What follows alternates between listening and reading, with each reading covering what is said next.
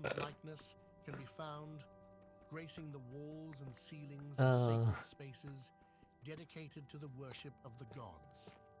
Atum's imagery serves as a visual representation of the Egyptian creation myth, symbolizing the act of creation and the emergence of life from the primordial chaos. His dual nature as both creator and destroyer is often depicted through his association with the sun, representing the cycles of birth, death, Oh, we on rebirth Ra. that govern the universe. As Egyptian society evolved over the centuries, so too did the portrayal of Atum in art and Oh architecture. no, Atul. From the early dynastic period to the height of the New Kingdom, Atum's imagery reflected the changing beliefs and cultural values. Oh yeah, of that's where the word Egyptian atom came from, wasn't it? Through Oh all, yeah. Atum remained a central figure in Egyptian religion, his presence enduring as a testament to the enduring power of myth and symbolism. Wow. Lag.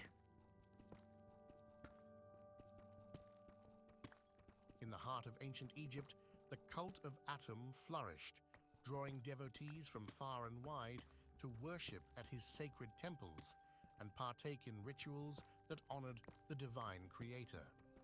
The worship of Atum was a central aspect of Egyptian religious life, with temples dedicated to his veneration found throughout the land. These temples served as focal points for religious ceremonies and rituals conducted by priests trained in the ancient rites of the gods. At the heart of temple rituals dedicated to Atum were offerings made to the deity as symbols of devotion and gratitude. Food, drink, and precious goods were presented to Atum as tokens of reverence, believed to ensure his favor and blessings upon the worshippers. Atum's importance extended Yeah, that's how beyond the prayer confines works. of the temple walls. He was also intimately connected to funerary rites and beliefs about the afterlife.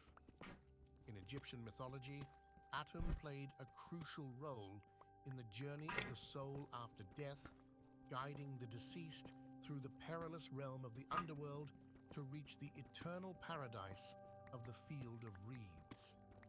The worship of Atum encompassed both the celebration You know what's of the life most insane and thing the reverence about for death, Egypt? reflecting the cyclical nature It's of that existence Cleopatra and the eternal is quest closer to for us spiritual in transcendence. timeline than she is to the creation of the pyramids of Giza.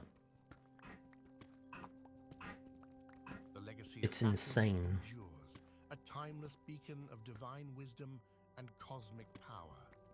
Throughout millennia of Egyptian history, Atum has remained a central figure in the pantheon of gods, revered as the ultimate creator and sustainer of life. Atum's influence extends far beyond the borders of ancient Egypt. His teachings and symbolism have left a mark on later religious and philosophical traditions around the world. In Greco-Roman times, Atum was equated with the god Hermes Trismegistus, a figure revered for his wisdom and knowledge of the mystical arts. Even in modern times, Atum's symbolism continues to resonate. From his role as a symbol of Ooh, creation diamond and on the renewal ceiling.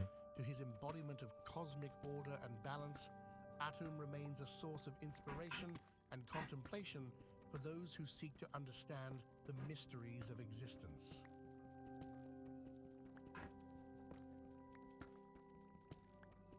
From his emergence from the primordial waters of Nun to his role as the cosmic creator and sustainer of life, Atum's significance in Egyptian mythology is profound and far-reaching.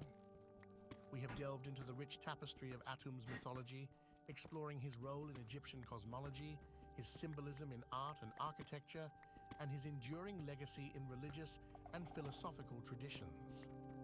The allure of Atum and Egyptian religion persists, captivating the hearts and minds of people across the globe. We find echoes of our own humanity, our desires, fears, and aspirations, reflected in the stories of gods and heroes who shaped the world in days long past. May the legacy of Atum and the wisdom of the ancients continue to inspire us as we journey through time.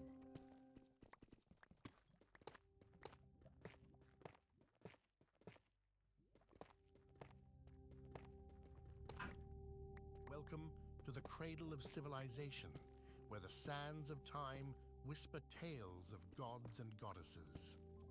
Our journey begins amidst the captivating visuals of ancient Egyptian art, a tapestry of symbols that unravels the mysteries of a bygone era.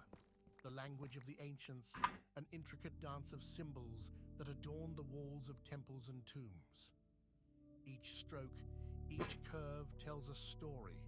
Today, we focus our gaze on a figure whose tale resonates through the ages, the mighty god Ptah.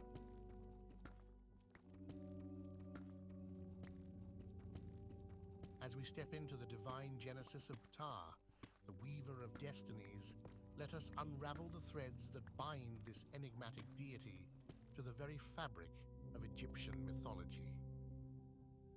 Ptah, a divine architect and creator, held a paramount role in the Egyptian pantheon.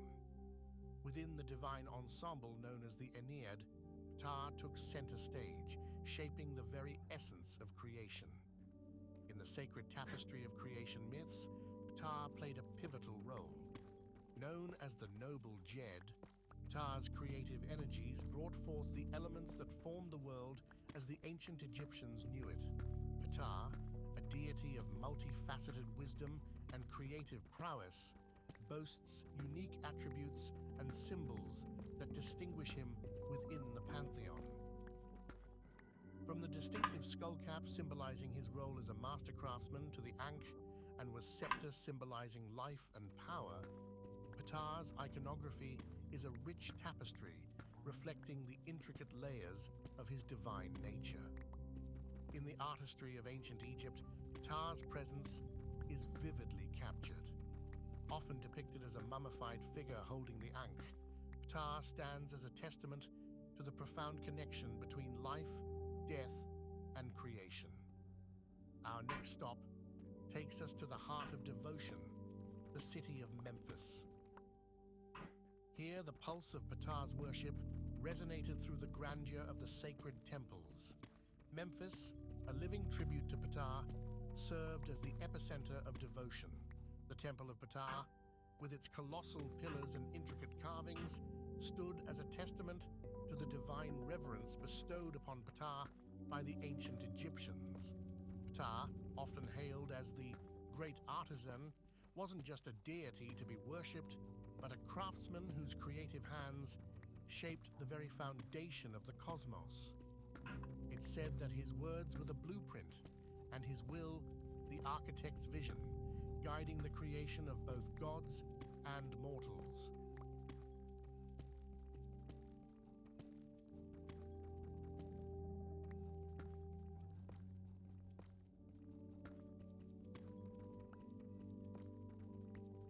Ptah, the divine artisan, is intricately woven into the very fabric of Mahat, the cosmic order that governs the universe. As the nator of Mahat, Ptah's creative energies were not just expressions of divine craftsmanship, but vital threads in the cosmic tapestry.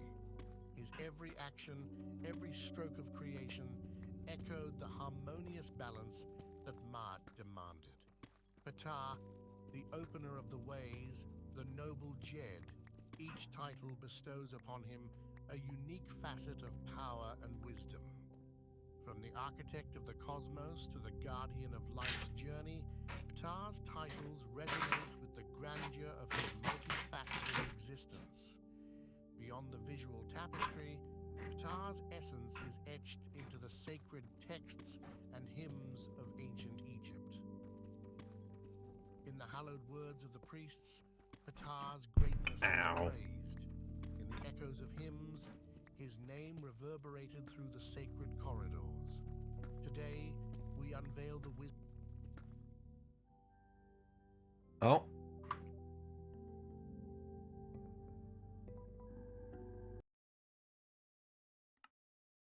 Advert.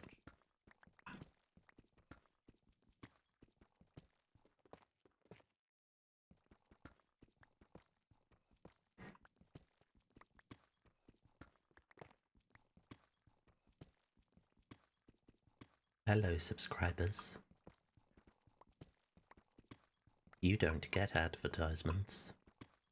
You just get silence and me.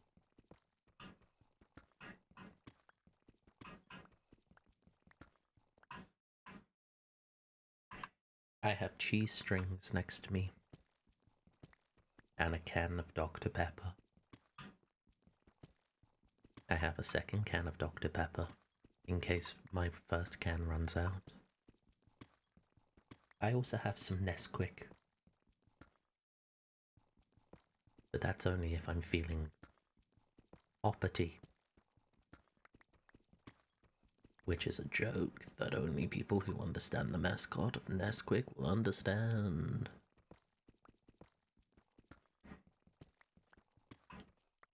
Oh, 2,000 blocks. Oh, we've hit 2,000.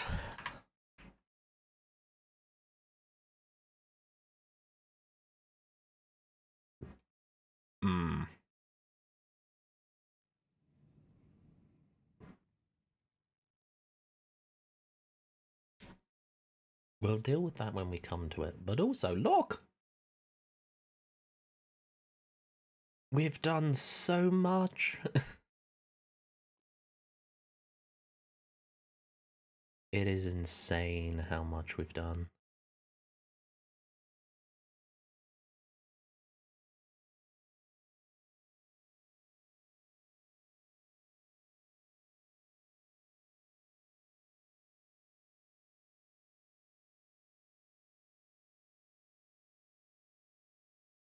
There's all the ocean, some jungle biomes.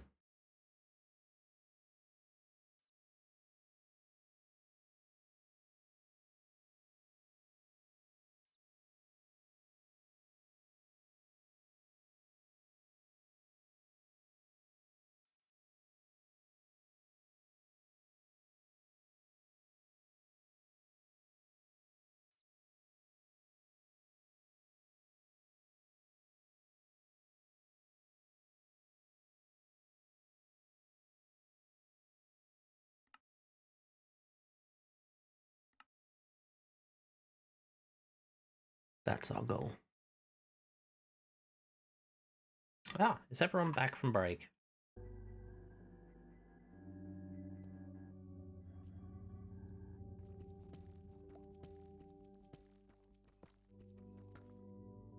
What is with the terrifying imagery? From the grandeur of the old kingdom to the twilight of the new, Ptah's divine influence resonated through the annals of history, shaping and reshaping the tapestry of Egyptian spirituality. In the golden era of the old kingdom, Ptah's prominence was unmistakable, his wisdom guiding the hands of builders and artisans. As dynasties rose and fell, Ptah's divine essence endured, adapting to the changing currents of Egyptian belief. Ptah, the eternal muse of creation, not only shaped the spiritual landscape, but left an indelible mark on the very soul of Egyptian civilization. In the bustling streets of ancient cities, Ptah's name echoed through the air, whispered in reverence by artisans and laborers alike. His image adorned temples, jewelry, and amulets, a symbol of divine craftsmanship woven into the fabric of everyday existence. Whether in the solemn rituals of the priesthood or the joyous celebrations of the people, Ptah's presence was ubiquitous. From birth to death, his guidance was sought, his blessings invoked in every momentous occasion. Behold, the sanctuaries raised in honor of Ptah, where the divine and earthly converged in architectural marvels. Oh my god, Callisto joined the game! From Oh my god! Ptah in Memphis to the remote sanctuaries nestled along the Nile, each temple was a testament to the devotion and craftsmanship inspired by Ptah. The statues erected in his honor captured not only his divine essence, but also the artistic prowess of the Egyptian people. In the sands of Egypt, archaeologists unearthed a relic that unveiled a forgotten aspect of Ptah's worship, a hidden chamber where artisans once gathered to craft sacred artifacts in the deity's honor.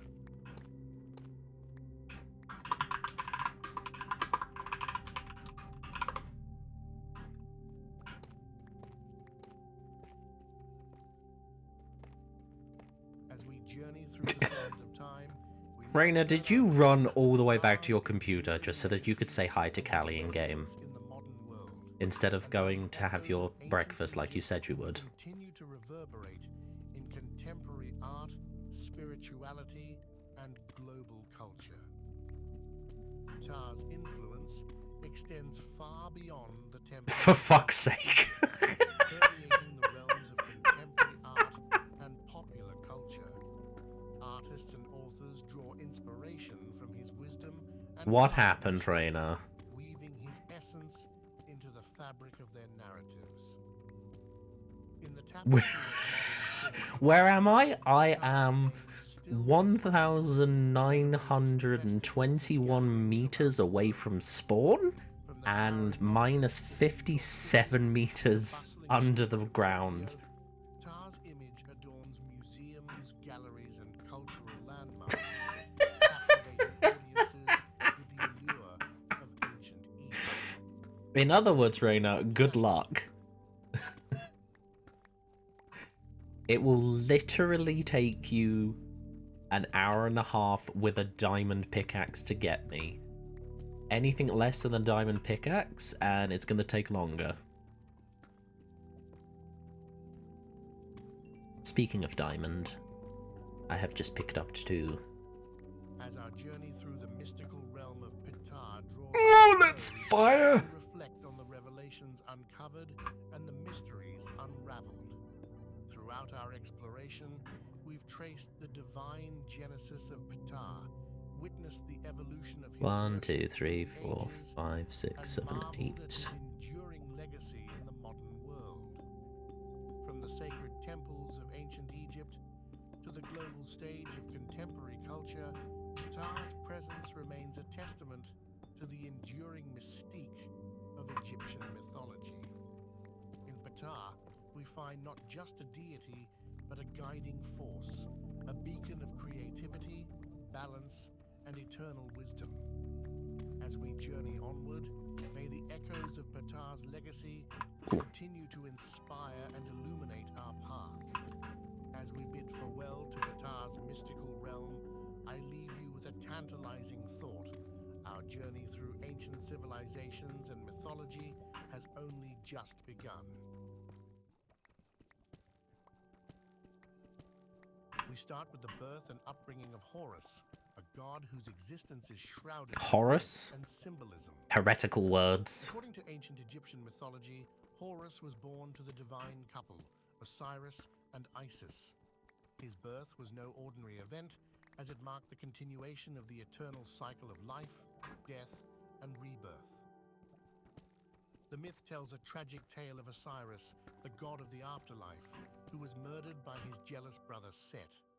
In her grief, Isis, the goddess of magic and motherhood, tirelessly sought to resurrect Osiris.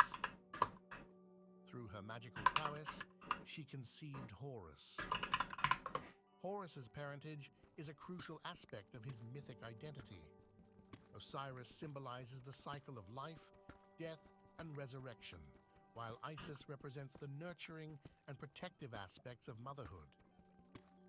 Isis, in her maternal devotion, played a vital role in protecting and nurturing Horus, ensuring his safety and preparing him for his divine destiny. Horus is often depicted with the head of a falcon, a symbol laden with significance. The falcon, soaring high above, embodies divine kingship, keen vision, and swiftness, qualities attributed to Horus. The falcon-headed deity represents not just a god, but a divine protector and a symbol of justice. His vigilant gaze, like that of a falcon, oversees the world, ensuring balance and order in the cosmic scheme of things.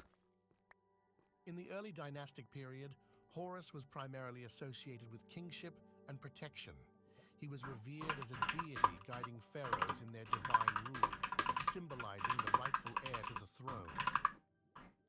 As the Old Kingdom unfolded, the myth of Horus solidified, emphasizing his role as the divine protector of the pharaoh and the guarantor of Ma'at, the ancient Egyptian concept of cosmic order. With the Middle Kingdom came a shift in the representation of Horus. He became more accessible to the common people, transcending his association solely with the pharaoh.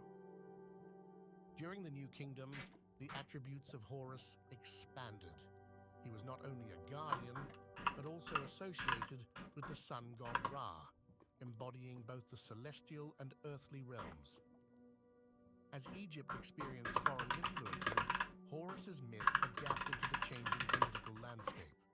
The late period saw a resurgence in Horus's role as a nationalistic symbol, rallying the people against foreign rule. Regional variations in the worship of Horus became more pronounced during this time, with different cults emphasizing specific aspects of his mythology based on local beliefs and needs. Horus was not merely a distant deity, he was intimately linked with the earthly ruler, the pharaoh. The falcon god served as a divine patron, guiding and safeguarding the mortal king in his earthly endeavors. The association with Horus bestowed upon the pharaoh a divine legitimacy, reinforcing the belief that he was chosen and protected by the gods to rule over Egypt. The concept of the pharaoh as the living embodiment of Horus on earth was a central tenet of ancient Egyptian belief. The monarchs were seen as the earthly representatives of the divine falcon. The pharaoh, donning the regalia associated with Horus, was tasked with upholding Ma'at, the cosmic order. In doing so, They ensured the prosperity and balance of the kingdom. The great pharaoh Khufu, builder of the iconic Great Pyramid, was believed to be under the protective wing of Horus during his rule. Another notable example is Ramses II, often referred to as Ramses the Great. His many military victories were attributed to the divine guidance of Horus, solidifying the deity's role in shaping the fate of Egypt. At the heart of Horus's symbolism lies the Eye of Horus, an iconic symbol of protection, healing, and spiritual insight. The eye, often depicted as a stylized falcon's eye, served as a powerful amulet and talisman. Each part of the Eye of Horus held a distinct meaning. The eyebrow represented thought, the pupil symbolized sight, and the teardrop stood for healing and protection, a cosmic blueprint for balance and well-being. The falcon, a majestic bird soaring through the skies, became synonymous with Horus. Diamond. As the symbol of divine kingship, the falcon embodied qualities such as keen vision, swiftness, and vigilance. Horus, with his falcon head, represented a powerful and benevolent force, overseeing the world with a watchful gaze. The symbolism of the falcon extended beyond the divine to influence the cultural identity of ancient Egypt. Horus, with outstretched wings, symbolized protection Lol. and divine intervention. The wings, often depicted on statues and reliefs, reinforced the deity's role as a guardian. Solar symbols, such as the sun disk atop the falcon's head, further connected Horus to the celestial realms, emphasizing his association with the sun god Ra and the eternal cycle of life and rebirth. Over the centuries, the depiction of Horus evolved, reflecting the changing cultural and religious landscape. Artists captured the god's essence in diverse poses, emphasizing his role as a protector and divine ruler. One of the I most need to figure magnificent out tributes to Horus stands proudly in the this city of lava. Edfu, What's the temple quickest of route? Horus. This grand 1, structure, 2, 3, 4, built 5, 6, is a 7, living testament 9, 10, to the 11 enduring worship to the right. of the falcon god. The temple of Edfu is adorned with intricate reliefs and statues depicting Horus's mythological battles and triumphs. Its grandeur and detailed craftsmanship 3, make it one of the best preserved temples in Egypt. 4, Beyond the grand temples, 5, statues and monuments dedicated to Horus 6, dotted the Egyptian landscape. These 7, sculptures, often depicting the god in regal attire, reinforced his association with divine kingship. 9, Notable among these is the colossal statue of Horus at the temple of Kom Ombo, 10, where the god is depicted with a double crown, symbolizing his dual role as both a regional and national deity. From his celestial birth to the enduring symbolism that's of fine. the Eye of Horus, we witness the layers of myth and meaning that defined Horus as a guardian, a symbol of divine Oh, kingship, a guardian. celestial Well, see. force overseeing the cosmic order.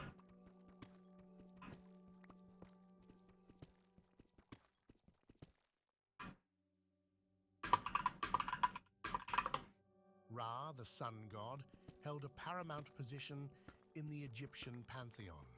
As the eternal sun, That was meant to say he A, embodied life, light, and the cyclical nature of existence. not R. His significance permeated every aspect of ancient Egyptian life, from the grand temples to the humblest of Oh, well. households. Enter the mystical realm of the Heliopolitan Ennead, a divine assembly of 9 revered deities originating in the sacred city of Heliopolis. Among this celestial gathering, Ra emerged as the celestial ruler, his radiance illuminating the very fabric of creation. Within the cosmic dance of gods and goddesses, Ra took center stage.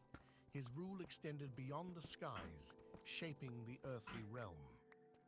As the benevolent force sustaining life, Ra also held the power to judge and maintain cosmic order, a duality that defined his divine essence. At the dawn of Egyptian civilization, a celestial force emerged, destined to shape the very fabric of their beliefs. This force was Ra, the radiant sun god, whose origins are deeply intertwined with the mysteries of creation and cosmic order. Ra, the cosmic luminary, held a paramount role in the Egyptian pantheon. As the sun god, he was revered as the bringer of light, warmth, and life itself.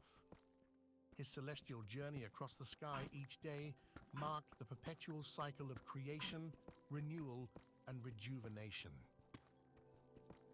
Picture the radiant sun sailing majestically across the sky in a celestial boat. This solar boat wasn't just a myth. It represented the eternal journey of Ra, symbolizing the cyclical nature of time, sunrise, and sunset. The boat became a powerful metaphor for life's perpetual journey and cosmic balance. At the This heart of waypoint Egyptian is both a cosmogony joy lies and a tale of disaster. divine creation, where It Ra, gives me hope, the sun god, played a pivotal but also role makes me in want to cry. shaping the universe. In a dance of cosmic forces, Ra embarked on a journey of self-creation, emerging as the radiant force that would govern the celestial realm. As Ra's brilliance Callistra has become so a did his cave woman. divine family. Ugga ugga. Nut, the sky goddess, Geb, the earth god, Shu, the god of air, and Tefnut, the goddess of moisture, formed the celestial ensemble that would shape the very fabric of the Egyptian pantheon. Each deity contributed a unique essence to the cosmic balance.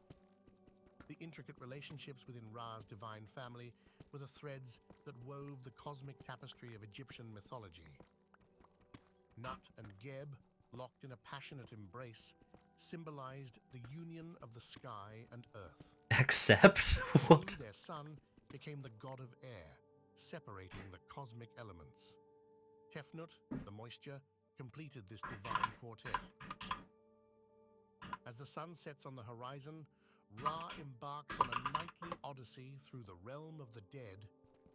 This journey, concealed in the shadows, unveils the mysteries of the underworld, where Ra faces trials, tribulations, and the ultimate cosmic adversary, Apep, the serpent of chaos. In the cosmic tapestry of Egyptian beliefs, the nightly battle between Ra and Apep is a defining moment.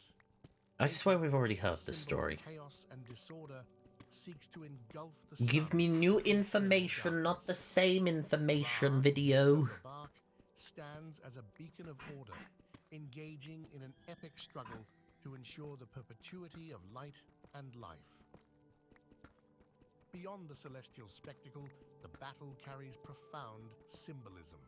It reflects the eternal struggle between order and chaos, light and darkness. Ra's victory each night signifies the triumph of cosmic harmony, assuring the resurrection of the sun and the dawning of a new day. Ra, the celestial shapeshifter, assumes various forms that transcend the boundaries of the mundane. From the dawn beetle Khepri to the setting sun deity Atum, each manifestation reveals a unique facet of Ra's multifaceted nature, adding depth to the rich tapestry of Egyptian spirituality. Ooh, First, diamond we up above. encounter Khepri, the dawn beetle, symbolizing renewal and transformation. Witness the sun's rebirth with each dawn, mirroring the beetle's cyclical journey. Next, Atum, the creator god associated with the setting sun, embodies the transformative power of the cosmic cycle, signaling the end of each day. Khepri, with its daily renewal, represents the eternal cycle of life, death, and rebirth. Atum, in his role as the setting sun, signifies completion, transformation, and the promise of a new beginning. These symbols were deeply embedded in Egyptian culture, shaping their beliefs about existence and the cosmic order. Ra's multifaceted nature extends beyond the cosmic realm. In the earthly domain, he influenced diverse aspects of life, from kingship to agriculture. As the bringer of light and life, Ra's radiant influence touched every corner of ancient Egyptian society. It's terrifying whenever I look at Palace fostering One. I'm like, prosperity oh no, and it's so many blocks away. Temples dedicated to Ra stood as magnificent monuments, reflecting the splendor of worship and the profound connection between the divine and the mortal realm. Oh. Our journey begins with an overview of one of the most awe-inspiring temples, the Karnak Temple, a testament to the grandeur of Ra's worship. Behold the Karnak Temple, a sprawling complex that stood as a beacon of devotion to Ra. Its colossal pylons, hypostyle halls, and sacred precincts bore witness to the fervent worship and rituals dedicated to the sun god. The walls adorned with hieroglyphs told the tales of Ra's cosmic journey and divine influence. Step back in time and witness the vibrant rituals that unfolded within the sacred precincts. From daily ceremonies honoring the rising sun to grand festivals celebrating Ra's triumphs, the worshippers engaged in acts of devotion, affirming their connection with the divine and the cosmic order personified by Ra. We embarked on a journey through the dawn of Egyptian civilization, witnessing Ra's emergence as the cosmic force that would shape the very fabric of their beliefs. From the creation myths to the nightly battles against Apep, we delved into the depths of Ra's mythology, uncovering the divine. Oh, that's a horrible tapestries sound that on the defined mic. ancient Egypt. As we stand at the crossroads of ancient and modern, we cannot ignore the enduring impact of Ra. His influence transcends the sands of time, leaving an indelible mark on Egyptian culture. From temples that once echoed with devotion to symbols that persist in contemporary art, Ra's legacy remains as vibrant as the midday sun.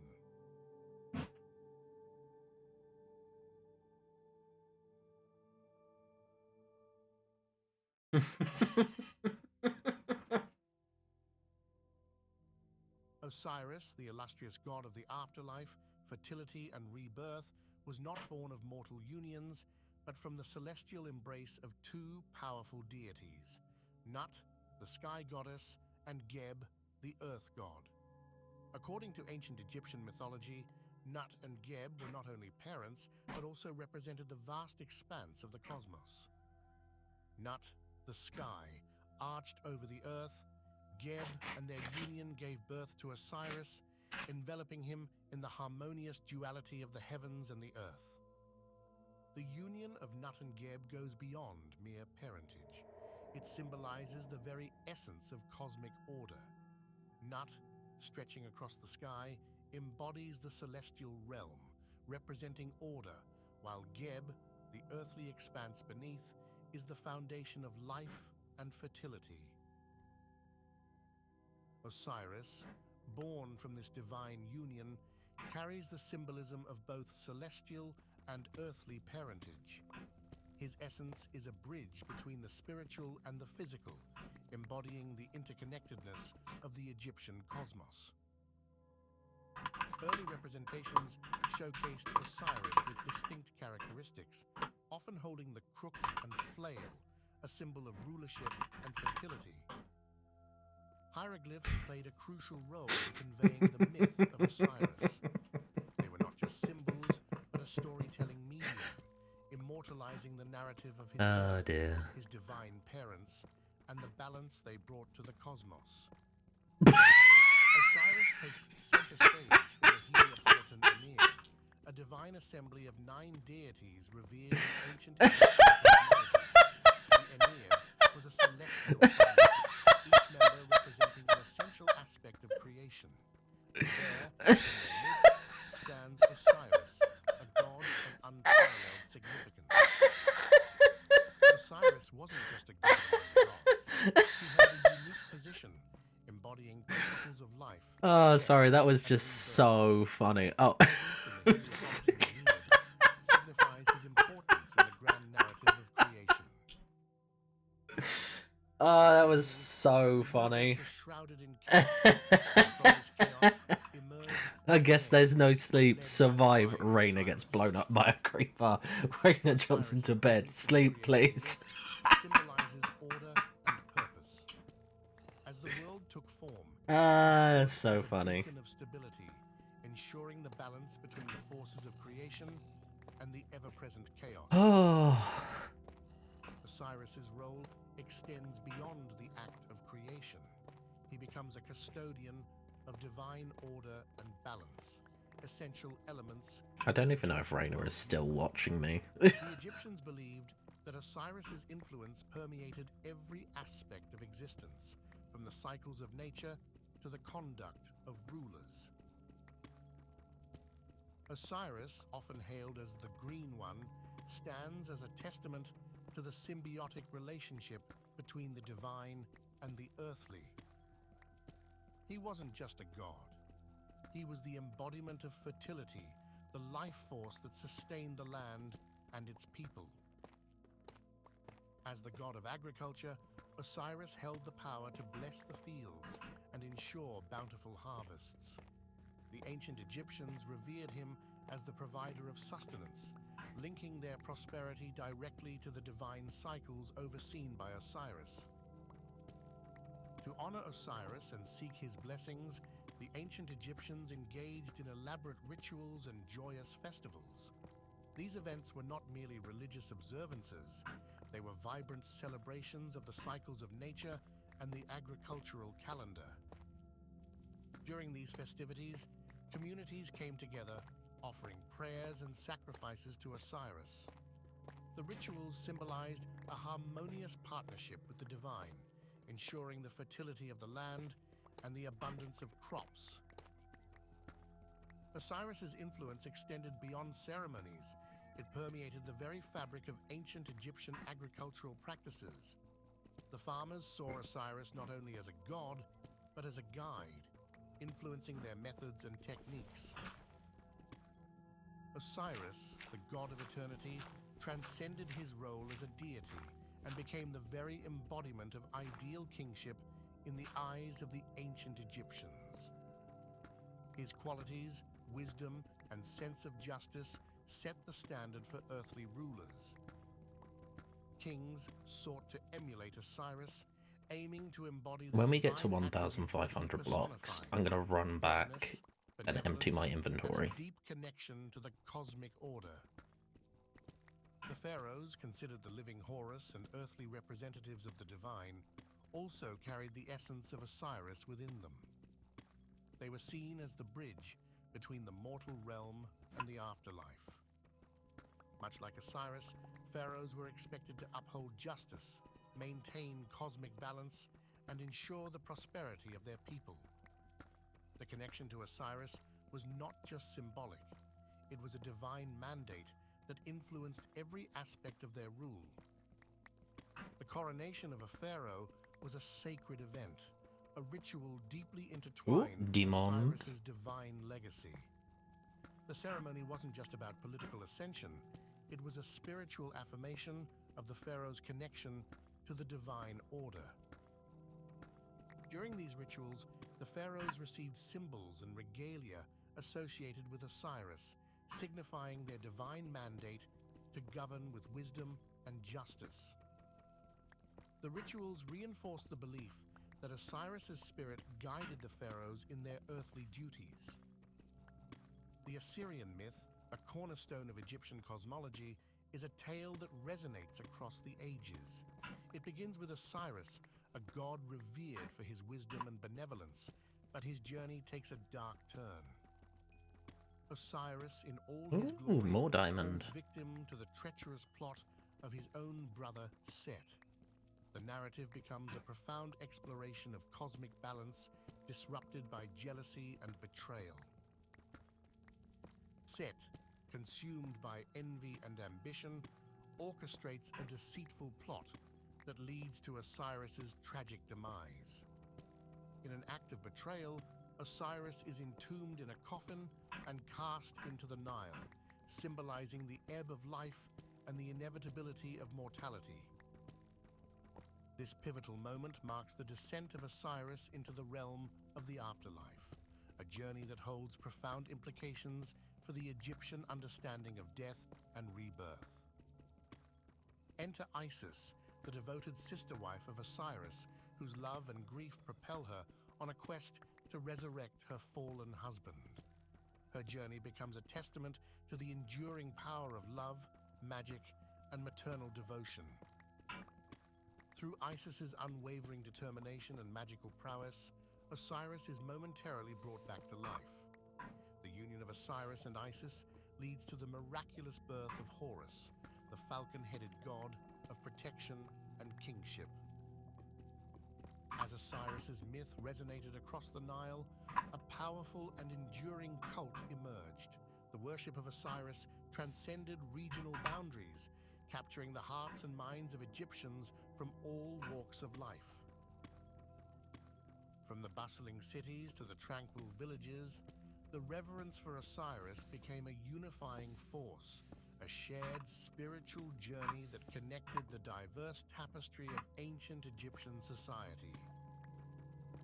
To honor Osiris, majestic temples and sacred sites rose across the Egyptian landscape like monuments of devotion.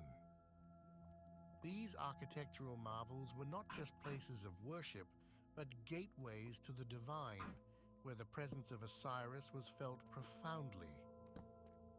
Temples dedicated to Osiris, such as the renowned Temple of Abydos, became focal points for pilgrims seeking spiritual enlightenment, solace, and a connection to the God of eternity. I blame everyone else. They should have slept. Journeys undertaken by devout followers. I've gone 3 hours without a mob spawning. Osiris. These pilgrims traverse the ancient Egyptian landscape, seeking proximity to sacred sites imbued with the divine essence of Osiris. The spiritual significance of Osiris. I have an itchy nose. I have an itchy nose. Yet the underlying theme remained the same, an earnest quest for spiritual enlightenment and a connection to the God who held the keys to the afterlife.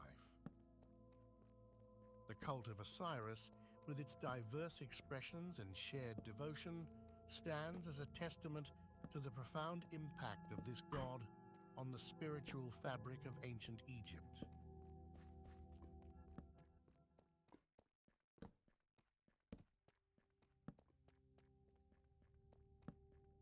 I swear it's going to take like an hour for me to run all the way back. One enigmatic deity stands out.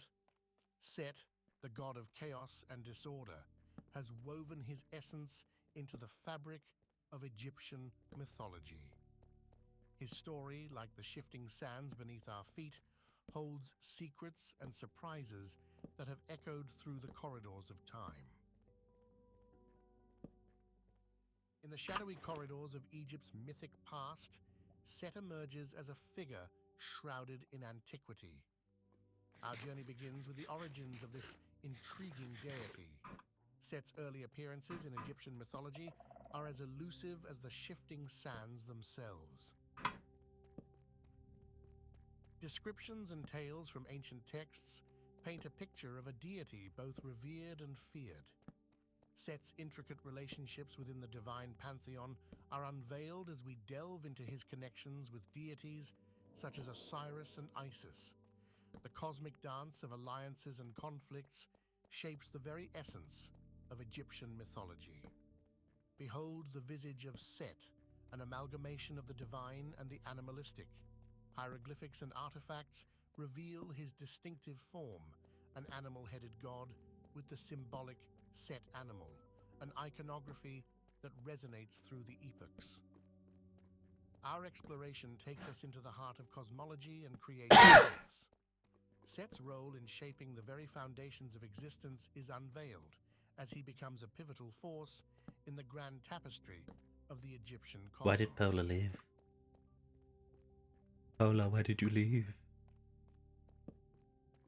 As we venture deeper into the annals of Egyptian mythology, our focus shifts to Set's role in the grand tapestry of the pantheon. Join us in unraveling the complexities of Set's divine presence. Set, the god of chaos and disorder, strides boldly through the pages of history.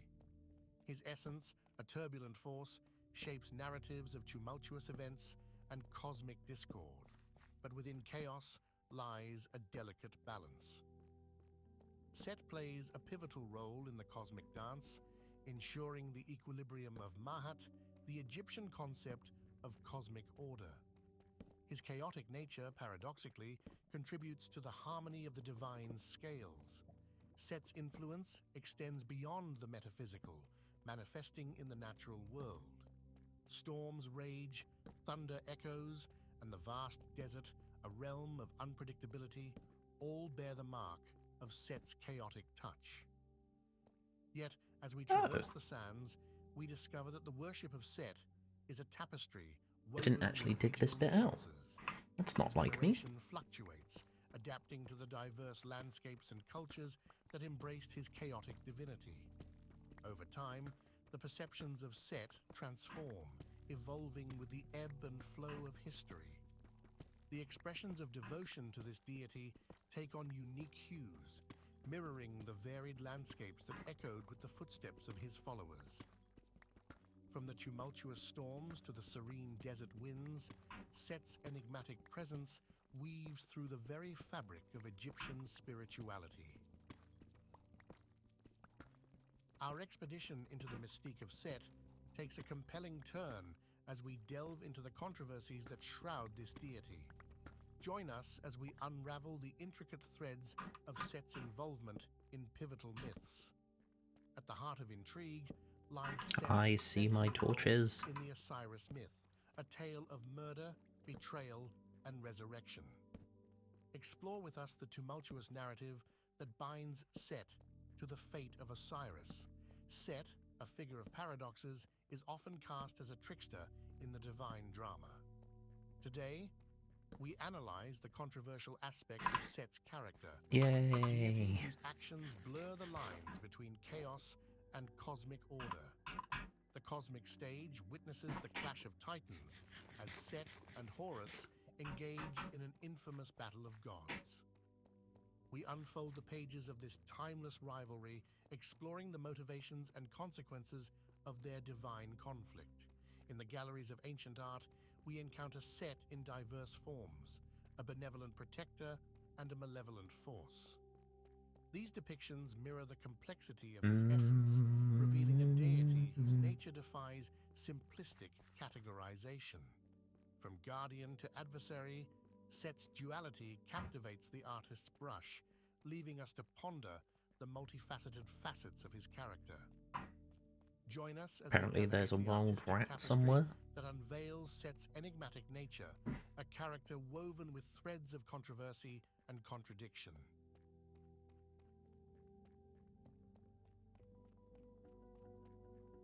Oh, it's gonna take like an hour. The sacred landscapes of ancient Egypt, our focus shifts to the tangible presence of Set in the daily lives and rituals of the people. Join us on this expedition into the heart of devotion and ceremony. Set, the god of chaos and creation, held a significant place in the religious ceremonies of ancient Egypt. His presence permeated the rituals, a force invoked to bring blessings, protection, and perhaps a touch of the unpredictable. Temples dedicated to Set stood as monuments to divine reverence. Today we explore the echoes of these once grand structures, where the faithful gathered to pay homage to the enigmatic god. Offerings and prayers, like whispers in the desert wind, were directed to Set. Join us as we uncover the artifacts and relics that speak of the devotion expressed through these sacred acts, a testament to the intricate relationship between mortals and the divine.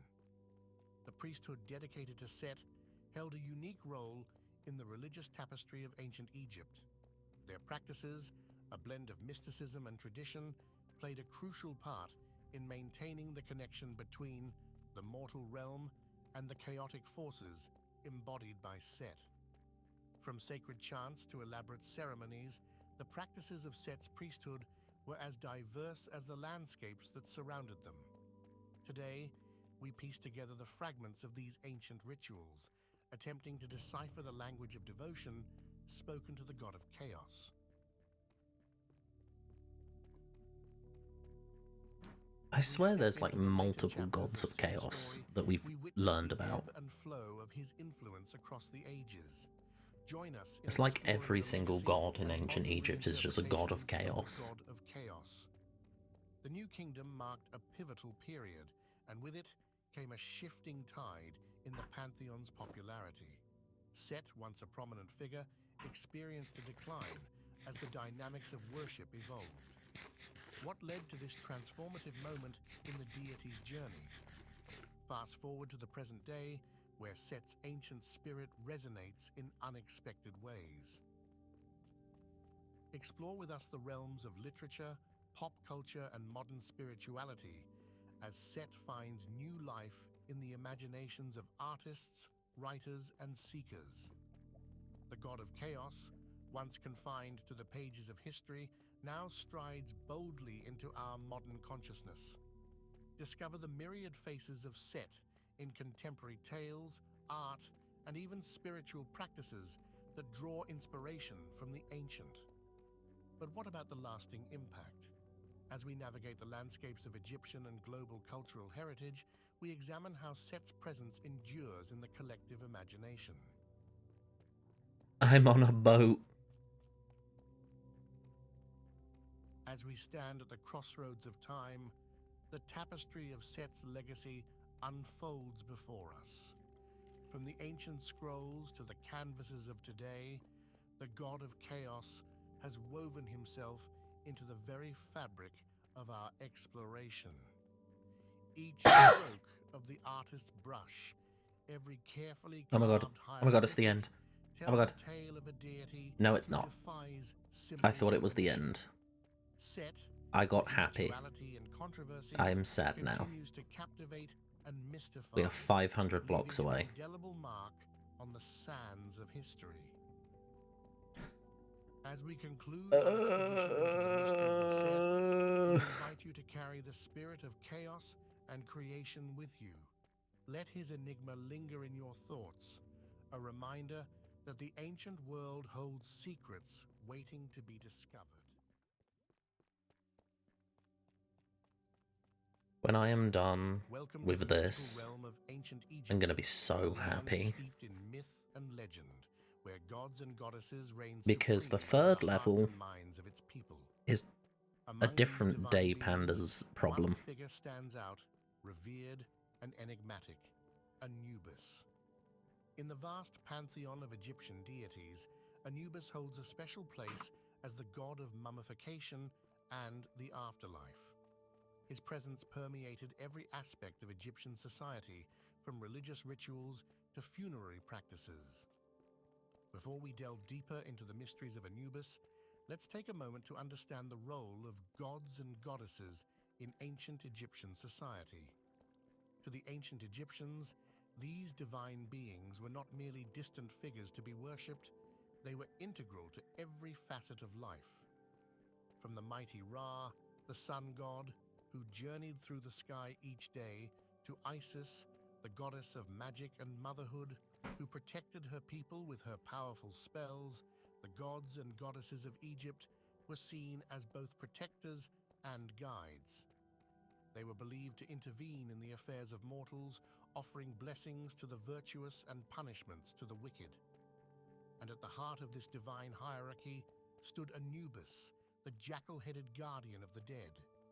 We will now unravel the myths and legends surrounding the god of the afterlife, Anubis.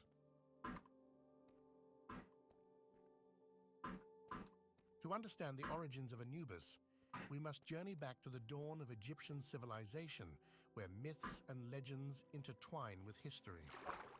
Anubis, one of the oldest gods in Egyptian mythology, emerged from the primordial chaos, embodying the mysteries of life and death. Often depicted with the head of a jackal, Anubis's appearance is as striking as it is symbolic. The jackal, a scavenger of the desert, was associated with death and the afterlife, making it a fitting representation for the god who presided over these realms. Anubis was more than just a symbolic figure. He played a vital role in Egyptian religious rituals, particularly in the process of mummification. As the god of embalming and the afterlife, Anubis oversaw the preservation of the deceased's body and guided their soul to the underworld. As for his parentage, the origins of Anubis are shrouded in mystery, much like the god himself. While some myths suggest that he was the son of Osiris, the god of the afterlife, and Nephthys, others propose a lineage with Set and Nephthys. Regardless of his parentage, Anubis's role as the guardian of the dead remained constant throughout Egyptian history, his presence offering comfort and protection to the souls journeying to the afterlife.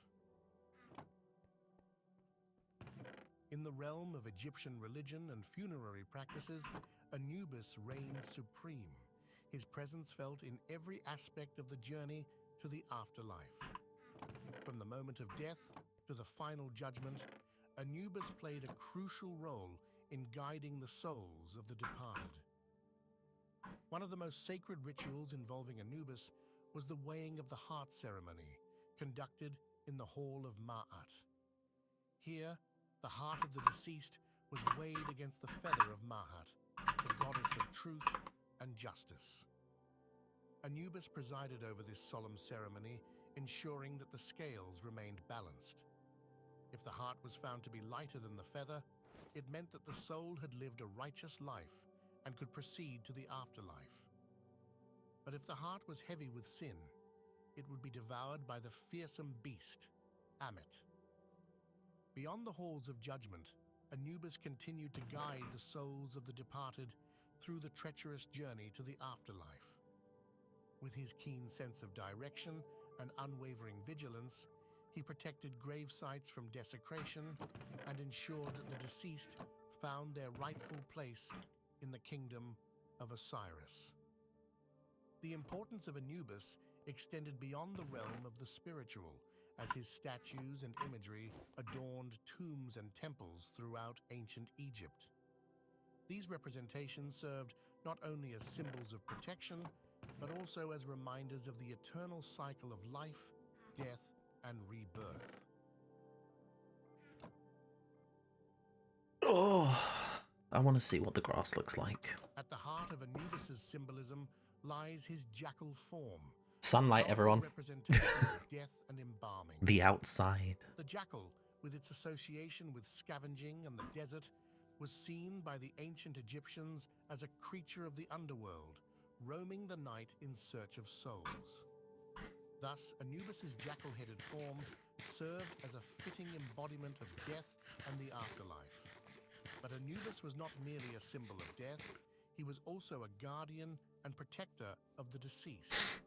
In this role, he watched over grave sites, ensuring that the souls of the departed remained undisturbed and safe from harm. In Egyptian mythology, Anubis's unwavering vigilance made him a trusted companion on the journey to the afterlife, guiding souls through the treacherous paths of the underworld. Throughout history, Anubis has been depicted in a variety of forms, from imposing statues to intricate hieroglyphs. These representations not only served as symbols of reverence, but also as reminders of Anubis's enduring presence in the lives of the ancient Egyptians. Anubis's influence extended beyond the realm of art and imagery, as his presence could be felt in the sacred texts and rituals of Egyptian religion. In hymns and prayers, Anubis was invoked as a protector and guide, his name spoken with reverence and awe. I'm not allowed to interact with the blocks. Good to know. Oh, wait, but that means that... Our exploration of the enigmatic deity Anubis, we uncover a trove of fascinating facts and trivia that shed light on the lesser-known aspects of this ancient god's legacy. Did you know that beyond his role as the guardian of the dead, Anubis was also associated with healing and magic? In ancient Egypt, Anubis was often invoked in healing rituals, where his divine presence was believed to bring comfort and relief to the sick and afflicted.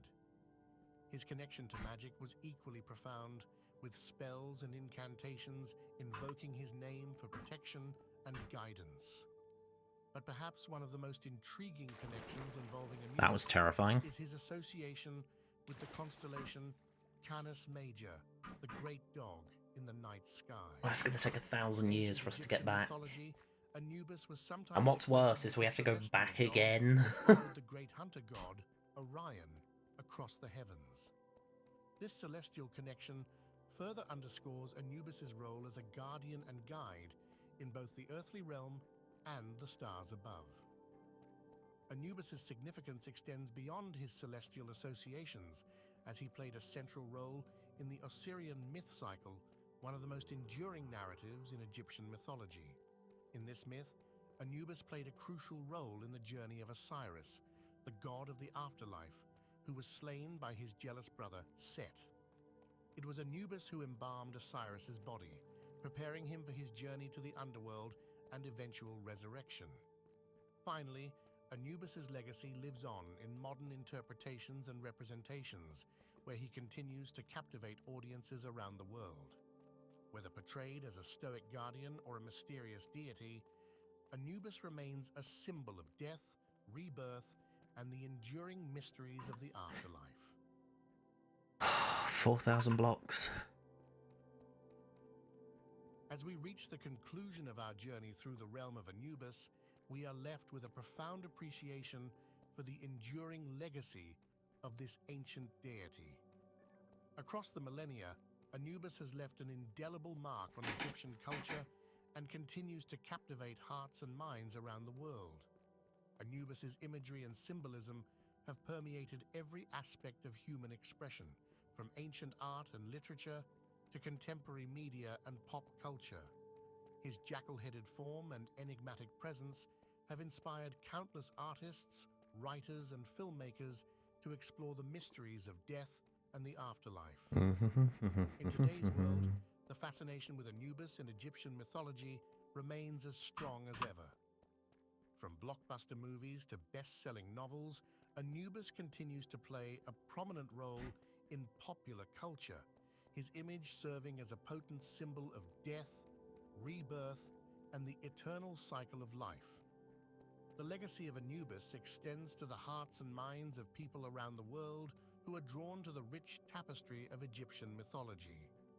Through museums, exhibitions, and archaeological discoveries, Anubis continues to inspire wonder and curiosity, inviting us to explore the ancient wisdom of the Nile Valley. In closing, Anubis stands as more than just a figure from the distant past. He is a timeless symbol of the human quest for understanding and transcendence. As we gaze upon his jackal-headed visage, we are reminded of the mysteries that lie beyond the veil of mortality and the enduring legacy of those who have come before us. And so, we bid farewell to Anubis, the guardian of the dead, the guide to the afterlife, and a symbol of the eternal journey of the human spirit. Thank you for joining us on this journey through the fascinating world of Anubis and Egyptian mythology. See you next time. Is that the end of the video, or is it still going? I don't know. No, it's still going. Bastet. Get ready to dive into the magical world of Bastet. Let's pause for a moment to appreciate the captivating realm of Egyptian deities. Picture a civilization where gods and goddesses weren't distant figures, but integral forces shaping every aspect of life, from birth to the afterlife. Egyptian deities weren't just beings to be worshipped, they were a reflection of the cosmic order, guardians of balance in a world of mystery.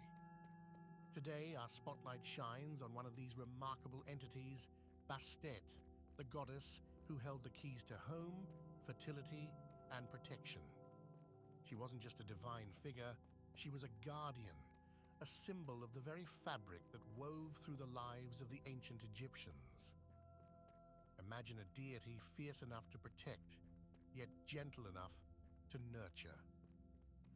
Bastet, with her enigmatic blend of strength and grace, held a special place in the hearts of those who sought her blessings. This is the worst Bubastis, part of this situated whole along the dig. fertile Nile Delta, was not just a city.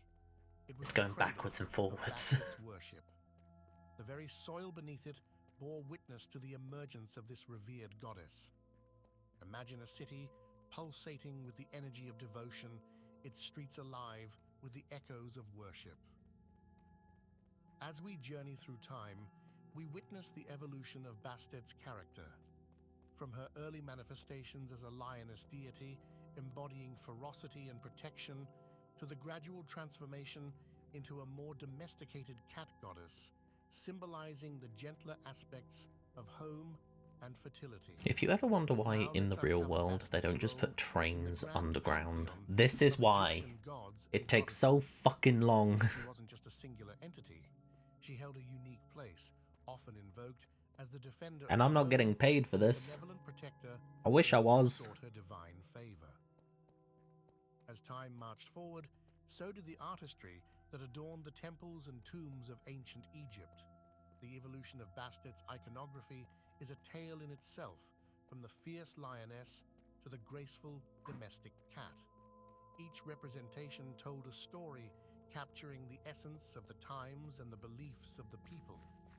Through the skilled hands of artisans, Bastet's image transformed, mirroring the ads ebb are starting. and flow of Egyptian society. There's 9 minutes left of this video.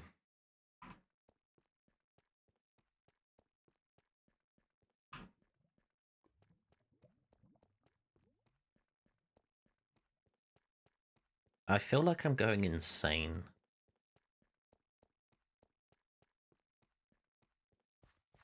I feel like I'm completely and utterly losing my mind. That's because I haven't got it playing, Dane. I didn't bother changing the text.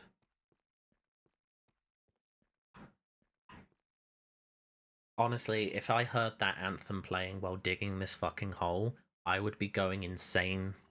More insane. I'm already insane. I don't need to be more insane with that song. I love that song. I don't want it to be ruined by Minecraft. Can I stop? I've got another 1,000 blocks, 1,260 blocks to go before I even get back to where I was. It takes so long. By the way, hello Dane, how are you, sweetie? Welcome back to the land of the living.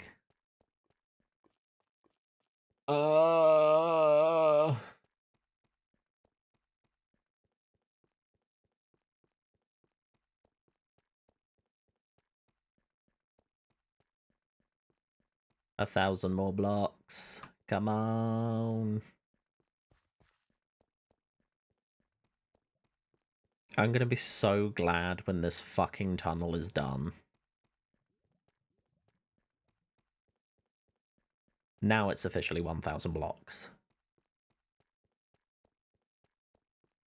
Dane, I've been streaming for 4 hours and I've done nothing but dig this fucking hole.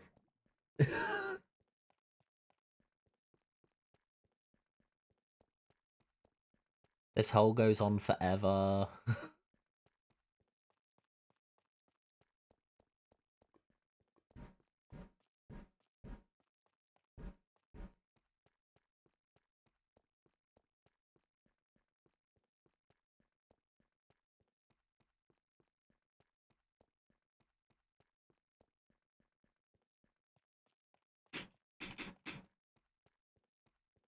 I would really love it if I could, like, kill myself and then teleport back with all my stuff on me, but that's not how the game works. You drop all your stuff when you die. So I have to run all the way back, and all the way forwards, and all the way back, and all the way forwards. Every single time.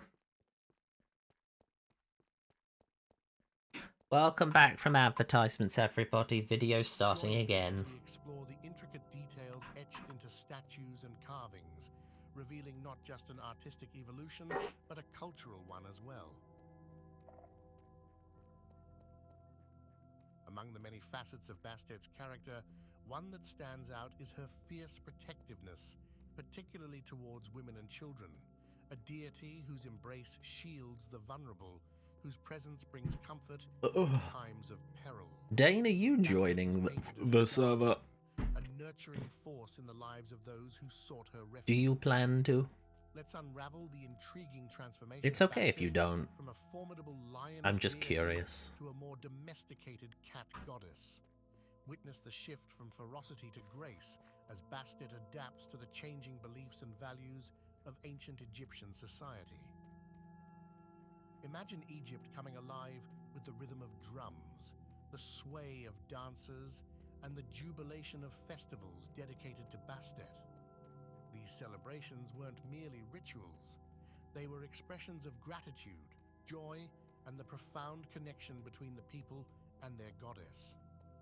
These gatherings were not only a time for merriment, but also moments when the divine 200 blocks. worlds converged, 200 forging blocks. a bond that Gamma, gamma, transcended gamma, time gamma, itself. gamma, chameleon. Beadlands. Is the renowned temple of Bubastis, a colossal structure that stood as a testament to the adoration for Bastet.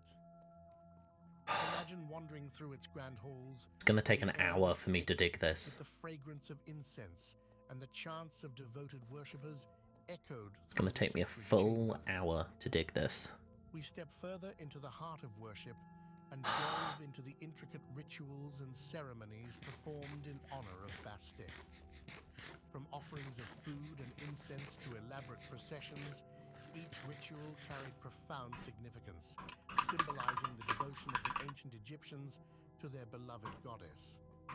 Central to the worship of Bastet were the priests and priestesses who served as intermediaries between the mortal realm and the divine.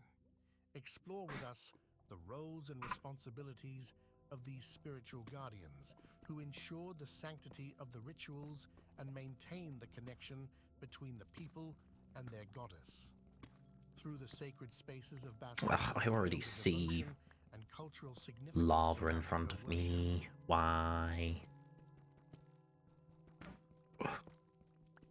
As we step forward in time, let's explore how Bastet's influence persisted in later periods of history and transcended the borders of ancient Egypt.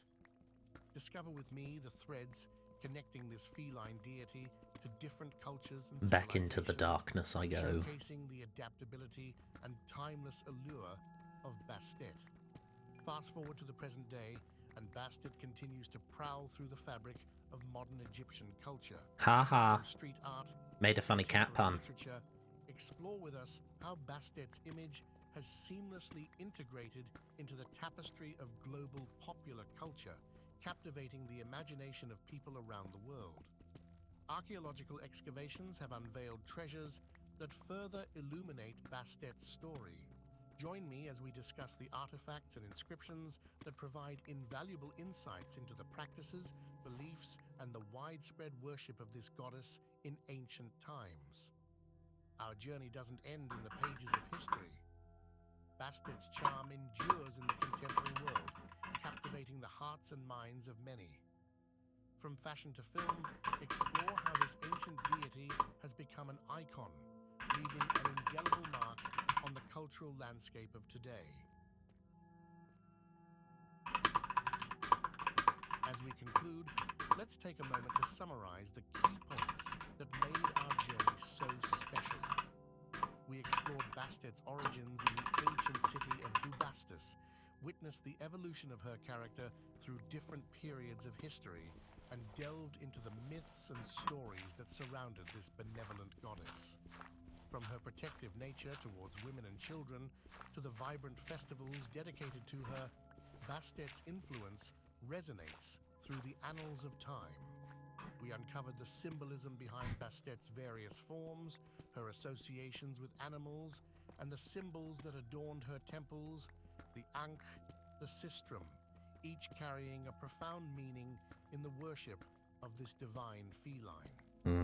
Our journey also took us to the temples dedicated to Bastet, where rituals, ceremonies, and the devotion of priests and priestesses echoed through the sacred halls.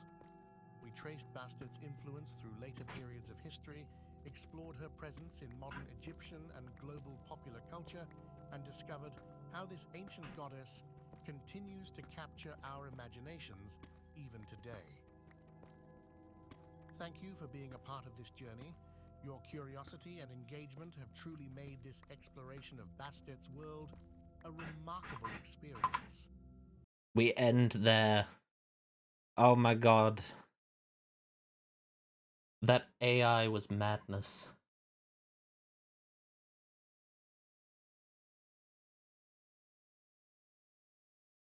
Oh, how I really want to watch Little Shop of Horrors right now. But I will get copyright claimed.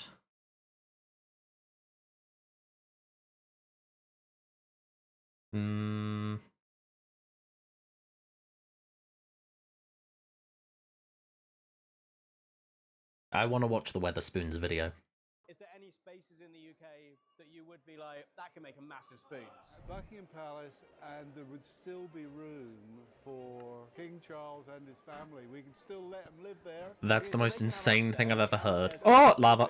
Could be a pub, yeah. This is Tim Martin, founder and chairman of JD Weatherspoon, Britain's most iconic pub chain. Sorry, or as Tim put it, The world's grooviest pub company. Weatherspoons is more than just a chain of pubs, it's a cultural institution. Few towns lack at least one Weatherspoon pub on their high street. That is so true. Woven have they become into the nation's cultural fabric. It is This everywhere. branch has even made its way onto the itinerary of many tourists. Let's go try a spoons. But this level of cultural dominance hasn't come without controversy. We're very popular at the moment. I had a spell when I wasn't quite so popular, which I didn't enjoy as much. To some, Spoons is the saviour of the Great British pub. One of the few places left you can still get an affordable pint and bit of food in a usually pretty welcoming environment. To others, it's the McDonald's of pubs, imposing a corporatized identikit pub experience on every town in the country whilst putting more unique local venues out of business. And all of that's before we even get into Tim's outspoken political views. Oh, let's not get into that, thank you. That got a bit sparky. If we leave the EU in March 2019, Dude. we can reduce No. food prices for everyone. No. 200 million pounds. Please, no. A while back, I had this idea of making a video about how Weatherspoons fits into the changing role of pubs in the UK. And I gradually became convinced that the only way to do this properly was to pack a suitcase, jump in a hire car, and go on a 3-day road trip from the UK's most southerly spoons to its most northerly, whilst only eating and drinking in Weatherspoons pubs and sleeping in Weatherspoons hotels along the way. What I the also fuck? decided to navigate only via map, which is why I now possess a huge amount of footage of me going around roundabouts outside of Newcastle. I'm losing faith. So am I, mate. You can work out whether Weatherspoon can be the saviour of the Great British pub, or whether it's slowly killing everything that makes the pub so special.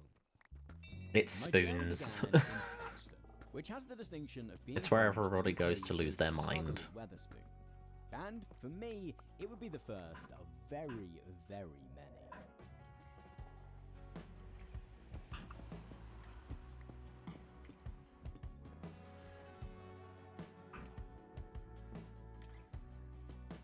Welcome to the Coinage Hall, the first Weatherspoons on our journey.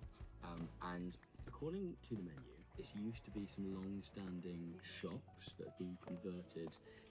It's actually grade 2 listed, and this is a pretty fancy one for us to be starting on. I'm pretty chuffed with I this. mean, there are some fancy It spoons. was a cabinet makers for a while. There's one and then the 4 towns over from me, and it literally looks like a space. It looks like future tech. But there's no tech. It just has that future tech style, even though there's no tech. Number one. I think I'm going to start strong. And then there's the spoons, which are in where I live, and they literally look like dumpster bins. I mean, we're in Cornwall. I think I'm going to get good cider. Off we go.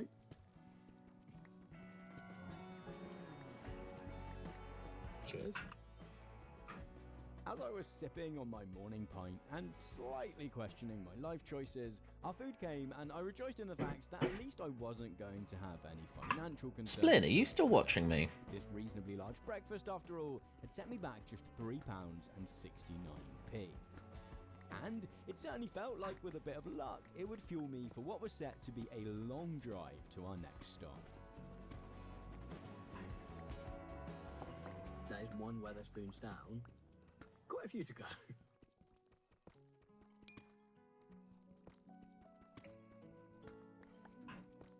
I've just noticed that fire in front of me. So Wetherspoons is sort of a cultural phenomenon, almost beyond just being a business. What's it been like to see it develop into that over the past decades? I suppose I've been immersed in it since the age Hey, of Mimi. 24, and I Not really Mimi, sense Minnie. it. Fucking hell, I'm losing my So mind. it's part of the life. I need to get out of this lifestyle. cave. I suppose there's not much of a chance in the pub world because it's generally been a challenged business over the 1, over the 2, decades. 3, To sit back and think how 4, groovy you are. 5, So it's always mostly preoccupied. 6. by The trying to dude is improve high. I can tell. what we're doing. He's We're very absolutely popular at the lost his moment, fucking and marbles. most of my career we have been. I had a spell when I wasn't quite so popular, which I didn't enjoy as much. But if people are friendly, which they are, it's brilliant. Unfortunately for Tim, not everyone is friendly. When I first started working on this video, I put out a YouTube short asking people to leave comments telling me their thoughts on his pubs. And their comments were, as expected, something of a mixed bag.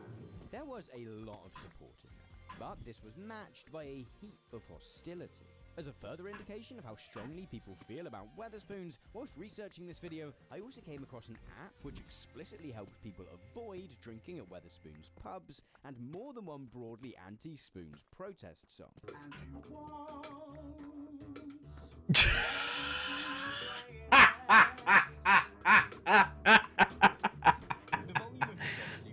Ah, I love that. That's so fucking British. For that is simply that Brits really love their pubs. I don't. Because they've been a part of our national life for a really long time. I wish they weren't. Of them what is done. I think that is probably one of the nicest Wetherspoons we're going to have gone to. Like, that felt almost like listed film. I think when you think of a kind of dream, what makes for a good Wetherspoons, that was probably it. Which maybe this is unfortunately going to be sort of downhill from there. Probably. So, some of the audio on the very early I mean, the road trip section of this Southampton video is Spoons is a bit less alright. than ideal. It's not I managed to amazing, misplace a but microphone that while one's we were on the okay. trip, and we lost the audio with that, and hopefully we've managed to recover quite a lot of it from the camera audio, but the system we've used to do so sometimes makes me sound a bit like a robot, so sorry about that. It will get much better as the video goes on, I promise. So this is our car for the next few days. When we last did a road trip video like this, we went in my Vauxhall Corsa, which it turns out not very comfortable. Also, my wife needed it for work. So those two things combined meant we thought we'd hire a hire car. In a very early version of planning for this, we did consider trying to kind of get like an old-fashioned British car, because that felt like it tied into the theme of the video. We don't have the budget to hire like a old Austin or something, so we gave up on that idea. And then actually when I went to the car hire place to pick it up, we have ended up with a automatic SUV, which is like the US go for you. And with that, our grand pub crawl across the length of the UK began in earnest. The first step was to escape from Helston, which would have been much easier had I not driven past the village where several generations of my family lived. Hilarious. I decided to go on a fanciful and ultimately fruitless attempt to see whether I could find any of their graves. Which, you know, is exactly the kind of thing we had bags of time to be doing on this road trip and would have no consequences later on. We are just driving through dark country lanes now. Eventually, however, I got my head back in the game and we managed to find the route out of Cornwall. Here we are, the A30 East, and this will pretty much be us until Devon. So, as long as I don't see any interesting cemeteries along the way, here we go. Okay. So the first time we get anything that sort of resembles a pub in the UK is really when the Romans first came to Britain. And they did bring us many great things, and pubs was one. And this came really as a tavern, and it was there to provide the army and the army's accompaniers with wine. This is Amy Rankine, a PhD researcher at Queen Margaret University in Edinburgh. A keen forager and occasional brewer, her research focuses on the cultural and political significance of beer. Yeah, I'm kind of very entrenched in academic beer. Yeah, I mean, someone's got to do it, right? It's a hard... This then evolved into something we then called the alehouse. This is a place you would go specifically to drink and to socialise. At the same time, we start to get inns. And the sort of difference is the inn is a place you would stop to rest, but you would also have something to drink when you were there. And so, yeah, 1800s, we finally get what we call a public house. And this is where this word sort of pub comes from. So we begin with taverns, we evolve into sort of alehouses and inns, and we end up with public houses. So I think it's worth establishing nice and early on exactly what a pub is. Because particularly if you're watching from outside the UK, I think it might be unclear exactly what separates a pub specifically from other kinds of bar, restaurant or cafe. Fortunately for us, over the past few years, a highly influential campaign group called the Campaign for Real Ale, who advocate for beer and for pubs, have published something of an official definition. As CAMRA define it, a pub is a licensed premises, meaning that it has a license to serve alcohol, which is open to the public without anyone having to pay an entrance fee, has at least one beer or cider on tap, allows customers to drink without requiring them to buy food, and at which you can order at the bar rather than waiting for someone to come to your table. Now, all of these attributes might feel a little bit weird or random, but if you're from the UK or live here, there's an extent to which, if any of these particular ingredients are missing, a pub just kind of ceases to feel like a pub. I Yeah. like to think we're good at queuing, but you'll never see a human being more impatient than when a Brit finds themselves abroad in a bar, having to wait for someone to come to their table to order a drink. It just feels wrong. All of this has helped to establish the pub as just a really important social space in British culture. It's kind of what you might have heard described of as a third space, a space that is not work or home and yet is still really important for people's sense of community and identity. In the UK, the pub is very much the default version of that. So I don't like going to pubs. It's too many people, and most of them are drunk. In fact, navigating without the sat-nav would continue to be a challenge throughout the trip. But while we drive on through Cornwall to Devon, let me rewind for a moment back to Helston so that I can explain Ooh, a he's going little to bit Devon, about is the he? game plan for the day ahead. So as we were planning this, I like the Devon. initial plan was just to drive the length of the country going Devon's a to nice place. and sort of planning where we stop. That felt like it wasn't really getting across the variety of Wetherspoons and where we're going, and also just the sheer like the dominance of them across the country if we'd already planned it, right? What we did think is, well, if we didn't really plan it, and I had to navigate by a map, and therefore, you know, it becomes a little bit more difficult. We're more likely to end up in unexpected situations, and therefore have to stumble across unexpected ones. So let me introduce you to the map of the Spooniverse. This is Oh a yeah, that map book of actually the exists. OC I have it in my of bookstore. Great Britain, if not the It's whole UK. I don't know if why. Ireland is in there. And painstakingly over the last week or so, first Georgia and then I have been putting blue spots for every single Wetherspoons in the country. 1, 2, 3. Wow, the ocean actually And gets this far red spots down. for any Wetherspoons hotel. Because remember, we're also going to stay in Wetherspoons hotels. The goal is to solely use this map, the map of the Spooniverse, The Spooniverse. I want to vomit. I actually want to vomit. What the fuck? Entire country you can get before you have to get parts of the country, and we sort of felt like we needed that because we needed to not only know that like Haverfordwest here has Wetherspoons, but at least vaguely where within the town it is. The challenge is that you can't zoom out, obviously, because paper, and therefore actually tracking across the whole country is quite difficult. Fortunately, earlier on, we found this, Wetherspoons News, which has all of the hotels in, which is also good because that's where we need to get for each day.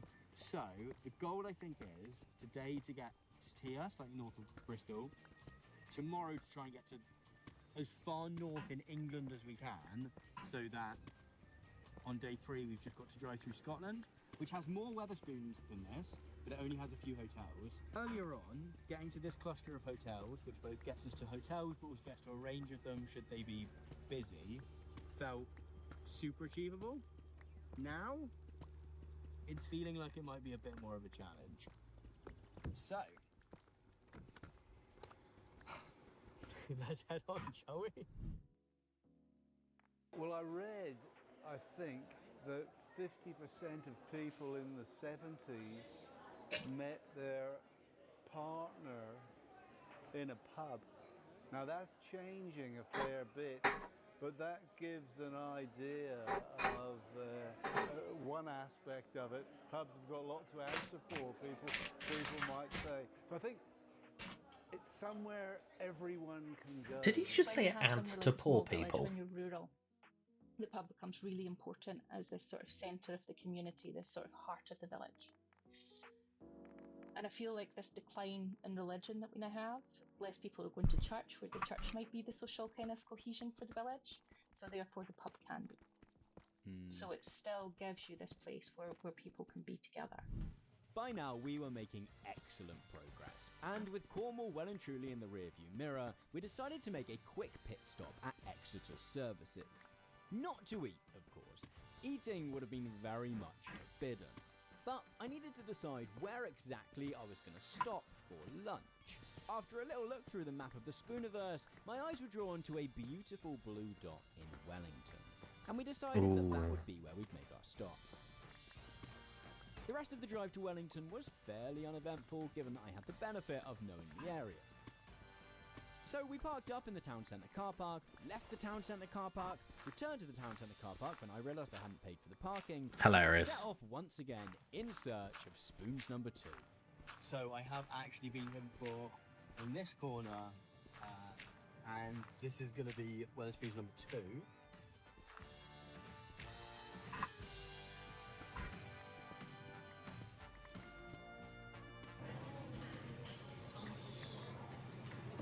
I'm very hungry at this point. It turns out that £3.50 breakfast we have or something has found its limit. And I think I might go curry. After an occasionally slow start, my lovely tikka masala and pint felt well and truly deserved. And I was feeling pretty optimistic about the journey ahead. Little did I know quite how difficult finding that night's Wetherspoons hotel would be.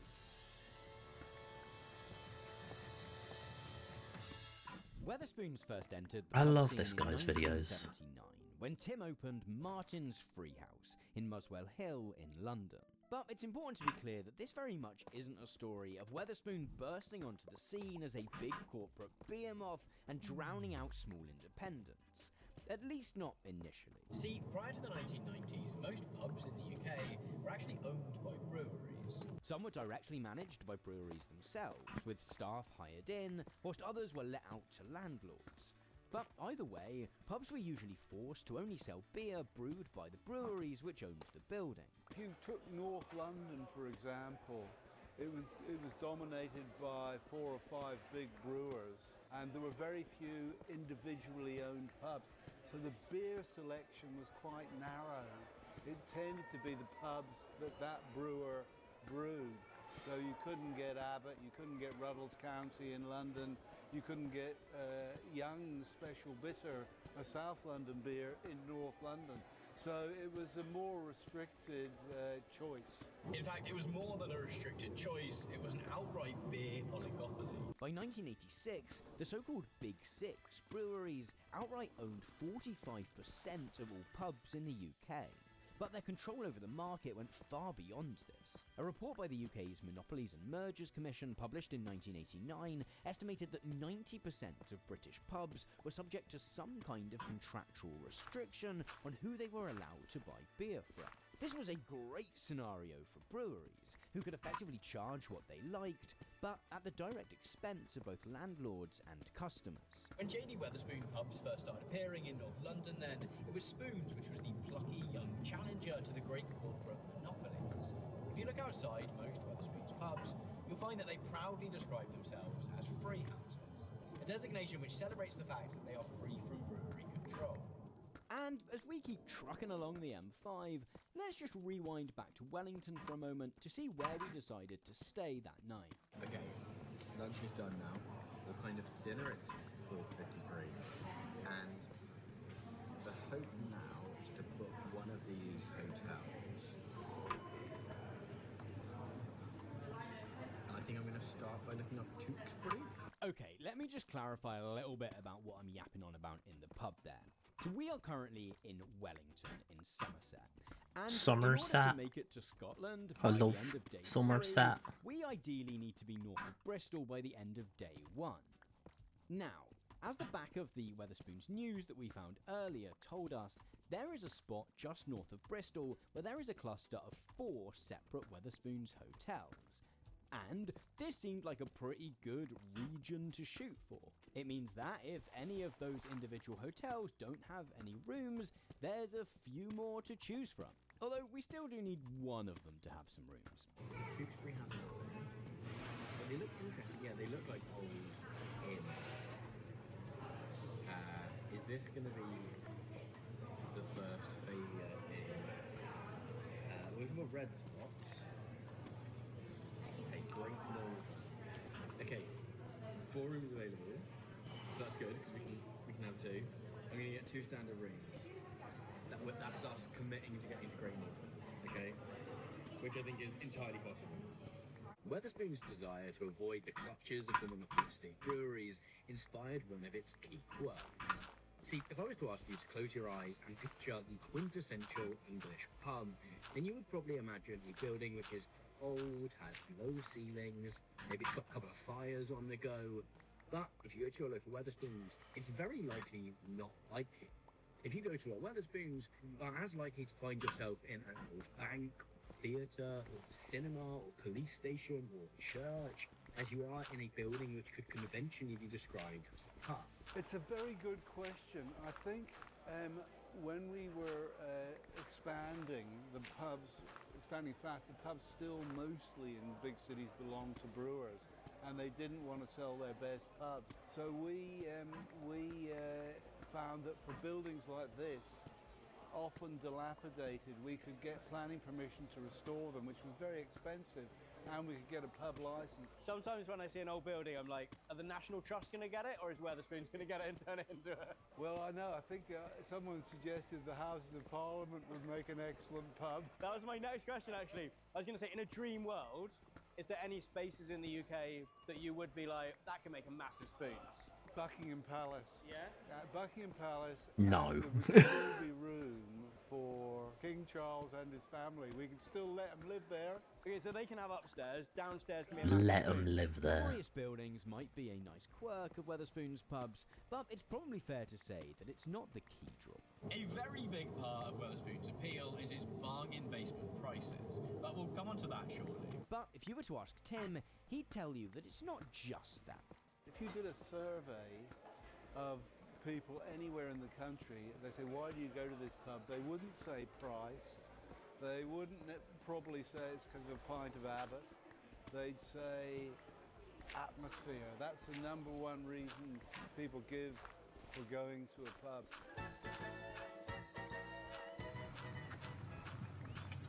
Right. So, when we were planning this trip, I was a little bit worried about the fact it could come across as slightly irresponsible to be stopping at 2 pubs each day and then driving on to a further one. So I thought what we would do is, for safety reasons, and in order to set a good example to the people of the internet, I have purchased a breathalyzer. The breathalyzer alcohol tester. I've not opened this yet, so it was kind of, I think it was 30 quid. I'm usually not one to buy like kind of cheap stuff off the internet. I'm a real r/buy it for life guy, but oh my goodness, look how many nozzles you get. But like really good ones were far more than it seemed worth spending on. I think it's these batteries. This dude is insane. So before we left Plymouth, I looked at a block of AAA batteries, and I was trying not to overpack things. So I guess we need to find some of them.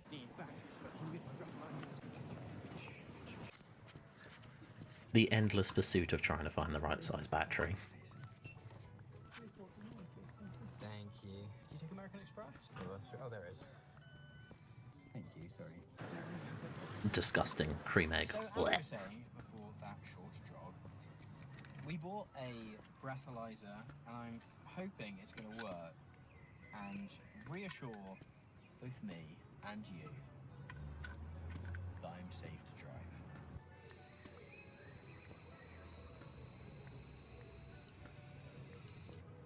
Green. Green, we're good to go. Green. And sober as a judge, off I drove. Look, I'm as sceptical as you are that price wouldn't be pretty high up on someone's list of reasons for going to Wetherspoons pub rather than anywhere else. But let's run with this idea for a moment. See, I filmed my interview with Tim Martin at Imperial in Exeter, which is just over the road from Exeter University. And this got me thinking, if someone was to put together a degree in Wetherspoons, what would be on the reading list, right? Maybe our camera definition of what makes a good pub would be on there, but there's three things which I think are a little bit more specific to Wetherspoons itself that I would certainly mark. And the first is an essay by George Orwell called The Moon Underwater. If you live in the UK and are some kind of spoons aficionado, you might recognise the name The Moon Underwater from one of the roughly 15 branches of Wetherspoons which have that name. You might not know that it's a literary reference. 4 years before the publication of his smash hit, 1984, George Orwell was a journalist of middling success with a weekly column in the London Evening Standard. His short-lived Saturday essay series mostly consisted of whimsical reflections on British life. Cups of tea, the weather, that kind of thing. Then, in February 1946, he turned his attention to trying to imagine the perfect pub. Orwell's perfect pub would, he writes, be called The Moon Underwater.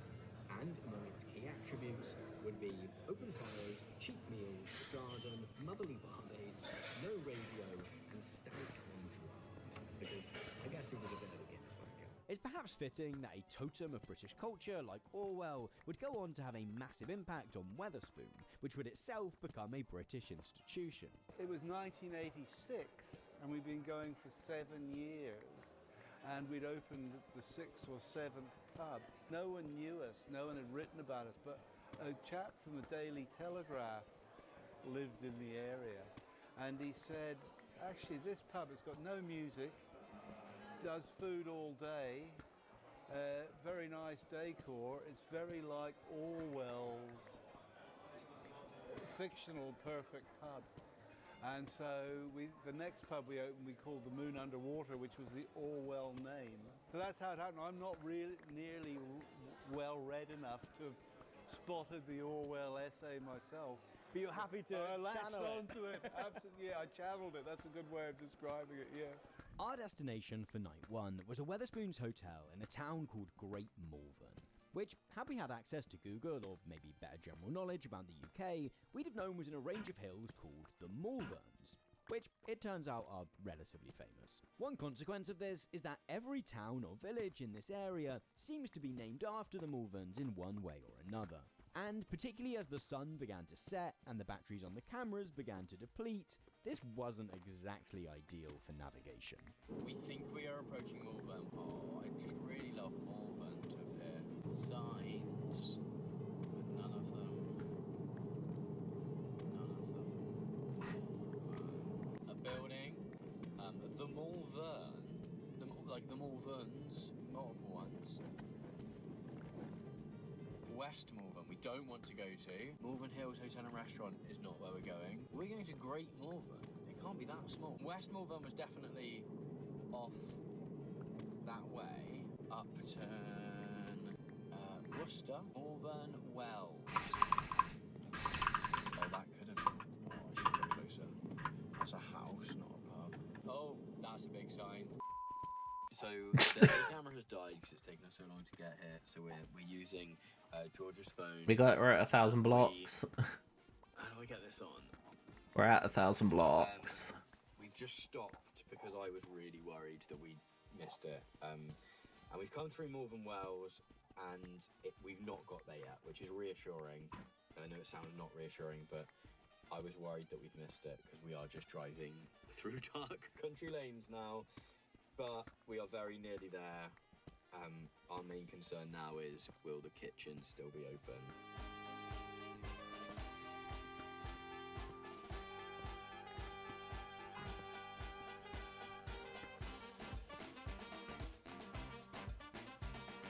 Malvern, which is in big letters, which gives a sense of greatness. I can feel the shape of my face. And So, welcome to the it is filled with the despair. I am a broken panda. The cave has broken me. This is really interesting to be in a town that sounds very interesting because it was dark when we drove in. I would just have to take it on trust that these things are true. Apparently it's a Georgian spa town, so I'm guessing it's going to be very Bath-like tomorrow. It's in Bath, the place near Bristol.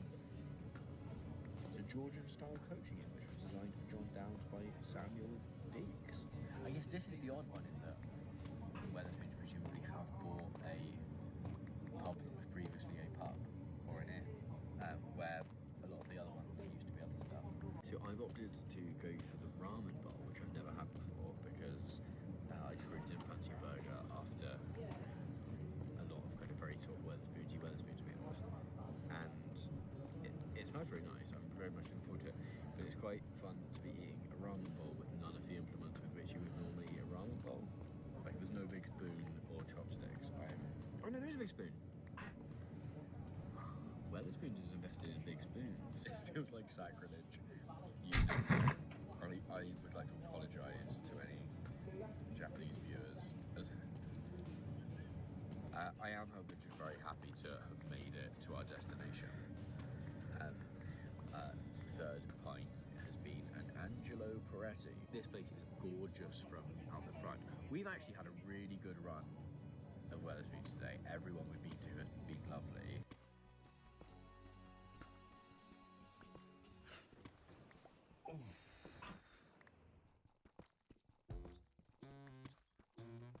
Ooh, that's a good song. Oh, that's a nice looking spoons. The Hourglass Inn. We took this pub over 3 years, just over 3 years ago. I've been drinking in this pub for about 25 years, and honestly I've always said that in my view it's the best pub in Exeter. I still hold by that view. I just happen to be the incumbent at the moment. This is Alan Collier. Alan is the managing director of both Exeter Brewery and the Hourglass Inn, a short 10-minute drive from the Imperial where I spoke Well, to Tim. Raina left But the game. Imperial is one of just over 800 Wetherspoon pubs, however, the Hourglass is now proudly independent, following Alan intervening to save Raina it left from without closure saying in goodbye. 2021. I can't honestly see the pub having ever closed properly because it is quite a popular pub. What I think may have happened, it might have fallen into the wrong hands. I think it's a pub that needs to be preserved as it is and somebody that understands how it works. And I have the benefit of being a long-standing customer here. I think the pub is a tremendous force for good. Its importance socially, culturally, can't be overstated. There are 900 blocks. The people that come in for a drink. There are 900 blocks. Which means that there's 1,800 blocks. Well outweighed by the fact that they come in and they can enjoy some time with some friends, depressurize, as it were, after work or whatever. And we here, in combination with the brewery, same as lots of pubs, we get very involved in our local community. We do charitable things for people. We have a lovely street fair here in the road every year. In today's climate, running any kind of pub, whether independent or a chain, is incredibly difficult. Just look at this chart. In 1980, the UK had 69,000 pubs. That's one for every 816 people. By 2021, that number had fallen to fewer than 47,000, a per capita decline of nearly 44%. There are plenty of intersecting reasons for these closures. One cause is the rise of the large supermarket chains, which, since the 1990s, have often used booze as a loss leader, selling big slabs of cans for below cost in order to entice people through the door with the knowledge that they'll make their money back on the rest of the shop. For reasons which are obscure, pubs have been put at an enormous tax disadvantage with supermarkets, which pushes the price of beer up in pubs relative to supermarkets. So when I started in the pub trade, 90% of beer was sold in pubs. It's now 43%. And the rest is sold in supermarkets. I think the fact that the supermarkets sell booze very, very cheaply, and there is no control on that. We all know you could go into Oh, the yeah. supermarket and the I first forgot. in the door is a huge stack of beers. So cheap. So when people stop coming to the pubs, part of that, I would suggest, is that they see the contrast between the price of a pint in a bar as opposed to their supermarket price, and there's a massive difference. So I think that probably drives people away a bit. Good morning. Welcome to Great Malvern, which I imagine when I open the curtains and head out is going to be absolutely gorgeous. However, I have woken up with quite a sort of blocked breathing system from all of the air conditioning we've been having to use in the hot weather. So we'll see how that goes today. I've slept pretty well, I think. Pretty comfy bed, pretty temperate room. Bats are starting to spawn. How dare they? I only wish that I'd had a little bit longer to sleep, to be honest. Good morning and welcome to the Malverns, which is as gorgeous in the daytime as we were hoping. You can, if you look up here, you can see a kind of wonderful hill. Which, I mean, I'm glad I'm not climbing, but like in theory, I'm sure would be lovely. In practice, a challenge, particularly given that 2 days ago was the hottest day in April the UK's ever had. I read in the news today it could hit 30 this week. Which 1, 2, 3, there'll be 4, Americans 5. watching who are like, oh my god, it's always hotter than that, won't it? But UK just is not designed for 1, that. My 2, body is not designed for so much aircon. 3. That is slowly killing me. We are here in 4. West Malvern. We need to get back to the M5. We are about to head off for breakfast. Quite a late breakfast. We were running a bit late today. 5. And the plan is to get back to the M5 and then just go northbound and Oh, come there's off diamonds. at Junction 5 for Bromsgrove, onto the A38, off Junction 5 towards Bromsgrove, I guess drive into Bromsgrove town centre, and hopefully the Wetherspoons will present itself to us.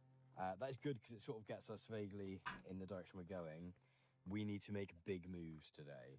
So there are sort of two. How is everybody? options for where Oh, we because it's end up morning. this evening. Where's the... So, one is Newcastle upon Tyne.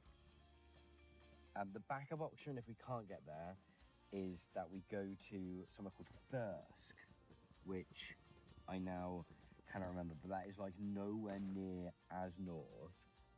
The main challenges we have is that there is something of a spoons desert, we've been calling it, on the west side of the country, both for pubs themselves to eat at, but also definitely for hotels. There are also like no hotels between Newcastle and then getting up into Scotland. So it's very much like we have to get there. I think I'm right in saying that if we were taking direct route, if we were navigating by sat-nav, probably be 4.5, 5 hours. We're probably gonna have some additional time on that because we're probably going to get lost a bit. Right, let me take a moment to explain the Spoons Desert. As well established by, well, the fact I even thought this challenge was possible, Wetherspoons are pretty much everywhere in the UK. The northwest of England, however, has something of what we've been calling a Spoons Desert, which creates a bit of a problem. See, the logical route for us to take from Cornwall to Scotland would take us directly through northwest England. But the combination of the national parks, of the Lake District, the Yorkshire Dales and the Pennines means there are far fewer spoons and basically no convenient hotels, which means that we need to track over towards the east coast where we've got a few more options. The added challenge is that I've never really driven over in this part of the country, but that's a problem for a little bit later. There have been several broader cultural shifts which have kept people away from pubs in recent decades. Many people now get a lot of their community online rather than in person. You can even find love on your phone. If not, there's plenty of TV and TikToks to be catching up with.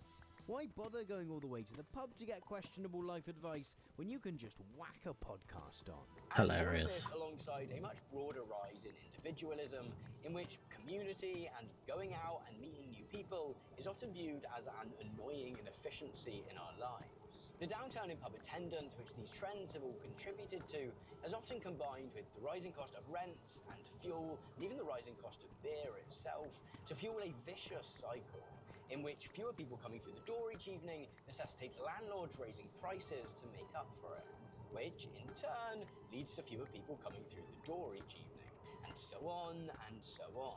It's funny, I was reading an article just at the weekend about how the price of a pint was going to go over the fiver for the first time, and as somebody who regularly drinks in Edinburgh, I just like, wasn't that like 6 years ago? I think there are many reasons. I think a lot of things over the last sort of decade or so, things that have happened, all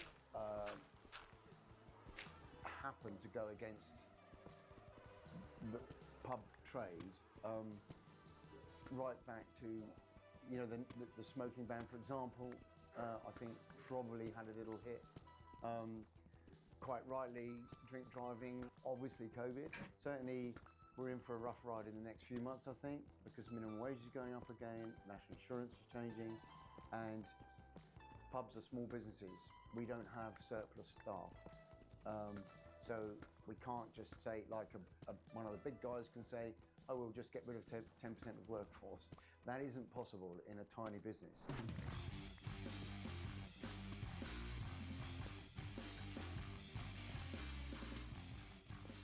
So the Wetherspoons is vaguely posted tourist information on the map.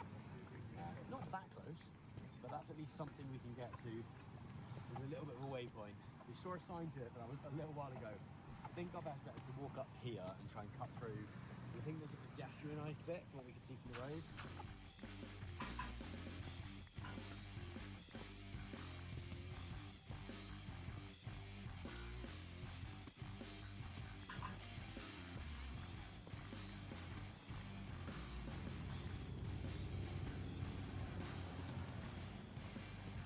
So we're running a little bit late this morning, so the plan is just to get something really quick here to kind of tick it off and then crack on back onto the road and have lunch earlier.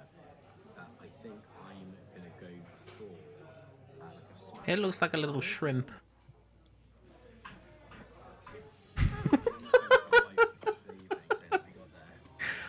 Oh, I've really lost my mind. I was like, yeah, that sort of felt like part of the thing. So like, even with breakfast, and I was like, yeah, it just sort of felt like for dinner it wouldn't be like breaking the spirit of things. And I don't know how to describe it. But she sort of made just the audible version of an eye roll of just like, I think probably under the realization that she has a normal job, and sometimes people ask what her husband does, and probably the House of Lords video, that's quite a cool one to Google and then find. That's legit, isn't it? Whereas this maybe less so.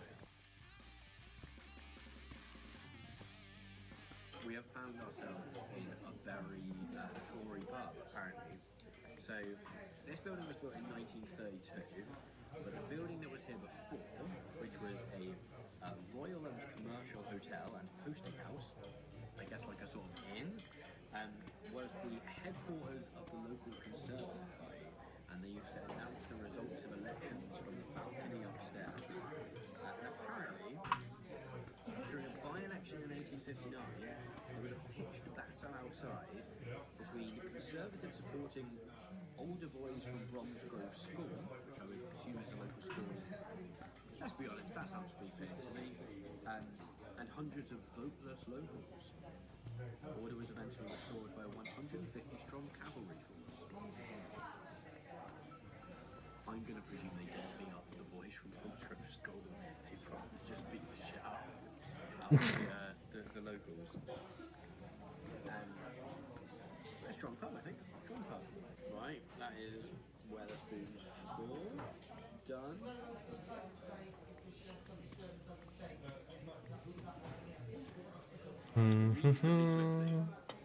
So, you know, with a bit of luck, we're there by 5. So as things stand, we are currently slightly north of Worcester. We're in Bromsgrove, just here. So what we need to do is get back onto the M5 and then we need to work our way around Birmingham onto the M42, I think, because what we need to do eventually is to be on the A1, which confusingly is a motorway. I presume they like retconned it into being a motorway, because the M1 will take us up to Newcastle, and once we're on that, it's plain sailing. However, Birmingham is like a sort of nest of motorways, as is much of kind of the Midlands and the first bit of the north. So I think to get to the A1, we want to be on the M42, I think was my plan initially, would just take us across to the M1. I did too many. Okay, M5, M42, M6, M1. Chain pubs haven't been immune to any of the challenges currently facing other pubs.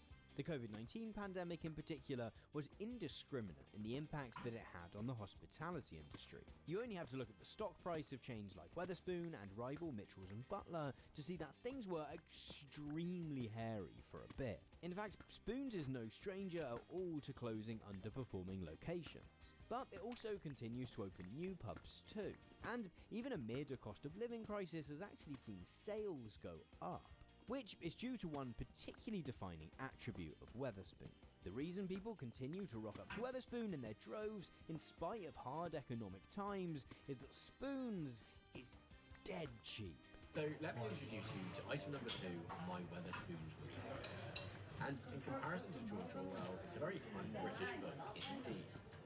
This is Made in America, the official authorised autobiography of Sam Walton. For those of you who aren't acquainted, Sam Walton was the founder and longtime chairman of the US discount retailer Walmart. And it's hard to get across quite how influential Sam Walton and Walmart have been upon Tim Martin and Wetherspoon.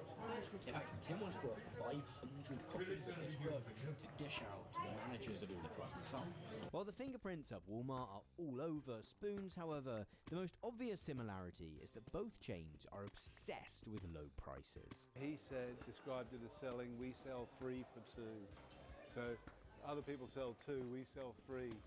And that makes up the difference. Yeah, I think it's, even when we had one pub, we were Oh, we got ads coming. There's no secret. If you look up our trade compared to any of the other brewers or the major pub companies or brewers, Ooh, our average diamonds. sales are double. So we do double the sales. We obviously have quite a bit of buying power now because we have a lot of volume. I mean, you will notice that our margins are not high either. So on 2 billion of turnover, I think we did 3.5% of margins net. How does that compare to like other pubs? You know, I don't. Yeah, their margins are substantially higher. The first half of day 2 was, honestly, pretty exhausting and demoralising. So we decided to treat ourselves to a little respite stop on the Woolly Edge northbound services in order to recuperate and try and plan where we might get to by the end of the day. The difficulty is, the longer we go today, the tired we are tomorrow trying to get to the end. However, obviously, the sooner we stop today, the further we have to go tomorrow. So, to add a little context to why morale is so low, Day 2 had started off pretty badly, when a malfunctioning alarm clock had meant we'd set off a good 2 hours later than we'd intended to. We then managed to make up some of that time with a pretty swift late breakfast stop in Bromsgrove, only to lose most of that time again after I lost a microphone and we wasted a good hour trying and failing to find it. As we sat in Woolly Edge northbound services then, exactly how far we were likely to get that day was looking uncertain. Would we make it to Newcastle as we hoped, or have to stop short in Thirsk, thereby making our chances of getting to Elgin on day 3 extremely slim? The comparison between Walmart and Wetherspoon is interesting, because, as even Sam Walton was forced to admit when writing his book, many Americans don't only associate Walmart with low prices. For decades, the opening of a Walmart on the edge of a town has provoked deep controversy among residents. While few people turn their nose up at bargain, many people believe that Walmart's overall impact on the communities it opens in is a net negative. The company has long stood accused of driving smaller, independent stores out of business, sometimes by intentionally pricing goods below cost in order to eliminate the competition. It has also consistently been criticised for paying poverty wages and for being aggressively anti-union. In fact, a paper published last year drew on 50 years worth of data to show that the opening of a Walmart in a community caused poverty to spike by an average of 16% in comparison to similar communities where one didn't open. Essentially, as smaller businesses are forced to shut up shop and the company gains a stranglehold over local employment, it becomes easier for them to simply name the price they're willing to pay for labour. Now, Wetherspoons doesn't have anywhere near the market share of Walmart. In fact, it's not even Britain's biggest pub chain. Both Green King and the Stonegate Group have more venues, although those chains' use of multiple brands tends to obscure quite how many. Nevertheless, Wetherspoon's focus on low prices has meant that it's been the subject of similar accusations to Walmart, that the cheap cost of its pints undercuts other local independent pubs and helps to put them out of business. This was a frequent comment in the post that I put out asking for people's thoughts on the chain, and in 2020, a developer even put out an app which was meant to help customers seek out independent chains near to Wetherspoons, specifically so they could avoid it. Do you feel for both landlords and regulars of independent pubs that feel as though, true or not, having a Wetherspoons down the road is hurting their business and putting them under... I forgot. Ads are playing.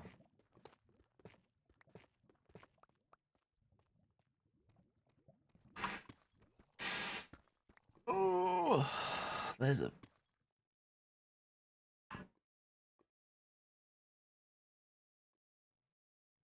What the fuck is that?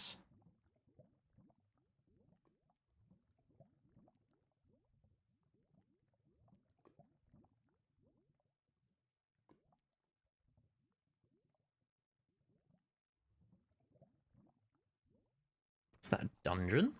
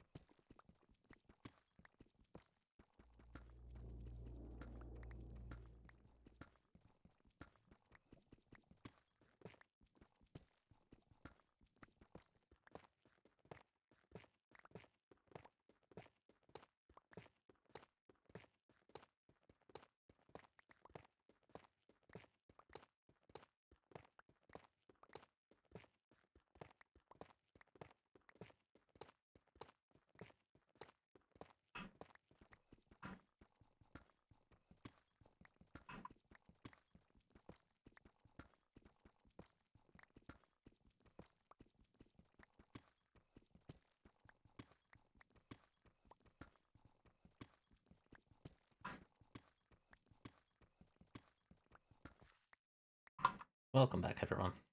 pressure, or are you sort of like that's the way of the market? Well, I mean, when we started off, we were the small guys, and Allied Breweries had 5,000 pubs, Bass had 5,000 pubs, and they used to try to stop us opening up. And we had pitch battles throughout the country trying to get licenses. So I suppose we developed quite a combative approach. But I think it's difficult. We've got Exeter's a town of 140,000 people. We've got 4 pubs. 1, 2, 3, 4, 5, maybe. So it's difficult really to say we're dominating the market in any way. We've got 800 out of I think there's 40-odd thousand pubs, let alone restaurants and other places of entertainment. Yeah, this seems to be like the town car park.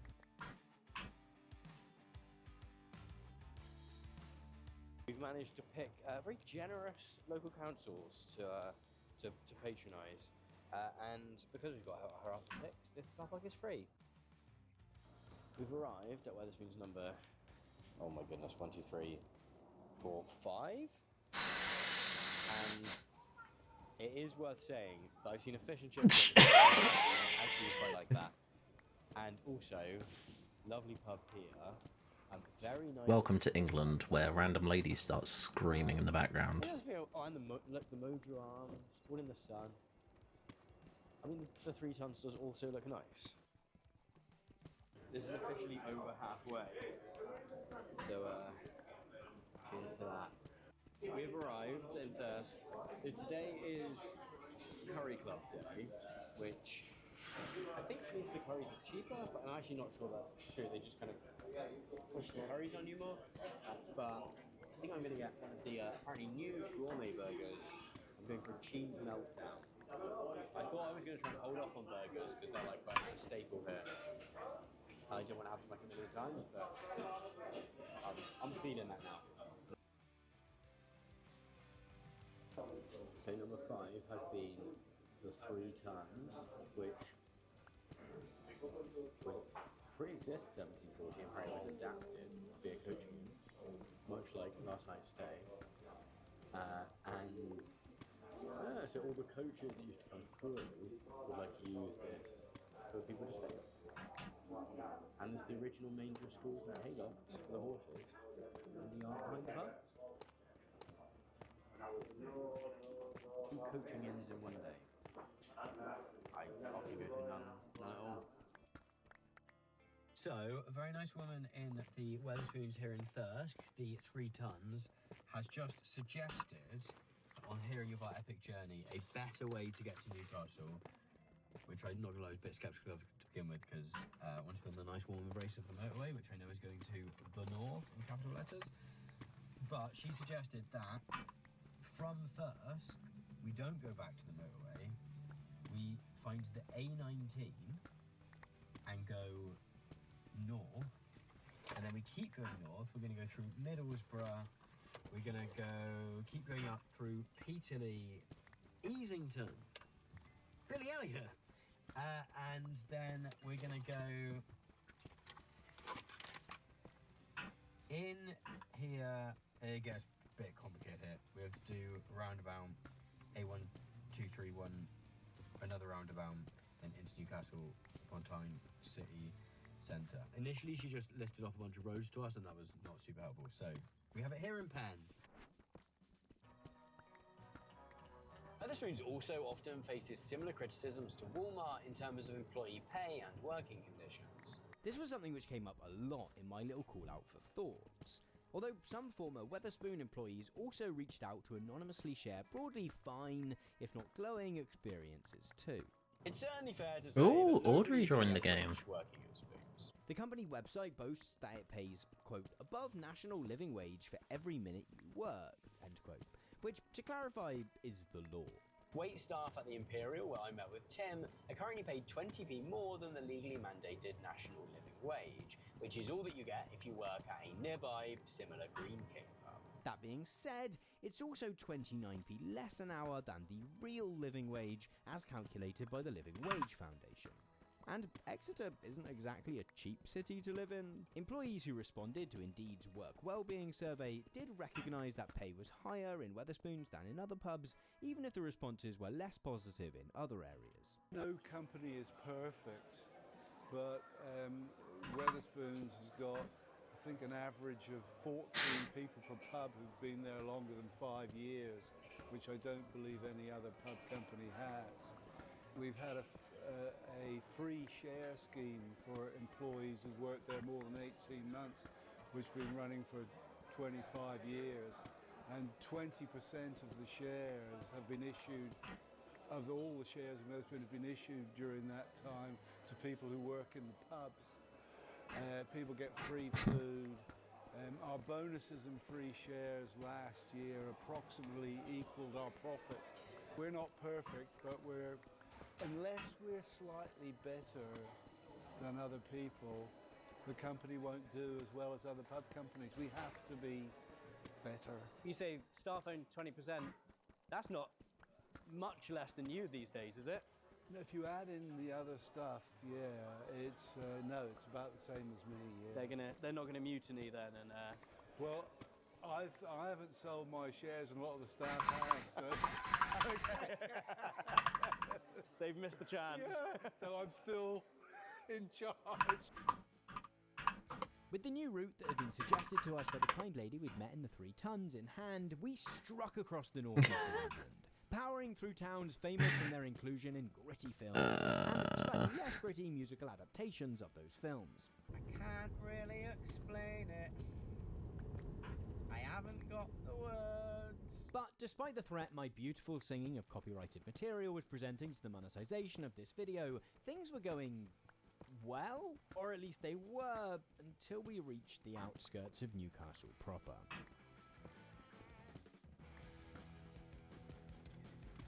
So minorly lost.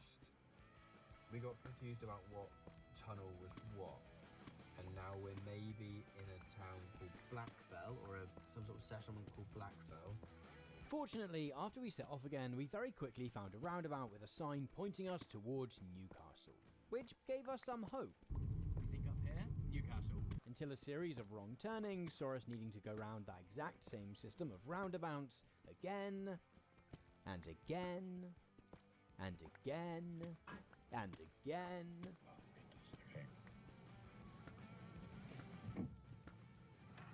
Sorry, kind lady that drew us the pictures. I wasn't good enough. While we might not be seeing a People's Republic of Wetherspoons anytime soon, the question still remains as to whether Wetherspoons' colonisation of the High Street serves to lessen the diversity of British pubs. Wetherspoon clearly make an attempt to make their pubs feel local. They'll often have locally inspired names and historical information about the venue or area on the walls. They'll even bring in local ales, ciders, and other drinks. And yet, both the pro and con is that there is still something about all of them that kind of just feels the same. As someone who travels around the country for work a reasonable amount, that sameness can be really comforting and reassuring when you find yourself in an unfamiliar town for the night. In fact, the night before we started off on this road trip, we found ourselves going to Wetherspoons, even knowing we were about to spend 3 days just eating there, because we knew it was going to be affordable and reasonably nice. But does that relative uniformity sometimes mean that we're losing out on something? What makes a brilliant pub is that you get, in the best of pubs, in my experience that I've experienced over my life, are ones where there's a really great eclectic mix of people. So you can have the barrister at one end with, not wishing to be disparaging, but you know, we could use cliches like the dustman or whatever, but you know, it's where you get that fantastic mix of people that all barriers disappear, and yeah, you can find the most interesting relationships spark up. Quite disparate people, but the pub brings them together, which is part of the wonderful thing about our pubs in this country. We're going to look back one day and think what a dreadful mistake we've made. And I think that's why it can be so difficult to sort of attribute positive qualities to something that's mass produced because there's no soul there. So do I have anything against large chain pubs?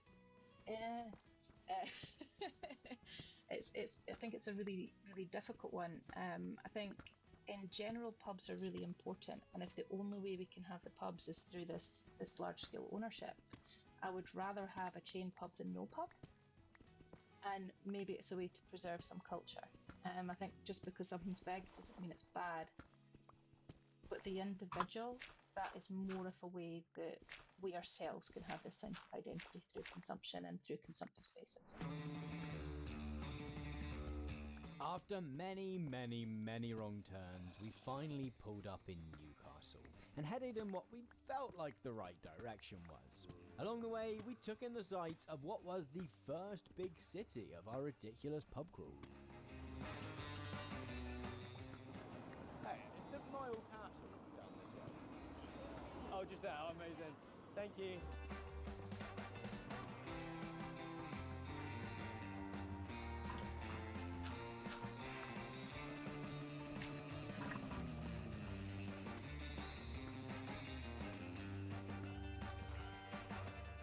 We made it. We've checked in. My room's like a luxury hotel. Like, I'm not even joking. It's very, like, I'm very chuffed with this one. I'll do a little thing, show around later. Hi, I'm Tom Nicholas and welcome to my crib. So this is Wetherspoons Hotel number 2, and I actually think this one's quite good. I don't genuinely really very nice. It's got like a sort of Art Deco thing going on this wall here. So huge, it's got a sort of hallway. Look at that, that's nice. Also, so the last one we stayed at had kids from a... Why is there just a massive pool of water before me? It's not even water, it's lava. How dare it exist? So thanks, well, he didn't say who did it. The last one said who did it. But yeah, no, I really like it. It's got like a sort of rainforest shower situation. The TV's also very big, and the TV's more modern than it was in the last one. The last one I had like a kind of little, you know, this is LG. Life's good. We have just ordered loads of chicken because neither of us can face the chips anymore. But I'm quite enjoying these. I'm not that hungry, so I think I'm going to take some spares to my room to eat, sadly. But after, earlier was pretty horrible, pretty bad, in the heat, wondering whether we'd make it to Newcastle and whether we would ever make it to Scotland. I think things are looking up a little bit now. I'm feeling better than I did yesterday evening, I think. Maybe I'm just into it more? I don't know. I got worse earlier on by a long shot. But I'm now feeling, I think just the fact we've got here means that I'm feeling, I don't know, I was loads more tired this afternoon than I was yesterday afternoon. I think there's just a nice breeze here, I think. Maybe there's just a nice breeze, and that's what I wanted. Tomorrow, north of the border.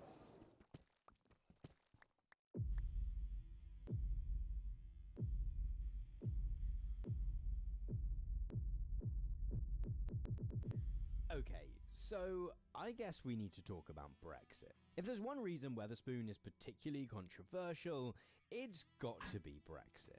And you can't really understand how Wetherspoon became such a flashpoint in the culture war which surrounded the Brexit referendum without understanding part 3 on my Wetherspoon reading list. The Wetherspoon News. This is the Wetherspoons News, the official in-house magazine of JD Wetherspoon. Now, Spoons is hardly alone in having an official magazine like this. A bunch of British supermarkets also have them, but the Wetherspoons News feels a little bit different. I think that's partly because of the fact they're given out in pubs, and therefore, you know, people are stationary for a bit, and people maybe actually read them in a way that the Sainsbury's News or whatever doesn't actually get read quite so much. But alongside this, if you flick through the pages of the Wetherspoons News, you'll find that alongside stories from around the chain, you know, staff fundraisers, interesting things that punters have got up to, you'll also discover that the Wetherspoons News is effectively one of the UK's most read political pamphlets. For how long have you had a kind of paper of record of spoons? It's about 30 years, it's over 30 years, but we don't advertise, and I think there are quite a lot of important Oh, I'm points so close. to make, and if you do it in a magazine, you can do it in quite a formal way. And for example, if you've got a beer festival, you can explain who the brewers are that are contributing to it, where they come from, and so on. And you can also do a lot of individual stories about people who work in the pub or use the pub, and you know, businesses which supply the pub. The magazine has often been a sort of conduit for you to kind of express your Tim's viewpoint, as I think it's called. And I think you've gained a bit of a reputation of someone who is keen to, I don't know, have your say. Outspoken. Outspoken. When did you first decide that was going to be a thing that you did? You're going to stick your head above the parapet a little bit? Well, I've never been a journalist. And the magazine comes out every 3 or 4 months, and I have to think, what the hell am I going to say? And so I've ended up, I used to sort of sum up what the magazine was saying. I've ended up trying to get a point or two and say them.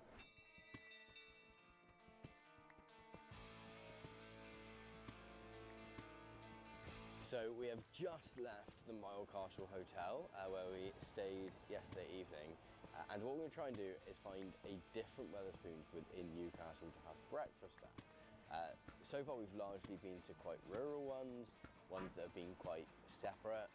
I think we're going to try and find one, to kind of show that, you know, when you get to some big cities you often have like two that are incredibly close, but also I think we're going to manage to find one in a shopping centre with a bit of luck, so let's try and do that.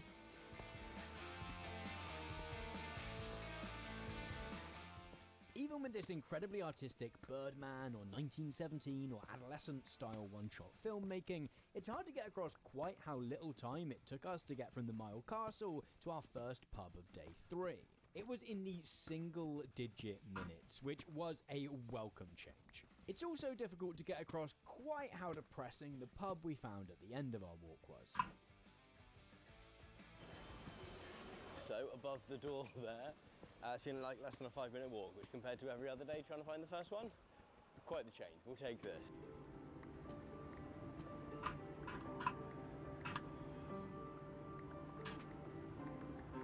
Okay, so this is very different. I think I was maybe saying yesterday that a lot of the ones we've been to had something similar about them. 2 coaching inns, a lot of rural pubs. This is the polar opposite to that. We have an escalator between us and the actual bar. It's effectively just a shop in a shopping centre. I think when people are like, oh, Wetherspoons is like soulless and whatever, I think this is what they're imagining, right? We have very much found ourselves in an entirely different sort of linguistic community. No one understands what we're saying, and we don't understand what anyone else is saying either. I was like, oh, I'll just grab the bacon butty, please. And he was like, scrambled eggs. I was like, no. I also tried to order Georgia some pancakes with some bacon. It just gave us pancakes, and it is the saddest looking breakfast you've ever seen. Newcastle seems very nice. I would just don't speak the language. After finishing up a somewhat disappointing breakfast, we left the Wetherspoons where dreams go to die and headed back to the car to make a plan for the third and final day of our trip. We come out, turn left. As we drive, can you look up for like this thing just for confirmation? Yeah. And then we go across a roundabout, keep going, and then we should hit a roundabout, I think, where we can just hit the A1. Oh, if that works. But we've said that before.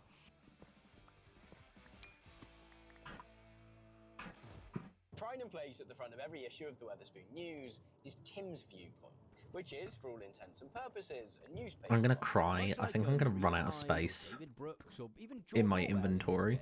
Each issue sees Tim I think I whipping out his actually pen to offer will his cry. thoughts on whatever topic has taken his interest that week. Sometimes that's things he thinks the government should be doing to support pubs. Sometimes it's hitting back against what he sees as inaccurate reporting on Wetherspoons in the press. Hopefully we won't be featuring there. Often he likes to riff on the very concept of free speech itself. But there's one topic which was a long-time favourite of Tim's, which elevated Wetherspoons to a particular place of controversy: the European Union.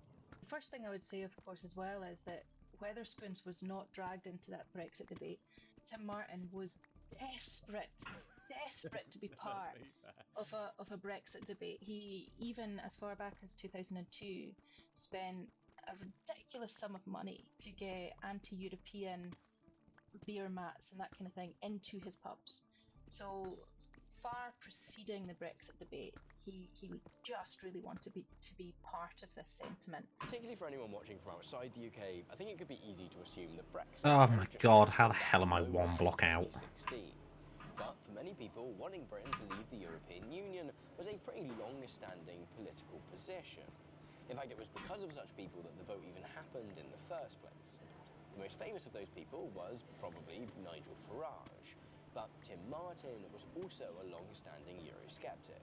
I hadn't been party political ever, and but in the early 1990s, the country was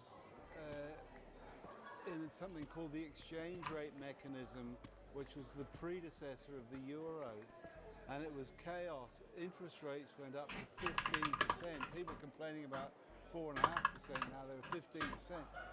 So 10 years later, it was suggested that we should join the euro, and I said, hold on, I'm not anti-European in any way, but the predecessor of the euro fell apart and caused chaos in the country. I think if you want a currency, you've got to have a government.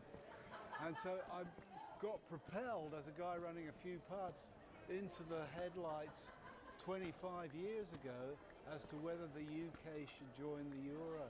I was on Panorama, you know, it's sort of weird, debating with Richard Branson and so on. Won that debate, then went into the background. I wasn't a UKIPper, I wasn't anti-European.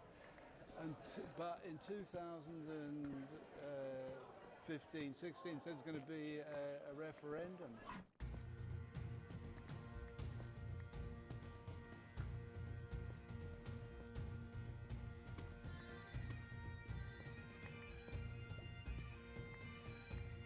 We've made it out of Newcastle and actually a little bit further. We are approaching the border to Scotland, which is very exciting. And so our next thing that we need to decide is... I love where Scotland. exactly are we going to stop for lunch today? Scale of the map It's quite a lovely place to be. There's just less stuff, Zoom so it kind out. of Oh, brings why is there... more things in. But I don't think that matters too much to us, because actually we need to go quite close. Okay, so we're just coming up to Berwick-upon-Tweed. I can't think what we've passed through. Haggerston Castle is that way. Oh. So we are presumably about here, maybe. I think ideally we'd not go in. We need to go sort of in through Edinburgh, I think, but ideally we'd not go in there for lunch because I think that would just take us a lot of time. We're going to carry on. Do we go to like Musselburgh? Because the A1 does. Do we try and come off at Musselburgh? And I think that'll be a bit busy, but it'll be less busy than Edinburgh itself. I've yet to work out what happens after Edinburgh, so it would also be good to stop before then for those practical reasons. Okay, let's go to Musselburgh. And so we set off towards the border to Scotland and towards the spoons in a town which is 100% not called Musselburgh. But not before we almost failed the entire challenge, kind of out of sheer forgetfulness. I'm very excited to cross the border to Scotland. Oh, is it Starbucks? Oh no, yeah, the whole... Sorry, I just forgot. So I'm not even like a big kind of Starbucks or like drinks on the road kind of person. But I was like, oh, like hot chocolate might be nice actually. I just managed to forget the entire. I'm so close. Imagine if I'd done this on my own. Do you think I would have just done that and then just been like, oh no? But with that minefield dodged, we eventually made it to the borderlands. Border viewpoint? Abso-fucking-lutely.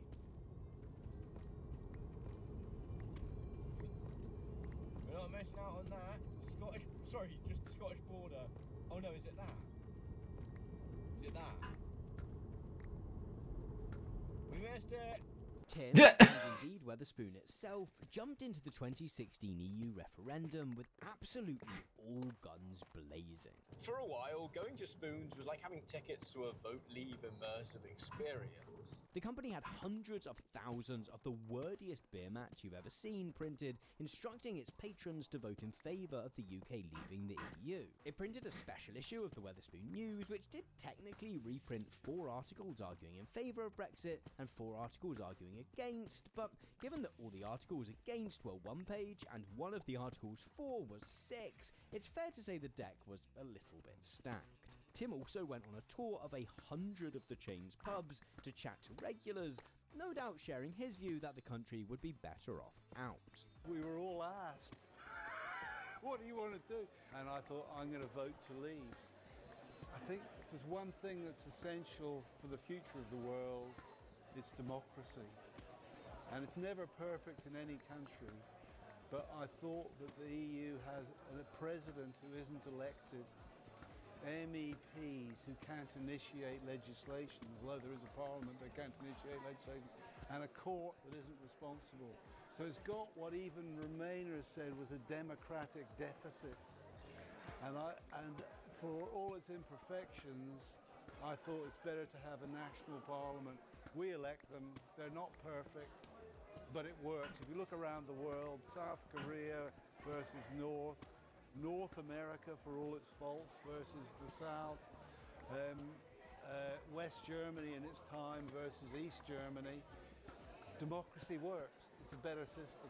It's chaotic, but it works. That was my philosophy. After the referendum was over, the Brexitification of Wetherspoons only went further. More beer mats, more Wetherspoon News propagandizing, another Tim pub tour, regular TV appearances meant even the strictest teetotalers became well acquainted with him. And as the country began to tear itself apart in bitter debate, Wetherspoon was one of the institutions which became whipped up in the dust.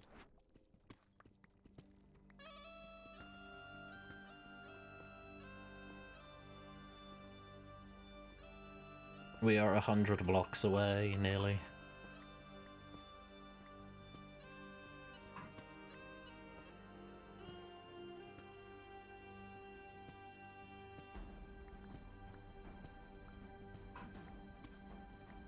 So this pub, the David Macbeth Moir, is an old cinema, apparently, and you like very much feels like that when you walk in. There's kind of like a foyer, and then this must be like the bar. I don't know where the actual screen would have been, but apparently, according to this, Oh, good. There's no lava underneath spawn. Moir shop stands by the stone bridge over Right. the Esk, looking down the I need to Moir was erected in come over. 1853, shortly after the death of the man who had served Musselburgh It's Musselburgh. throughout his life as a friend and doctor. Oh, I guess that's him. Charles Dickens was one of the many subscribers who paid for the memorial to this much-loved citizen. Dr. Moir was also a well-known author in his day, writing several bestsellers. No crowbarring of Charles Dickens. When I interviewed Amy, she gave a particular shout-out for tenants, which I'd never actually had before, even when it's got... It is a good lager. Very fruity.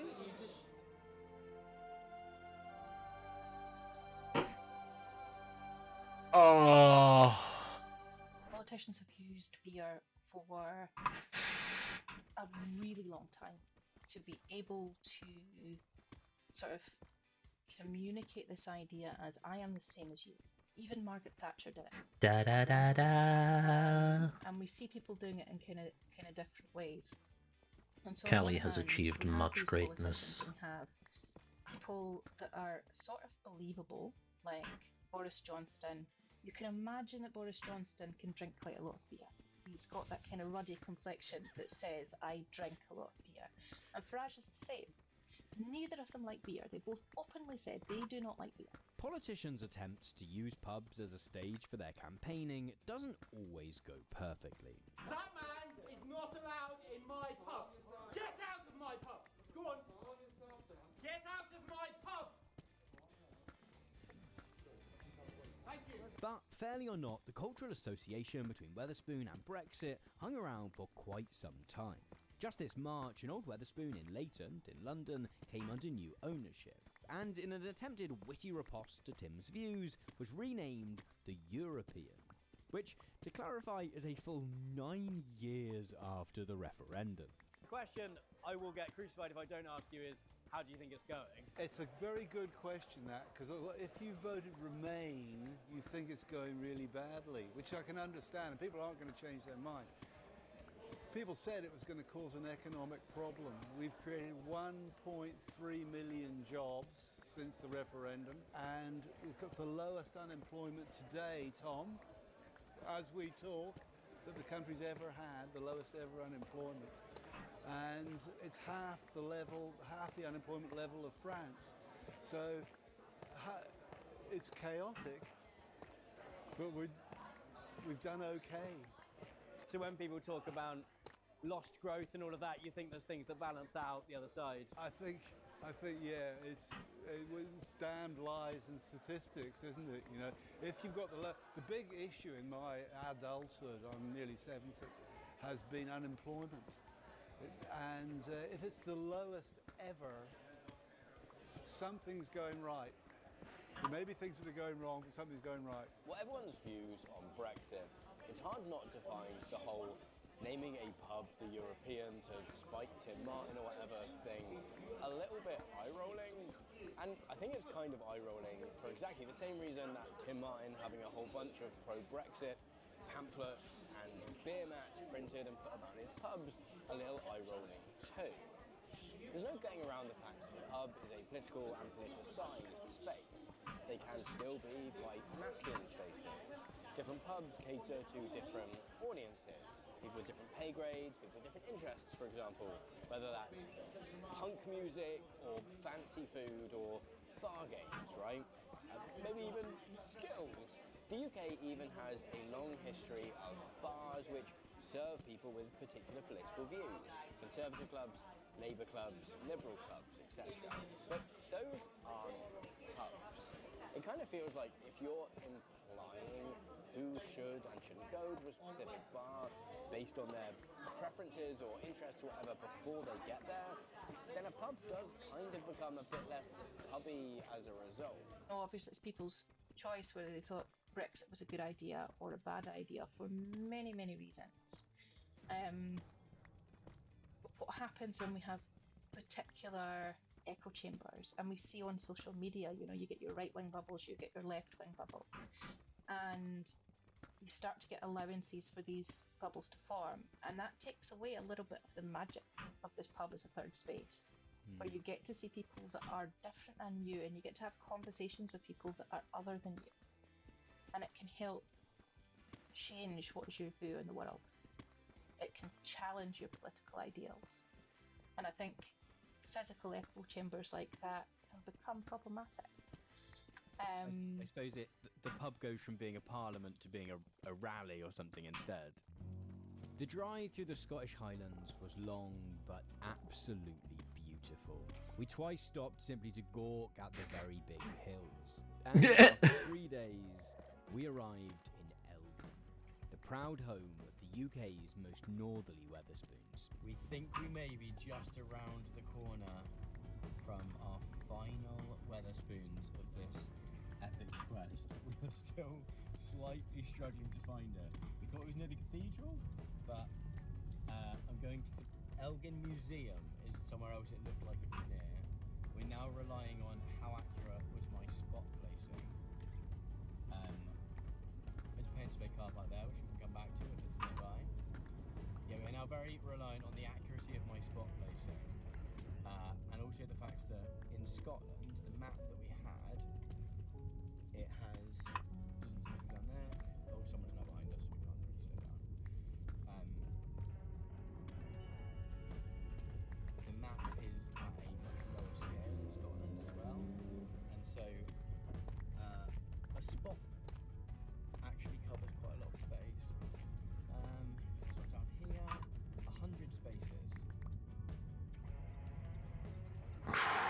Okay.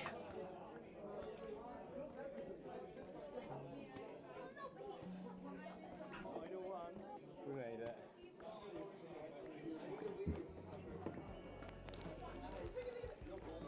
We're also ending at what feels like a really standard, like, average Weatherspoons. After, like, the particularly weird ones of, like, the Coaching Inn, the shopping centre,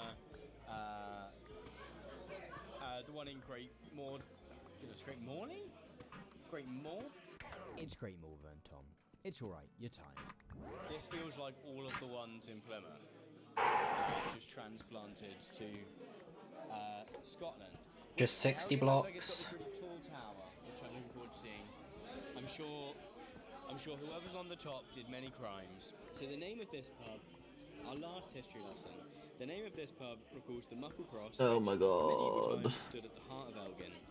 A second cross was erected in 1630, surmounted by a lion. A copy of this cross was re-erected in the late 1880s with the original lion. Here's to the Muckle Cross. We made it!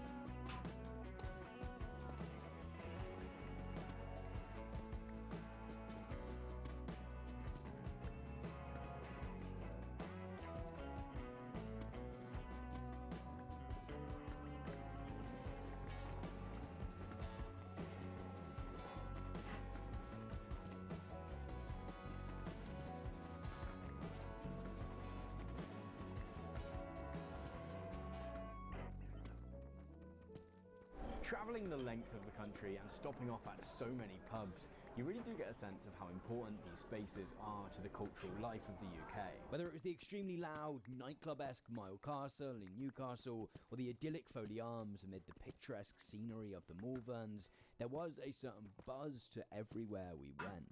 Aided, I'm sure, by the fact that it was a particularly sunny few days. Civic participation, whether that manifests in going to the pub, being a member of a sports team, or joining a hobby group, has been in decline for some decades now, as a quite extreme individualism has taken over our culture, politics, and economy. This is one of the key themes of my debut feature-length documentary, Boomers, which follows me on a similarly ambitious, if less chaotic, road trip around the US and Europe to uncover the We are at 0-0. generation.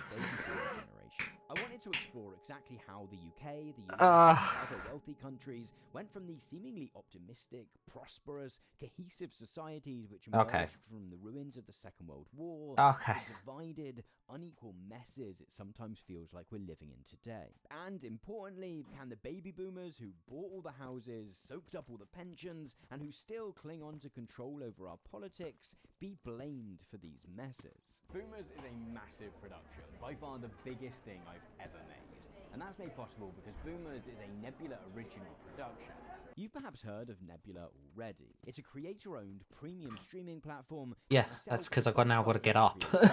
I got to go up 57 blocks. Reliant on unaccountable, unpredictable platforms like YouTube. You'll find Wendover Productions, TLDR News, Legal Eagle, Philosophy Tube, FD Signifier, and many more of your favourite creators on there. As well as allowing you to watch all of our usual videos ad and sponsor free, Nebula is also home to a growing catalogue of exclusive films and shows like Boomers, such as the hilarious comedy panel show Abolish Everything and Bobby Broccoli's new expectations-defying documentary 17 Pages. You'll have to watch it to know exactly what I mean. Nebula really has become a cauldron of creativity where indie creators like myself can bring to life really ambitious projects. We're building something which works better for creators than third-party platforms like YouTube, but it's also a great deal for viewers too. Much like Weatherspoons, Nebula is also super affordable. If you use my personal link, go.nebula.tv/Tom Nicholas, you can get 40% off an annual subscription, which brings it down to just $3 per month. And there's no weird caveats to that like other streaming services like to use. You don't need to pay extra for no ads or for 4K. That $3 a month gets you access to the entire, ever-growing catalogue of Nebula original productions, as well as the knowledge that you are helping to fix a broken online media economy and helping me to make more videos like this one long into the future. Signing up to Nebula using my personal link really does help to support my work. Not only does a view over on Nebula pay us...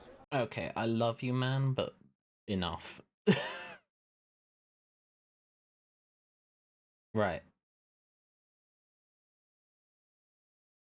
I'm gonna just put on some nice music again.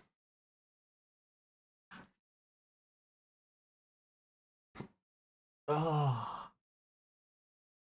sure.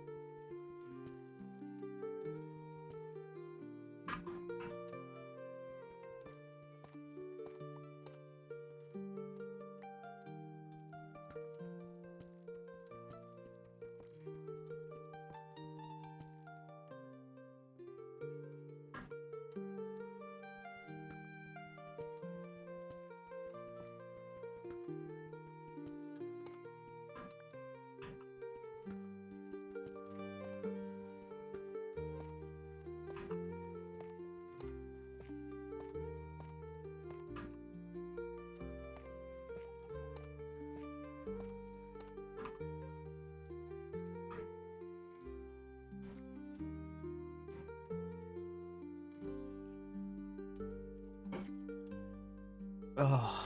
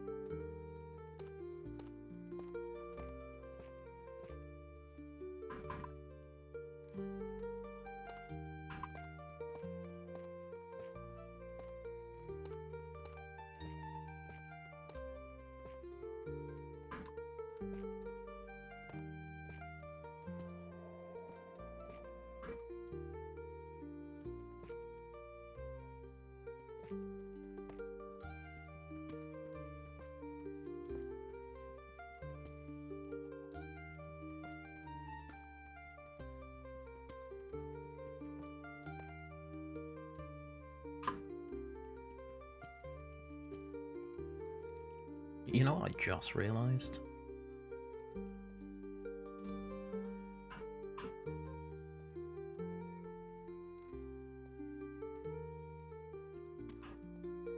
I need to do that.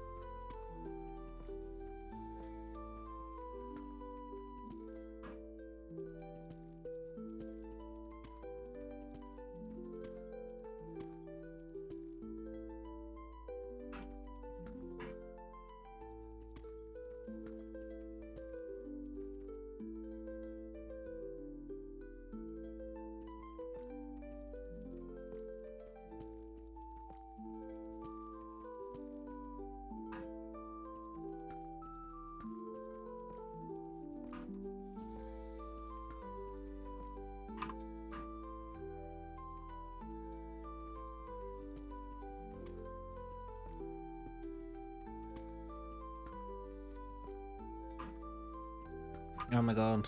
Stone. And dirt. We're still underground, but...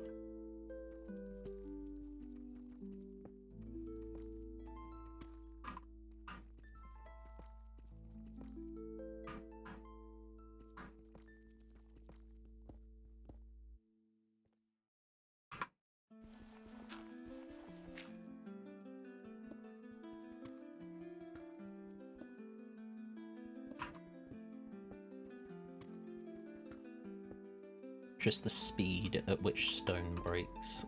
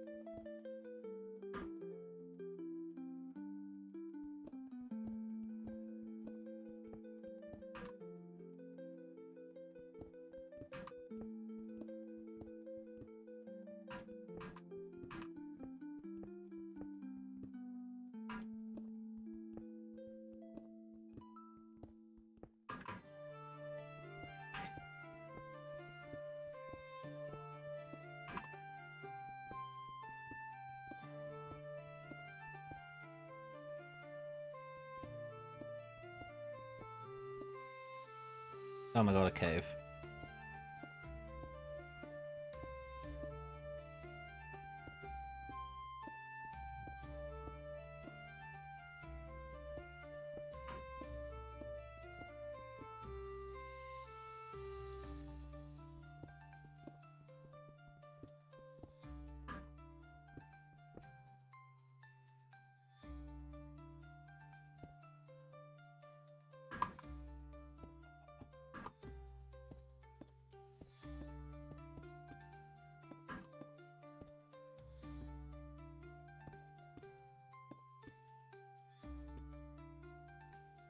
Hey, Mousy.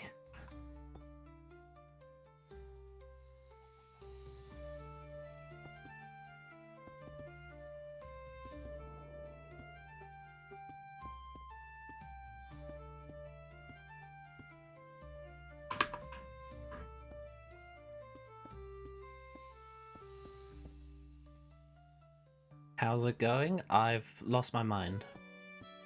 I've actually gone insane. And I'm not even joking.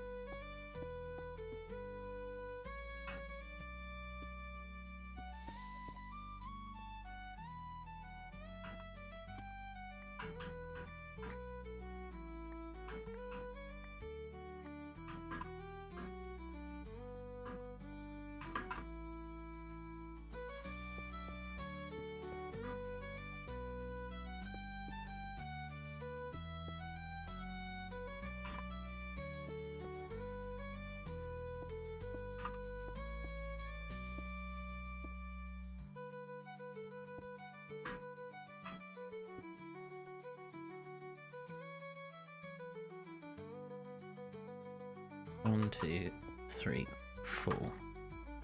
1.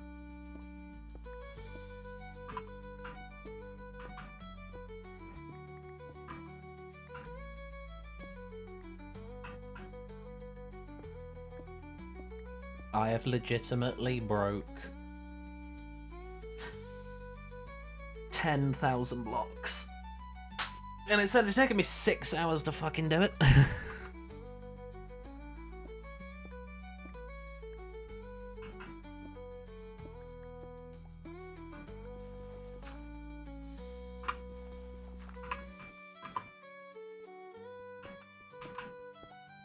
I'm just now trying to get to the surface because I just want to get out of this fucking hole.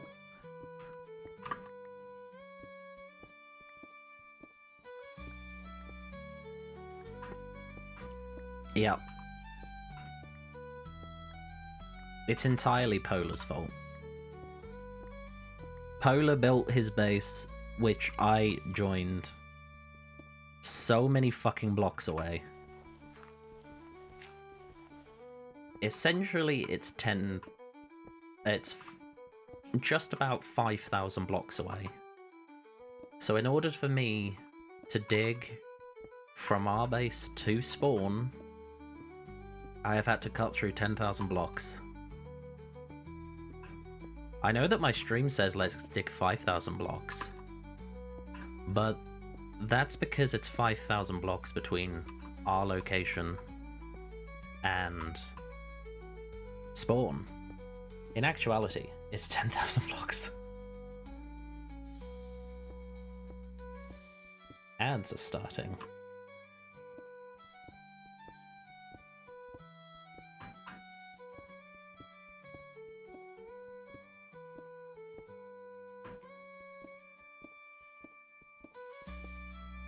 Swear to God, if this pickaxe breaks before I get to the surface, I'm gonna scream.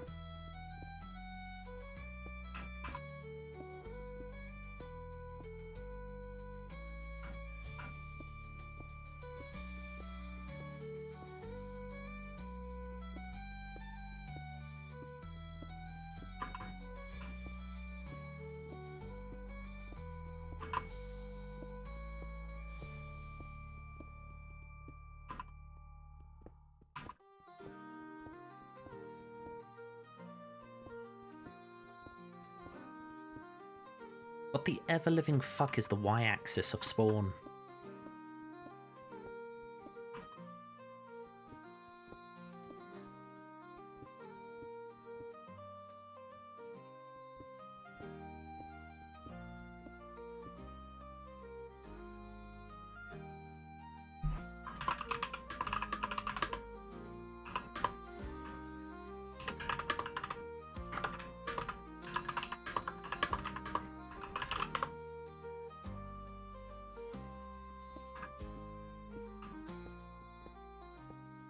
This is gonna break.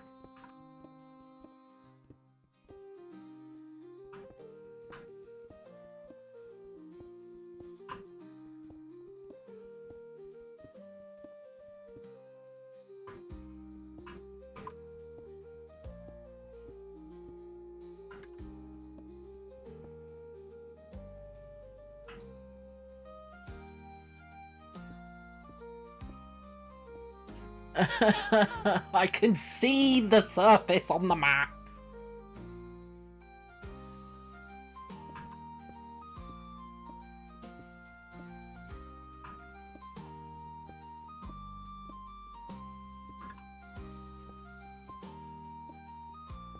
Oh, fuck.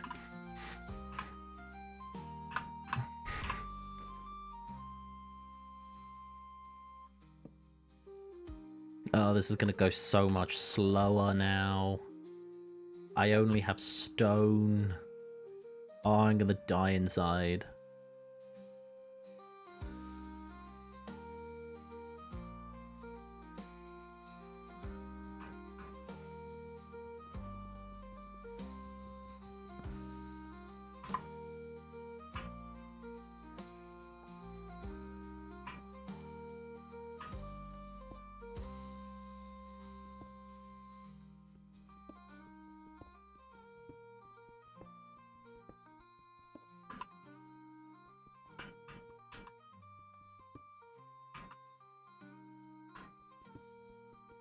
Welcome back, everybody.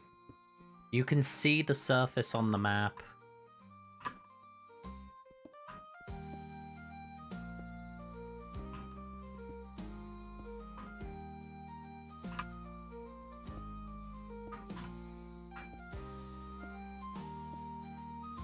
We're at the level of coal. Come on, give me the surface, please.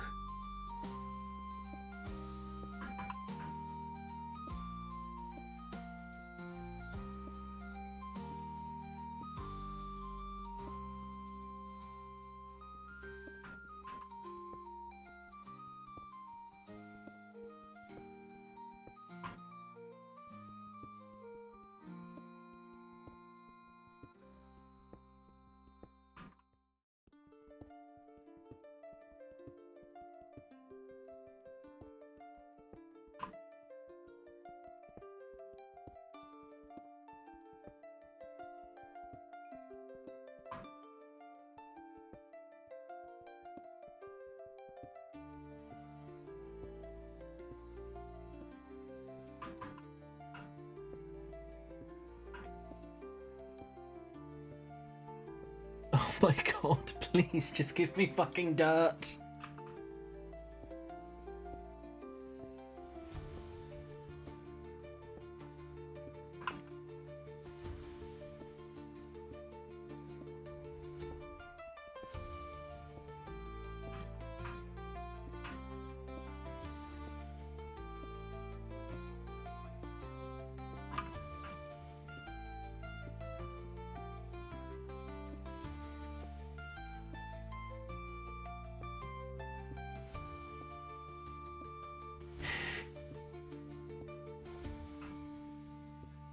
Oh my god.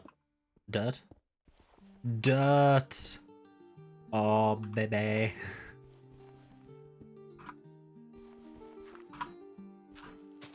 Ah! Yes! Yes! I'm out. Fucking freedom!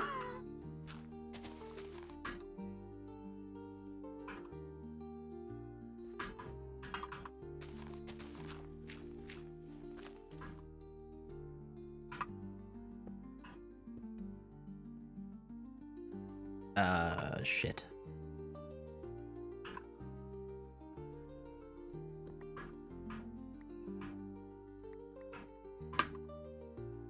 I need to punch a tree. No, I have an axe. I have an axe. I have an axe. I do not have an axe. I need to punch a tree. I need a chest.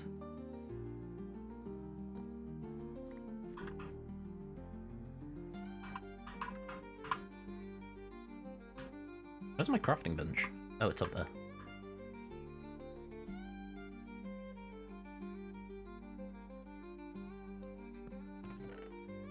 Take all the shit. Take it all.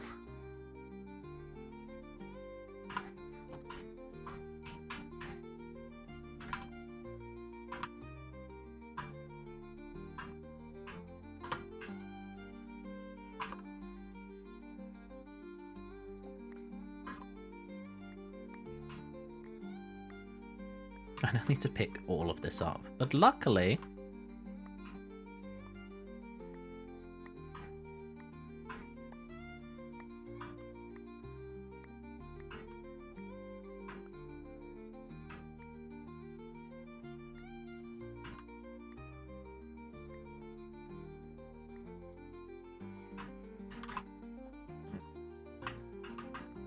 Oh, you know what I should have done? I don't have a bucket, so it's fine.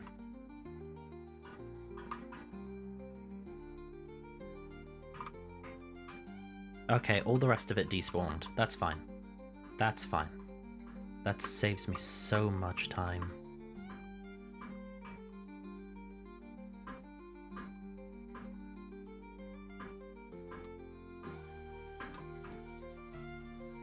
Ugh.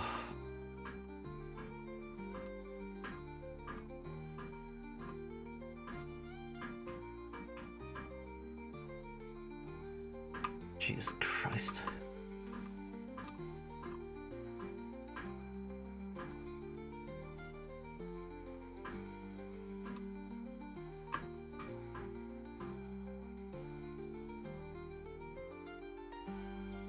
There's Splin's house. There's Gear's house. And there's Palmer's place. And that, 4,774 fucking blocks away, is Polar's place. It's also my place. I have just dug that many blocks through fucking deep slate. And it took 6 hours to fucking do it, because I started 10 minutes into this stream.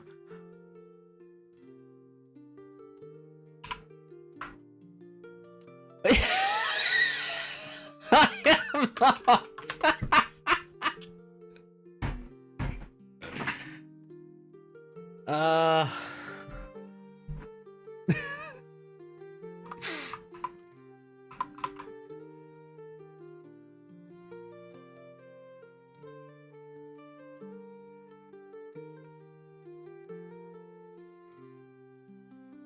Are any of them streaming? Because I don't want to burst into their call if they're streaming, but at the same time, I want to burst into their call and be like, that none of them are streaming.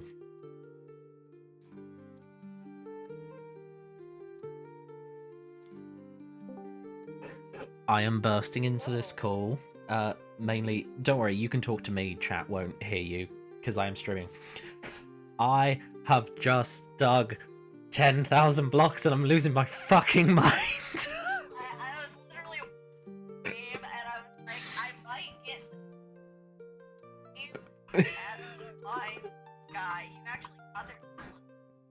I was like, I actually have lost my mind. I've actually lost my mind. I actually want to cry. I've literally been on. I've been underground for 6 hours.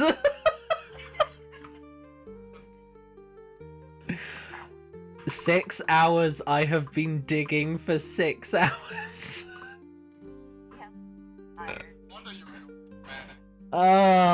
Well. Oh my god, Splin is gonna be so happy because I've left him pretty much all the diamond and he's got Fortune 3. I just said go, have fun.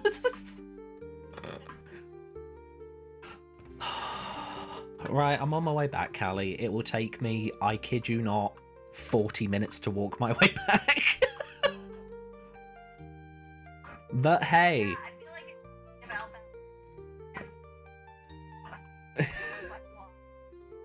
Yeah. Oh.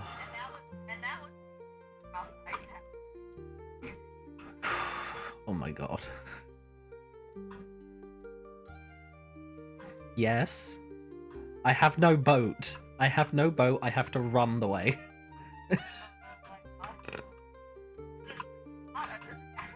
Pretty much. There's a few left and right turnings, but it's flat. That's all I can say. It's flat. So there's no up and downs other than how to get to it. Yeah. I kid you not, I have gone through... How many diamond pickaxes have I gone through? I think 8, maybe 9. Yeah. Just diamond. I literally did the calculations last night because I was talking to Pamela about it and I was like, wait, I'll do the calculations. And according to what Google tells me, it should have taken me a maximum of 3.5 hours. It's taken me fucking 6. I'm watching you descend into the darkness. It's alright, I have torches. I will light up the way as I go.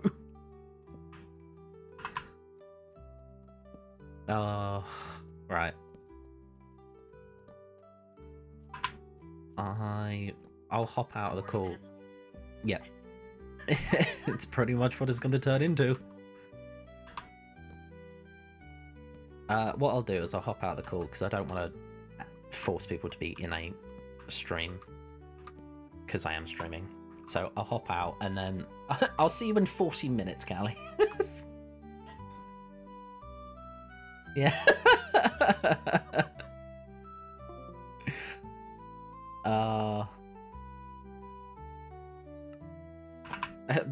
Pretty much what everyone was saying in the call was that they are watching my stream, so they've been watching my descent into madness. Right, I now have to run all the way back because Callie is pretty much at the Hobbit hole. Which is fine. It's okay. I may not even have enough torches to light all the way.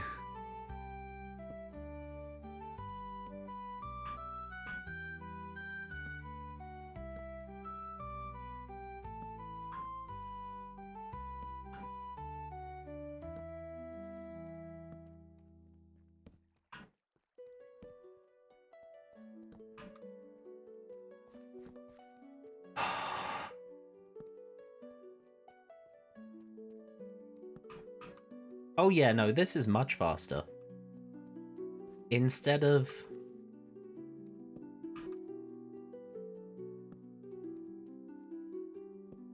So, when I did my initial digging, which was the 400 blocks between 00 and the Hobbit hole,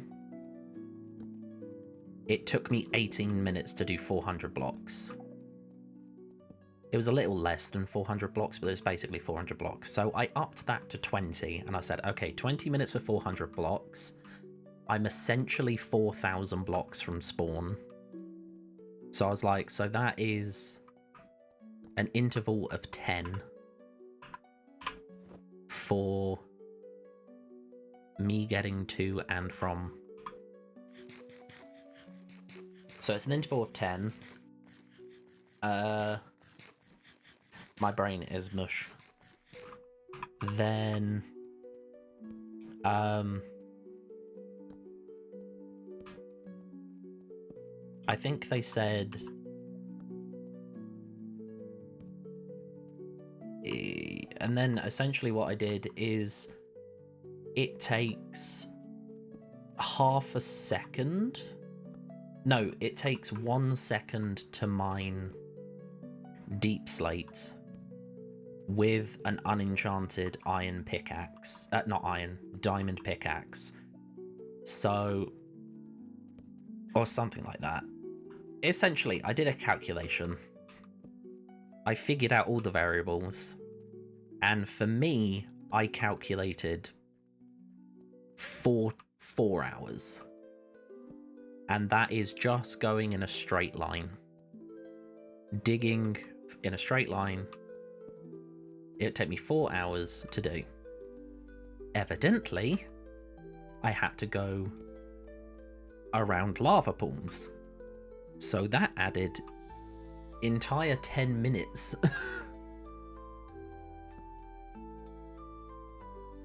to the digging. And do you want to know what's worse? This is not everything I need to dig. I still need to dig 1 block down. But before I even bother doing that nonsense, I've got to make sure that my iron farm is already function. I was about to say I've run out, but I've got some coal on me.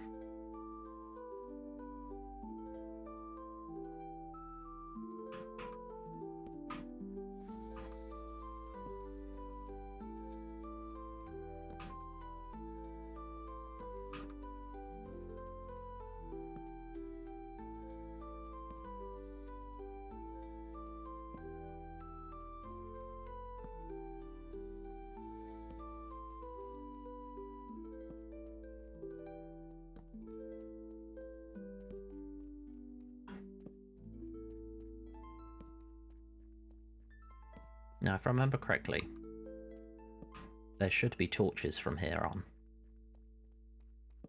There are not. There they are! Oh! There is such a tiny little bit without torches, that's so annoying.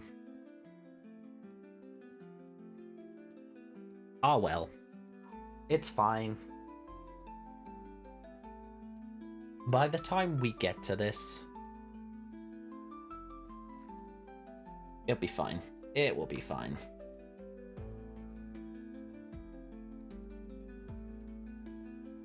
And I did this entire thing in chunks. I did it in 1,500 chunks.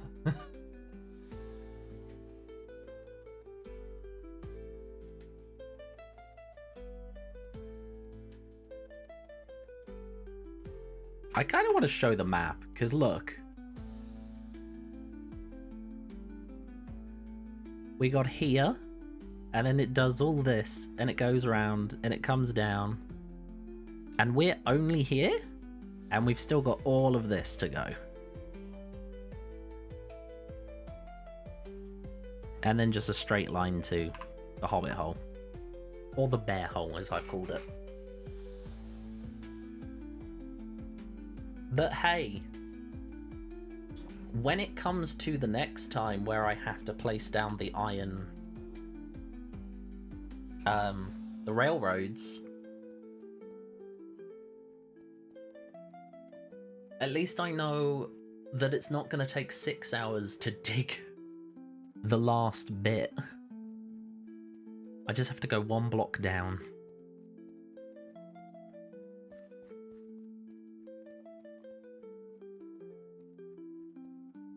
And I'm safe.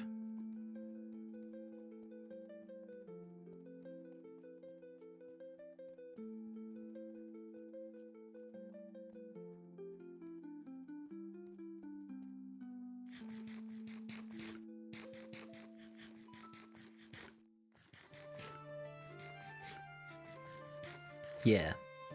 And also, I can see what I'm doing this time. I was digging this entire thing in pitch black darkness. Stream couldn't see what I was doing. I could barely see what I was doing. That's why I started putting videos on, because I was like, you're just watching a black screen. You're watching me on a black screen, and you're hearing the game, but you can't see the game.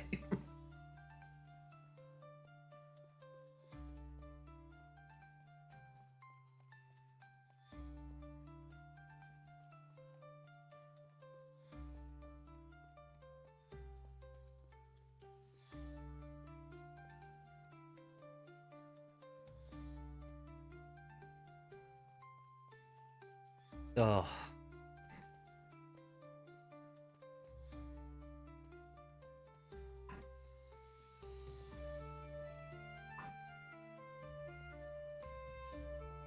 I know that Tortella's base is 3,000 blocks away from mine and Polar's base.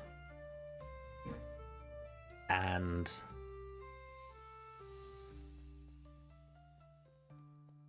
I ain't digging that. I refuse.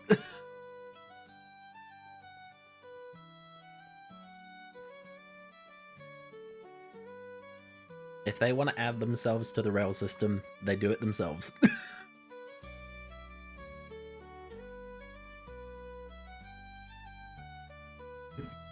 But hey,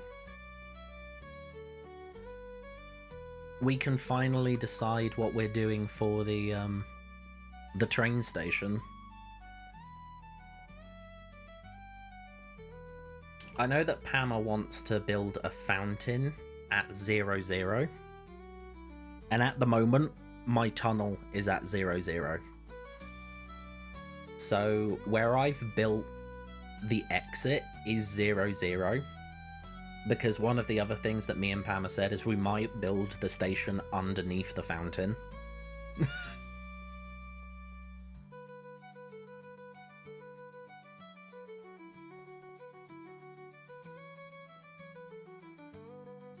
Whether or not we actually do, who knows?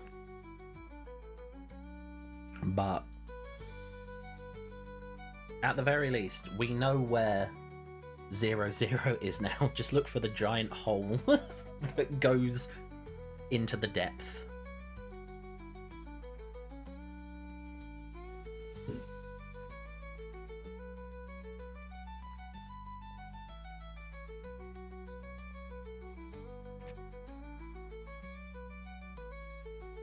Oh, for God's sake.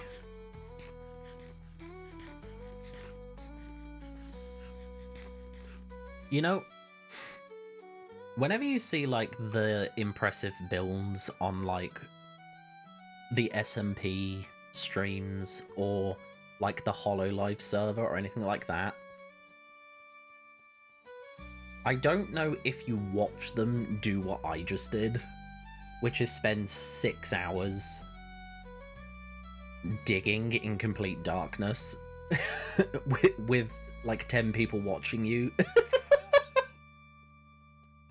By the way, I'm very grateful for all 10 people who've been with me this entire time, and the few who have dropped in and out and stayed around. Like, it's impressive that you guys have stuck around when all there has been is a black screen and music and an occasional video.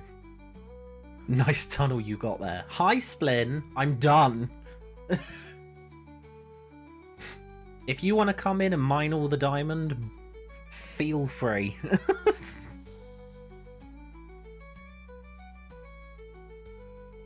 You've been lurking? Good, good, good. I know that you've been here the entire stream. And I'm very grateful to you, Splinny. Quite a lot. There's random bits all throughout it. There's some big chunks. There's some single ones, but the single ones could lead to big chunks. I don't know, but every 500 odd blocks, there's at least a patch of 5.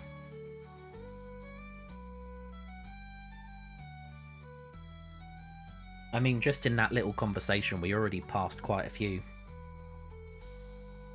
There's another one.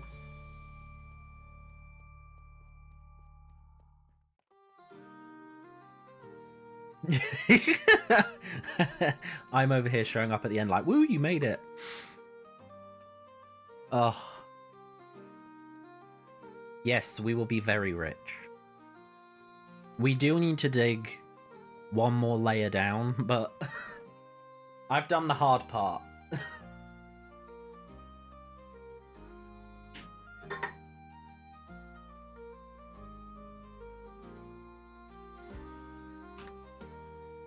There's also like iron ore and some redstone in the wall. We're gonna need quite a bit of redstone because we need to make the power rails. We also need quite a bit of gold. Need to get the power rails. We don't need as many power rails as we need iron, but hopefully we can get the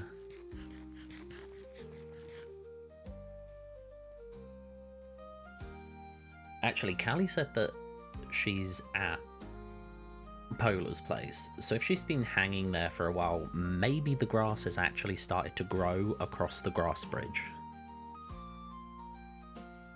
And if it has, hooray!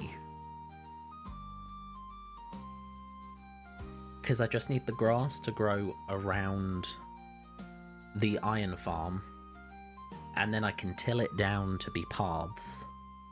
And with it being a path, I can then bring the villagers in. And I can bring the zombies in. And then it will start working. And then we have infinite iron. And also infinite poppies, too.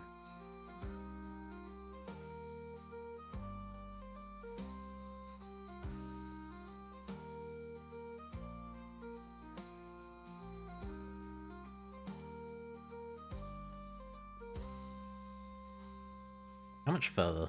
Ugh. We're almost there. Here we go. The last 500 blocks. No, I lied. We've still got more to go. For fuck's sake. You're hanging out with my panda? That's my aunt. Aunt Hilda. She killed me. Okay, yeah, I accidentally punched her while we were sailing 3 or 4 times. But that's no need to kill me. She just took up so much room that when I tried to break something, she just was in the way and got an elbow. She should have scooted up and given me room.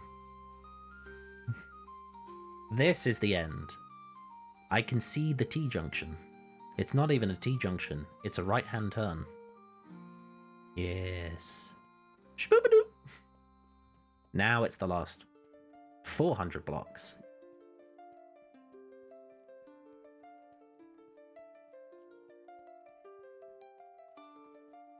Callie, if you go west, you will find a hobbit hole. It's unclaimed land because me and Polar are both building on it. And we still haven't figured out the ally system yet, because I can't do anything in Polar's place now. But if you go to the hobbit hole, I will meet you, because this goes out at the hobbit hole.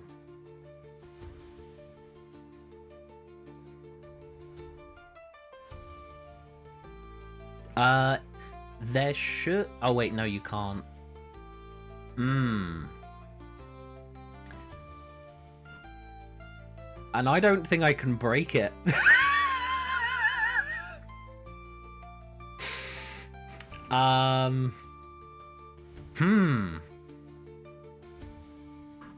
That is a conundrum.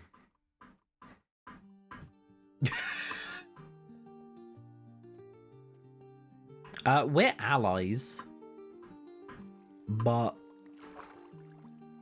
last time I went into the area, it didn't allow me to break anything. Look at all the squeeds. I guess I'll live here now. Just toss me some fruit every once in a while.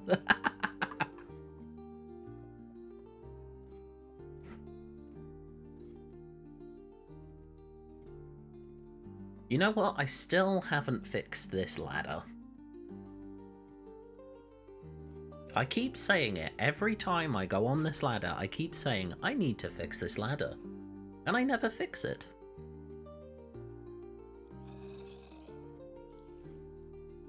Because look, there's a hole right here. And I can't get higher because of the hole. So I have to go up and around like this to get back on the ladder. There's also the 2 chickens here. They are cave chickens. I don't know how they got here, but they got here.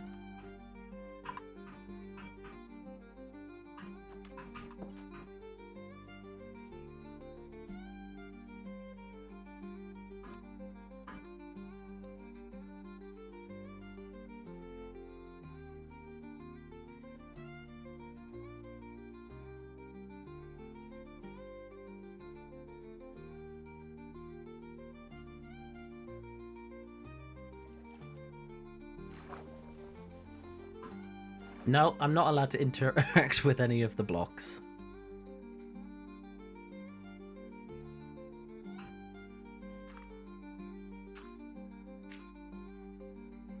Callie, if you jump really, really fast, will this work?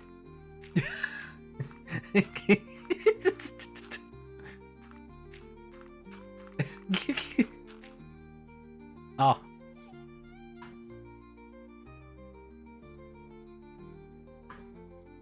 It consumed my blocks.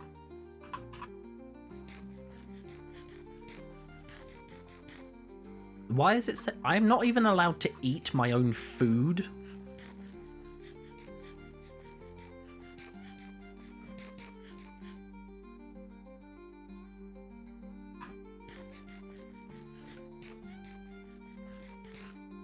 Okay. Yeah, there's no gate because I built it in a rush. What's the command for it? Guild something? No. No. No. No. Not that. Not that. Not that. Oh, wait.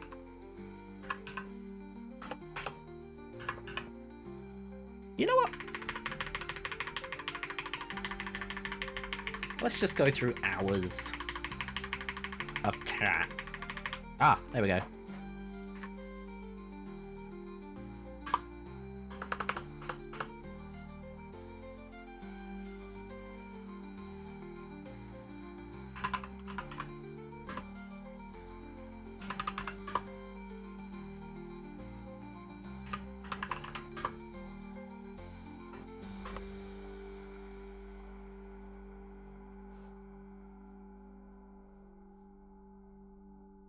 Polar, why do you have to be asleep? Polar didn't change my admin level. It only says that I'm a member.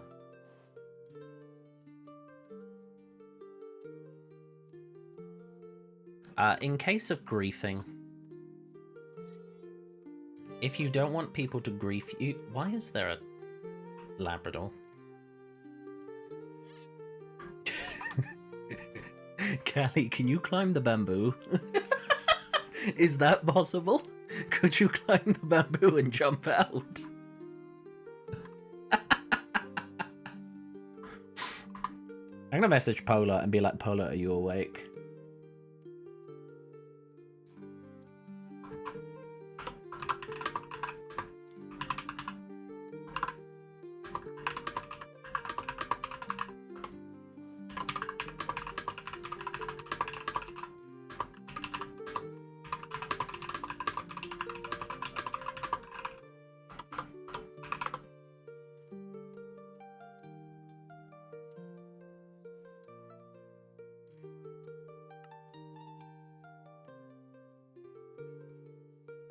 Do I have a feather? You can't do anything in the claimed area. You can't even eat food. Oh, there's a hole here. The game literally does not allow you to eat food if you're in someone's claimed area. Which is insane. You're not allowed to place blocks, you're not allowed to eat food, you're not allowed to use weaponry.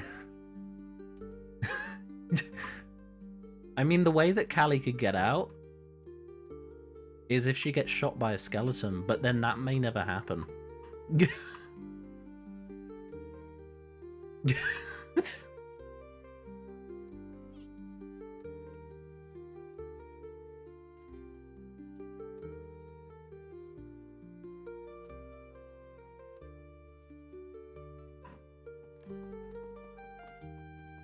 Nope, it won't even let me break the bamboo.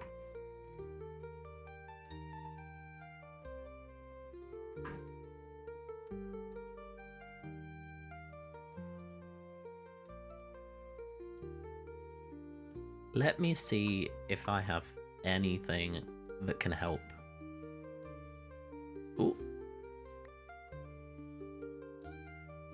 The answer's probably no.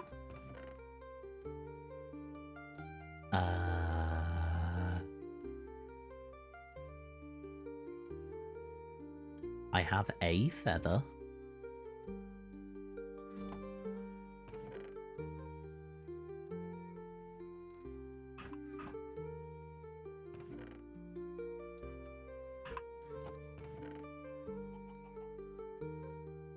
Oh, I have a master shard.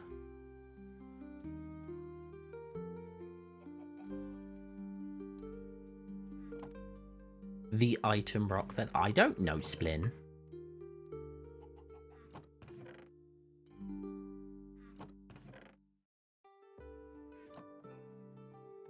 Tortilla has one.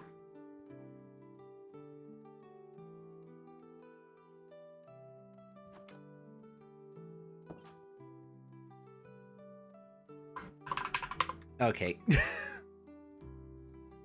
I mean, if Callie's gonna go for... yeah. That's fine, Callie. I'm gonna go for a break myself, because I've been going strong. for 6 hours and I want a break.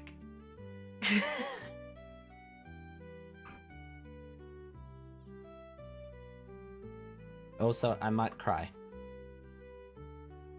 I might cry.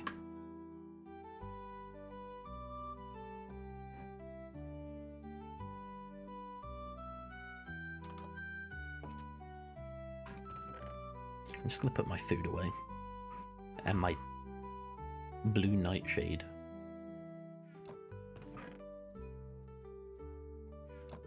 I'm not gonna end stream. I'm just gonna rest for a little bit. Like, I'm literally just gonna go make some dinner, come back, and be just kind of refreshed. That's what I'm gonna do. I'm gonna go to this break screen. I'm gonna disconnect for the first time since last night.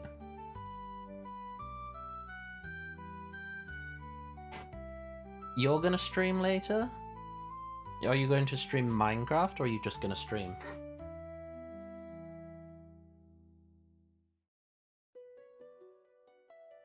Kinda refreshed, yes. That is me, kinda refreshed.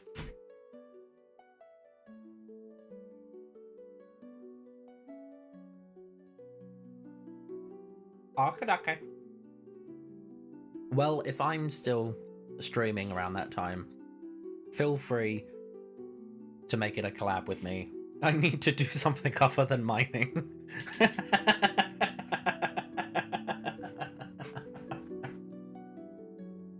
Right. I will see you guys in half an hour. Or more. It usually takes me half an hour to cook. So I'll see you in a bit. Bye bye. Enjoy the music.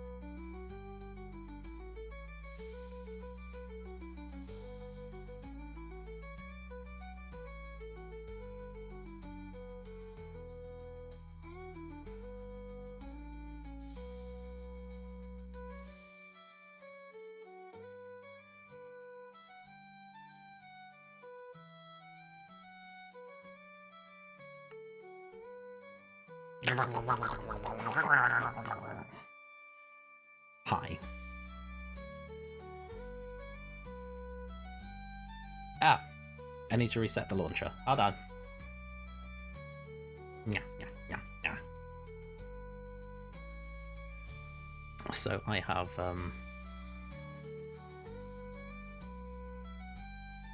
roast chicken. Yes, roast chicken. Also, I'm in the wrong place. There we go.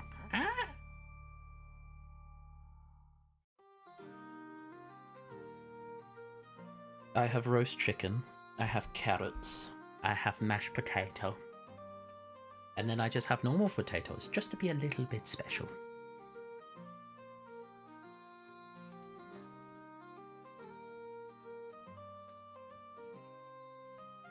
Nom nom. Very much nom nom. Ah! I almost dropped. I almost dropped the potato on me.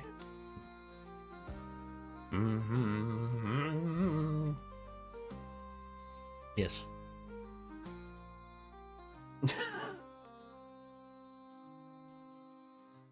I put cheese in my potato too. My mashed potato is cheesy. Specifically, margarita.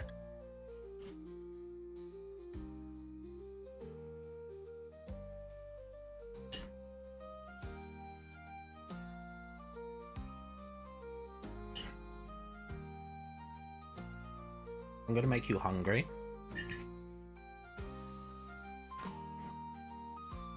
It's dinner time for me, so. Wahahaha.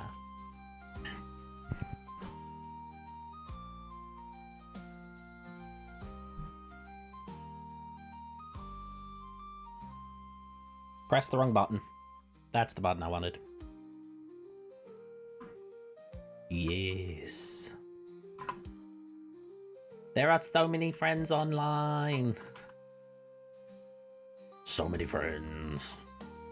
Oh.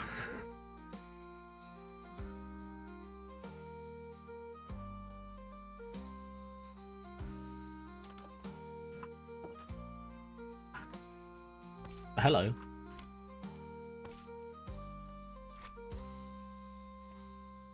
That is not a friend.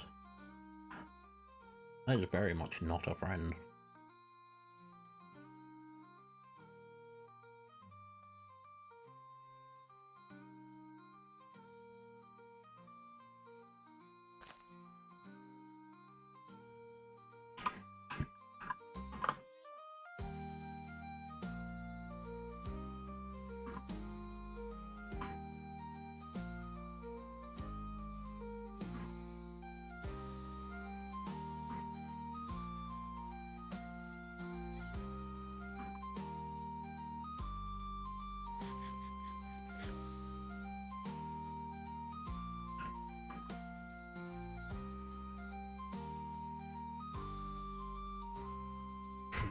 I can't.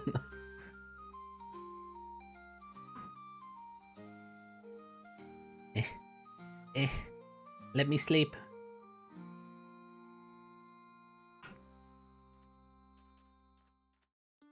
There we go.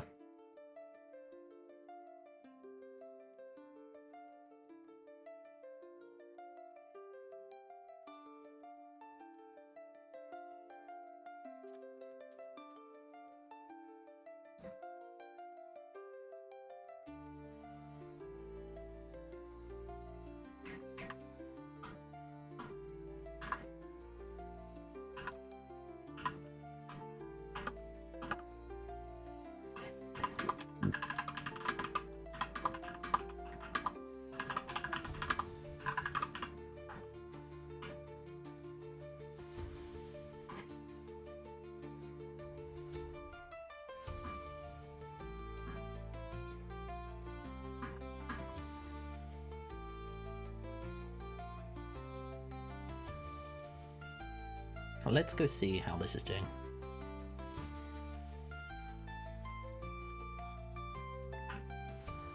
Are we at the end? Have we grown?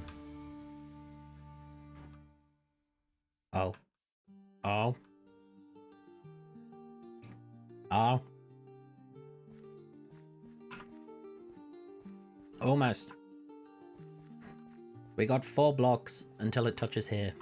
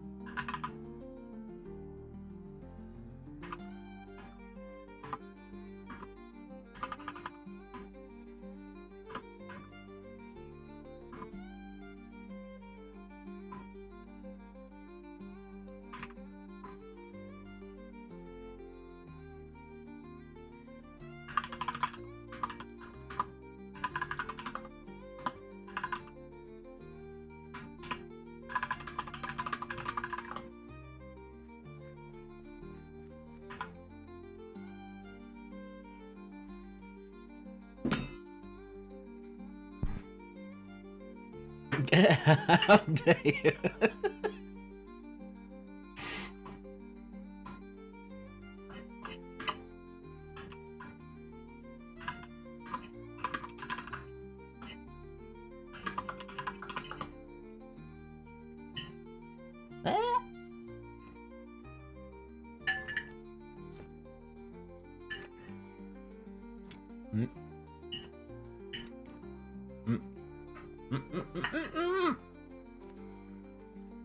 By the way, this is my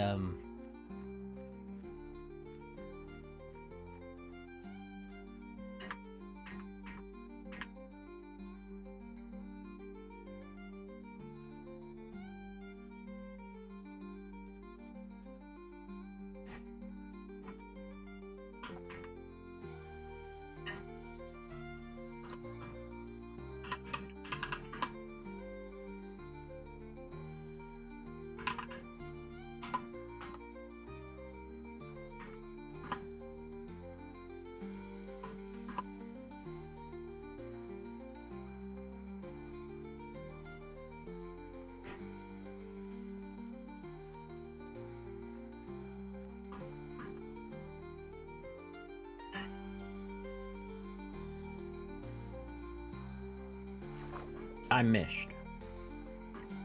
Mainly because I was eating my cheesy mashed potato. Oh.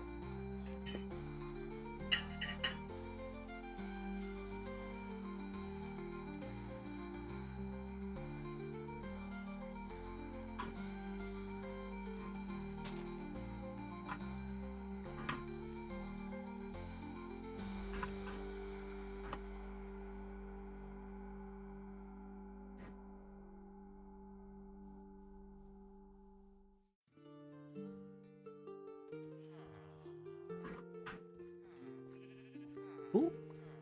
Meal of the bone. Oh, it's mustard. I was like, what is that? So yeah, as I was saying, this is my iron farm. I wanted aesthetic over just generic functionality because everybody else just has a hole in the ground and it looks ugly. This is beautiful. It is pretty.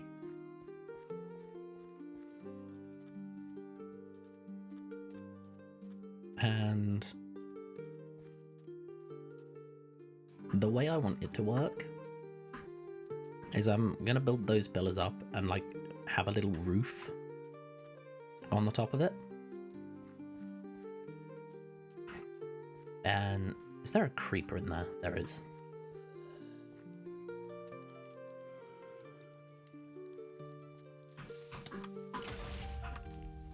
Yeah, I thought that was going to happen.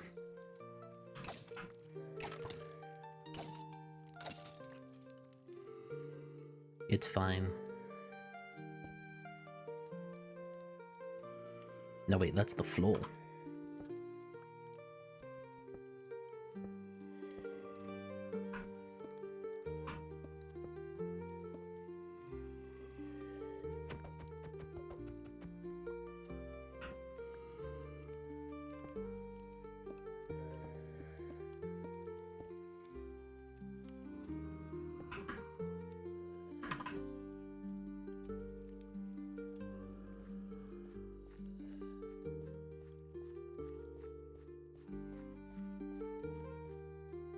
Oh, it's grown!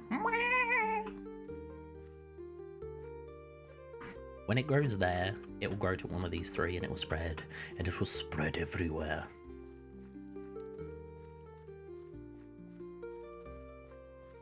So, this entire area has to be grass so that I can till it down to paths. And when it's a path, all I have to do is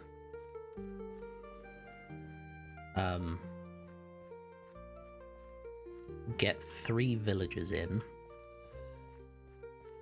to there, 1 zombie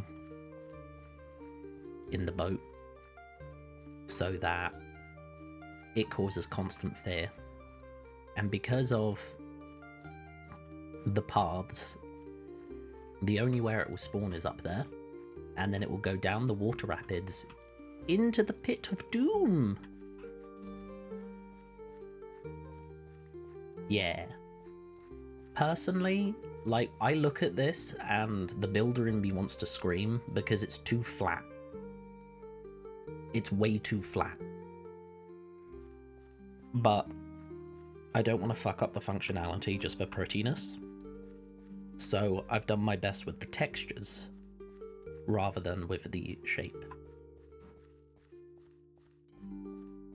But yeah, we just have to wait for the grass to grow and then for the grass to spread. And with the grass on here, it will spread faster because instead of it being a single block trying to grow, it'll be multiple blocks trying to grow. Is that a chicken? Why are there just 2 chickens in the middle of the ocean? Are these ocean chicken? What is happening? Splin, keep your children under control. But one of the things I do want to do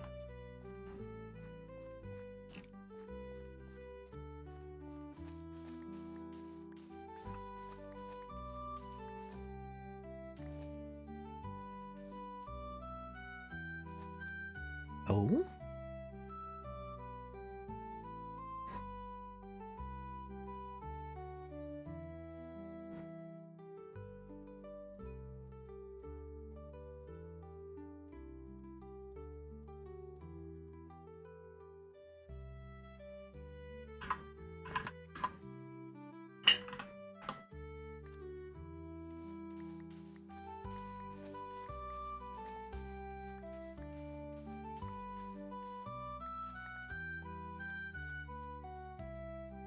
What I do want to do is I want to see what everyone else is doing.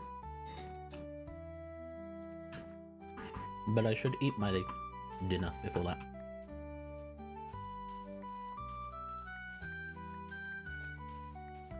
So for now,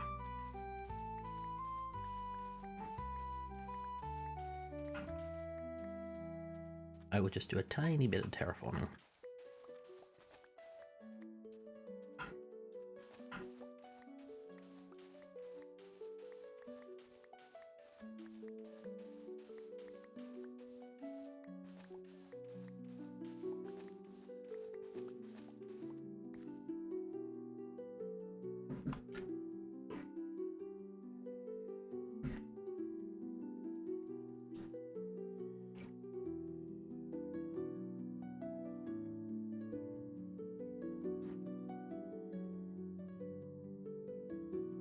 For God's sake, Polar, make a fucking backpack.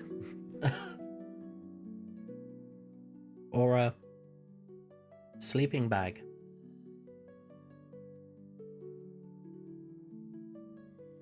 None of these people are making a sleeping bag. It's so convenient.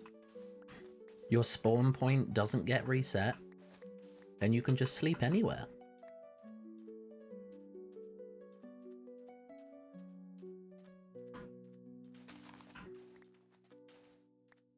Splim was the one who taught me that. Best chicken boy.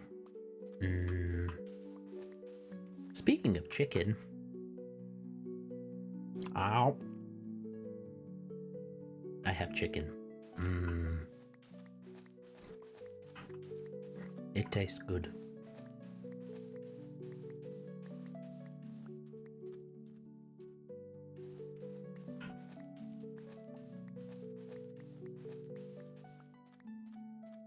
I love how it puts a little beacon with his face on it to let me know where he is at all times. It's like, there he is. There's my polar. My cute, sleepy little polar bear. Yes, grow. Grow. Callie, look. It's my iron farm. It's very, very pretty.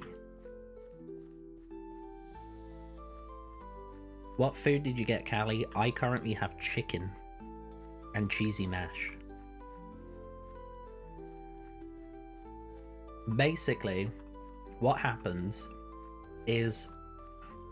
Excuse me, guys. I will put beds here, and I'll put 3 villagers. These zombies will be in the boat, and they will be away from the villagers. And the villagers will get scared by the zombie. The zombies will scare the villagers. It will be a feedback loop that goes on forever. And whenever villagers are constantly in fear, it spawns an iron golem. And because the dirt around here will eventually become grass, and when it becomes grass, I can make it into a pathway. The golem cannot spawn on pathways, but up here, I've made kind of like a log flume kind of situation. Just water that is going from up here and pushing them down into the center. They will spawn somewhere on that and be pushed by the water into the center. And in the center... Ow, that was rude, guys. Don't hit me. There are these hoppers, and the hoppers throw the deceased corpses of the iron golems into the chest. And when a iron golem dies, it leaves iron behind. So, oh look, it's growing! So yeah, that's how you get infinite iron. You just force villagers to be absolutely terrified, and it will spawn an iron golem, and then you murder the iron golem. The reason that there's fire coming out is because there's campfires in there. Oh, it's not the most fucked up thing. So, if you want to get infinite cow meat or infinite leather, what you do is you put 2 adult cows into a tiny, tiny, tiny little cage. You force them to breed. When they breed, they produce a baby. That baby is small enough to crawl through a little tunnel and get stuck. When it gets stuck, it grows up, and when it grows up, it gets burned by a bunch of lava and dies, and it deposits its meat and its leather into a hopper, and suddenly you get infinite iron. Not infinite iron, infinite leather and infinite food too. You can do the same with chickens, but the chicken one is just a coop to make them shit. out eggs. But you could also do the cooking method, and then you get feathers and chicken meat. You can do the same thing with pigs. Yep. And then if you really, really want to be fucked up, you can do what Polar's done right here. And, by the way, that's an iron golem. It spawns because there's so many villagers. You can force villagers into a little cage and force them to be forever farmers, or forever sheep herders, or forever that. And you can create an entire village of slaves, essentially. Or you can do the other thing, which is make a item shop. And the way that you make an item shop is you force shopkeepers to breed, create new shopkeepers from their children, and encage each of the individual shopkeepers into their own little 1x1 prison. And then you can create a market where you buy items from them, and they are just forever trapped inside a little box, waiting for you to come along with your emeralds and do stuff with them. So, yeah. Minecraft is a slavery simulator.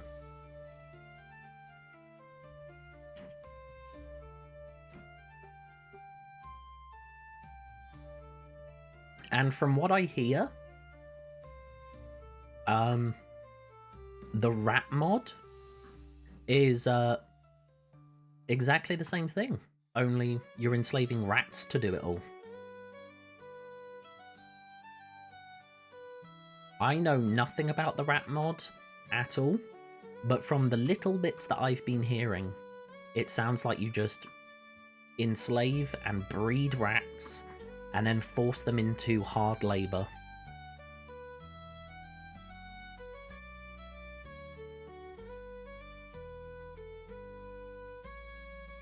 I could be completely wrong, because again, I know nothing about the rat mod, but from what I've heard of what people have said they have been doing with the rats, it sounds like... I also didn't know that there was a mail system. I forgot about it too.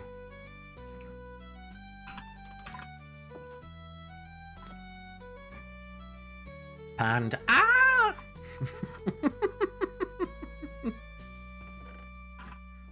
Speaking of which, have my trees grown? Yes. Yes, grow. Have all of you grown? Oh, I think you have. Yes. I need to reorganize this because it's kind of messed up. I also need to terraform because there's a big hole. There are so many little things I need to do. I also need to do the interior, because at the moment, Polar's living outside, and my house is just that bed there, and just the chests of absolute madness. I'm thinking me and Polar could have bedrooms with the windows, looking out at our beautiful front yard. Then we could have like a guest bedroom or two. Then like a kitchen. That's going to be storage because it makes sense. It goes out to the two places like crops and wood, and downstairs is the mine. And then like we could have our enchanting table, and we can have all the other shit inside.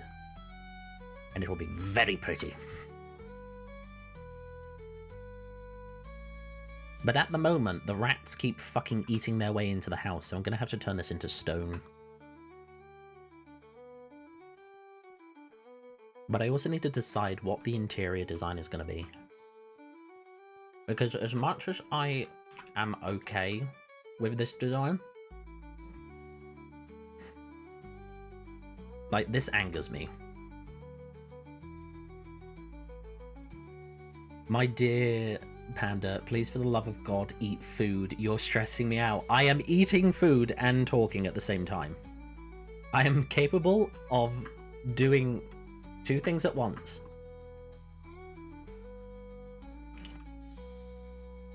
In-game? In-game? You weren't here for last stream, were you? So, I spent 3 hours of stream on half of one heart, no food, and I was in the mine running around like a lunatic.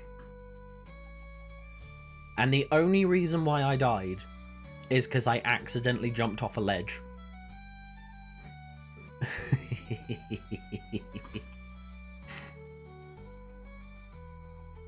My anxiety could never.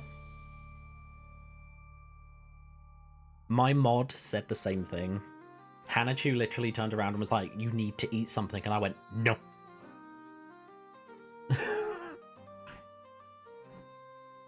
The only time I ever eat food is when I'm like, I need to run. But I never need to run. Anyway, I'm in a safe place. I'm in Polar's claimed lands. Which means that I'm safe from all harm and damage.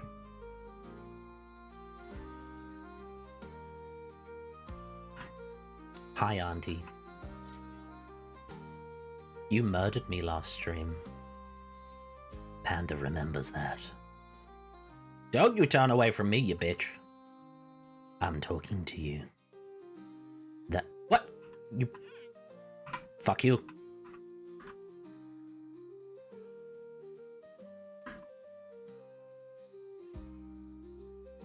Oh my god, we have different coloured bunnies? When did this happen?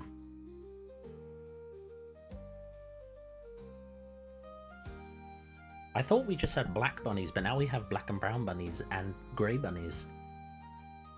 Is that because they've matured? Or because you got different bunnies?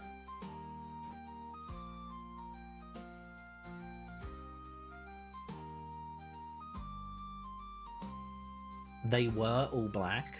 Oh. Huh.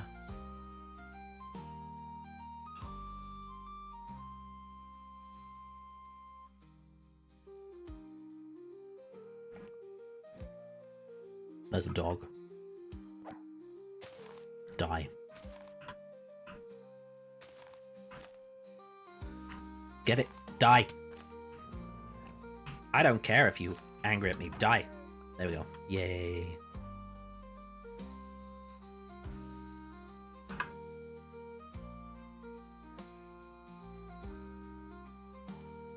There's also a Maine Coon around here. I need to work on getting more of a farm going. All I have are like 20 bees. I mean, that's fine. All I have for a farm is all of these carrots, the 3 lettuce, and this wheat. I mean, I do have all of these seeds. And some fish.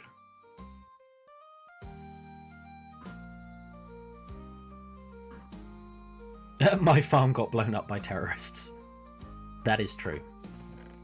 I need to organize my chests as well properly. Look how many times I've died. I have so many obituaries. And that isn't even all of them, because most of them I just threw off the edge of a cliff. I'm going to sit here for a minute while I eat more of my food.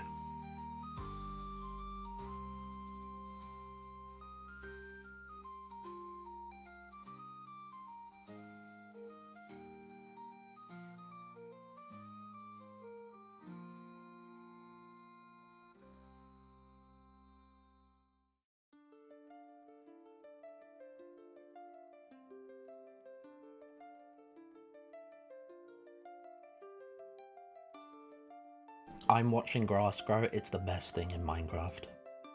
Speaking of, like, awesome things in Minecraft.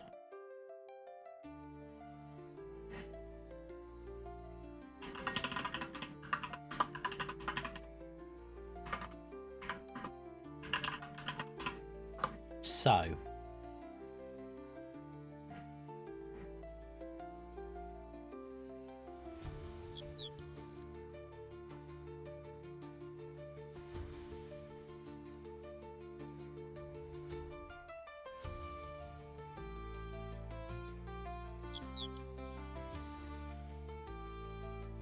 Where is...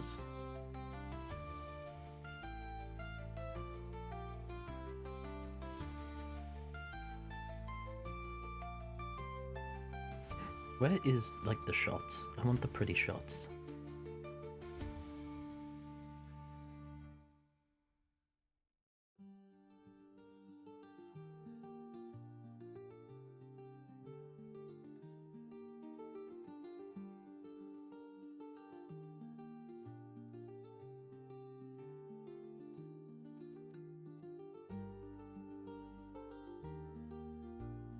There.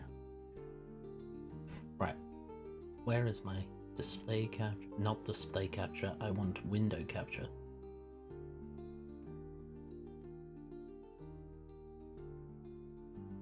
Okay, so this is one of the designs that I was thinking of doing. Not exactly this, but I found this wonderful creator called Munkel, who is building in the style that I want to build in. So I was looking at this and I was like, ooh, yes please.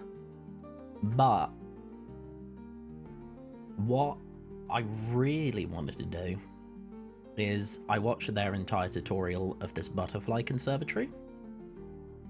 And I think it's like their first video.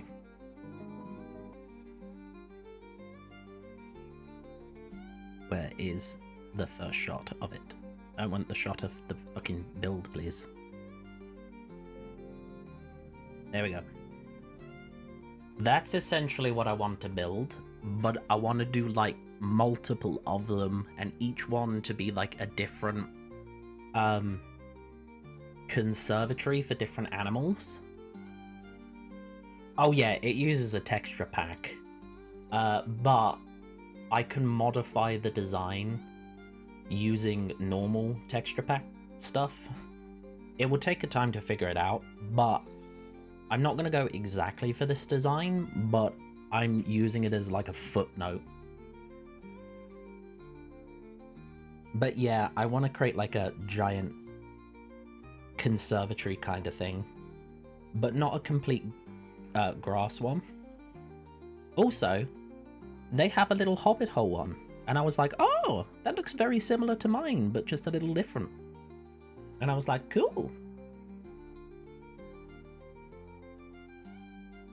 But yeah, they have this glass observatory, and I was like, ooh, but what if I did that as well? But then I've noticed someone else is doing a glass observatory right now, so I was like, oh, I'm not going to do a glass observatory because I don't want to, like, steal from someone else's thunder. But yeah, I was like, ooh.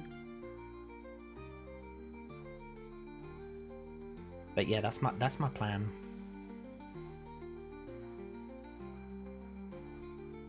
I would love to try the hobbit hole one. Hobbit holes are really easy. So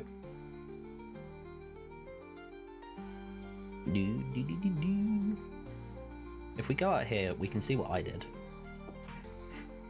You literally start out with a circle design. Depending on what you want to do, you make a circle out of something, and then behind the circle, you put your choice of door wood, and then you just put your choice of door in it. Nothing you can do about that. That's the closest you're ever going to get. Then you'd put a pillar in front of your framing. So I just got a pillar there. And then you just build out a little bit on either side with windows. They went with circular windows. I just went with square because I couldn't be fucked. Pretty much what I did. And then with the roof, you just decide whether you're going to go for a flat roof or whether you're going to go for an arched roof. And if you're going for an arched roof, just decide what the arch is. I just did 2 blocks. So I did 2 full blocks and then 2 slabs, just a slab down, and just kept going until I reached the sides. And then I just put a pillar up to match it. And then I just did this for decoration and did the same but up there, just because it makes it look nice. And then in the front here, I'm going to put like a ladder and a button and a ladder. Same here, I'm probably just going to do the same thing. But I'm probably going to go button, ladder, button. And I might just put like grass blocks here with some trapdoors in front of it just to make it gardeny. Yeah, the rat holes. Fucking rats. But yeah, that's just how you make hobbit holes. And when it comes to Minecraft builds, everybody looks at like complicated builds and goes, oh my god, how did they do that? It's insane. It's not really. You start with a flat surface like this, and then you build one block out, maybe 2 blocks out. And then you just add more blocks as decoration. And eventually it slowly becomes more complex. For example, like over here with my sorting system, personally, I don't like the signs. I would prefer the signs to be like red or green or something more poppy. But you can see that I've just done alternating staircases, and it gives a nice pillar support design. And then backed with the colour of a different wood, it really makes it pop out. And also the fact that you've got this like oak chest with this not same colour, but same light coloured background, and then the dark wood just makes it pop.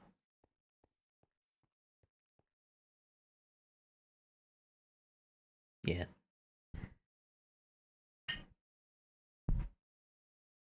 And you can really make anything pretty.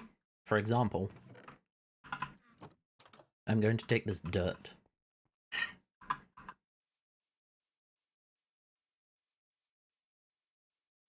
Yeah, I don't want to build it here. I'll build it outside because then I can destroy it later. Watch this. Do. Boop, boop, boop, boop, boop.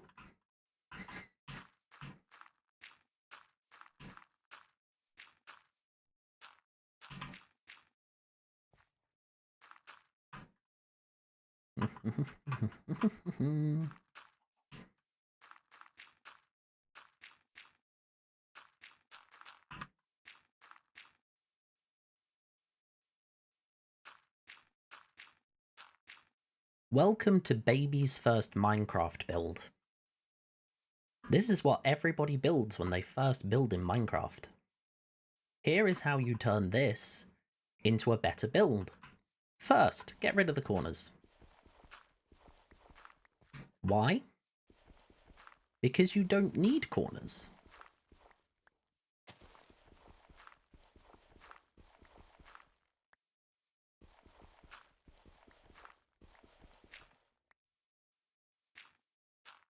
I can't get through, and if I build it high enough, people can't get over. Therefore, I don't need an edge. Now look at that. That already looks more cool.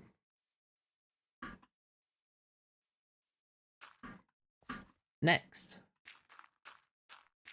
let's build that up by 1. And destroy this.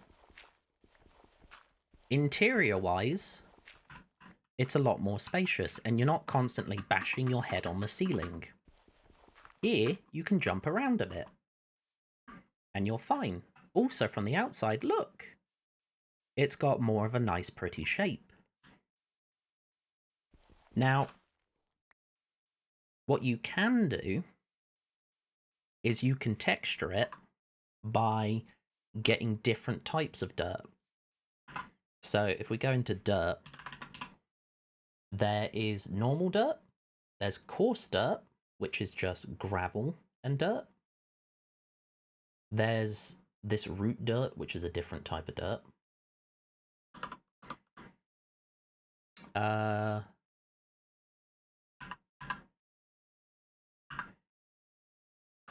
How do you spell pulse? There it is. Pulse is like a flowery dirt, which you can put on the top, and you can put grass on the top. You can also, the next thing that you do is you get wood. You can start interspacing wood into it as well. That's everyone's first build.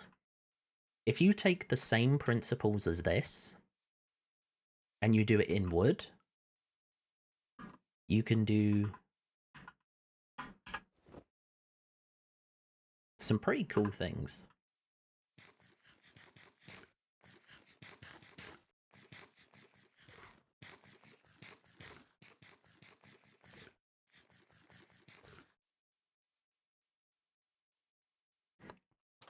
So if I just grab all my wood. Polar, why did you drown yourself?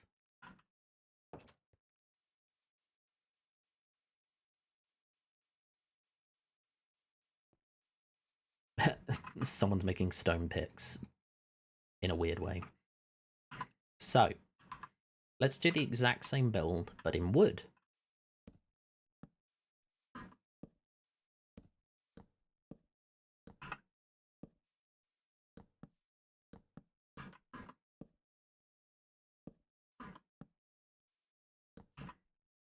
The only difference is I'm going to extend it out by 1.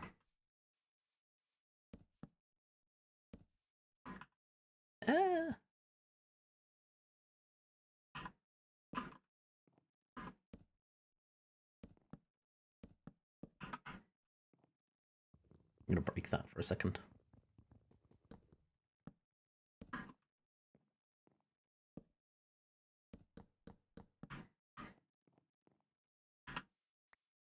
So we have this.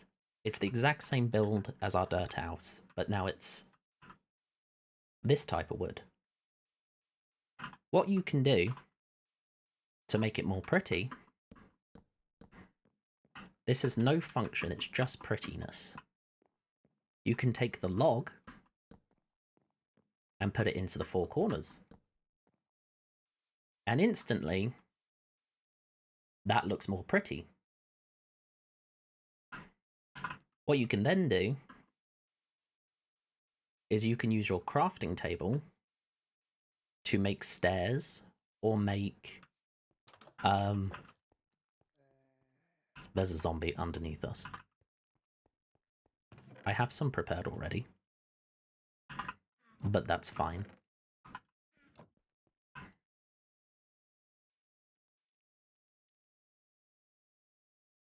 You can make a stair, or you can make some slabs, or you can make a door. I'm not going to make a door because I already have a door. So most people... I've just realised ads are about to start. Most people put their doors in like this. But here's a fun little trick. Stand inside and do this. What you've done is you've added depth. And depth is what makes builds look cool. Also... Oh, I didn't mean to do that.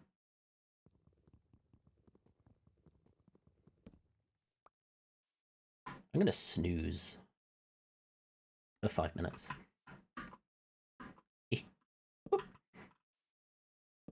You can now use your stairs to make a pretty roof.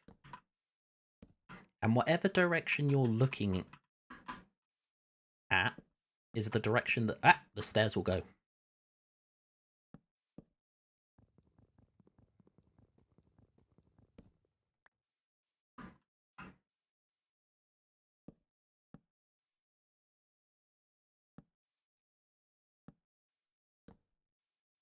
And there we have, again, a basic build.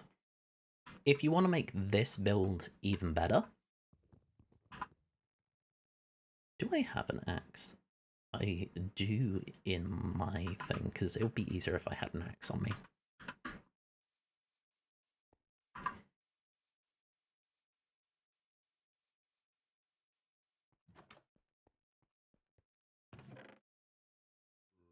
Yeah, I have an axe.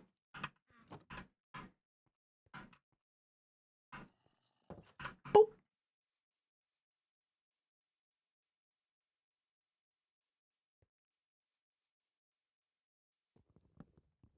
Just makes this faster.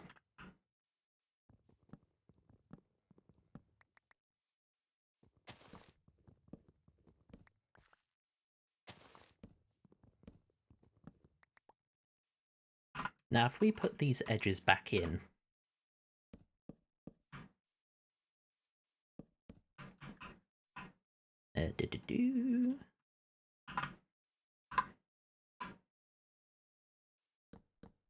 and instead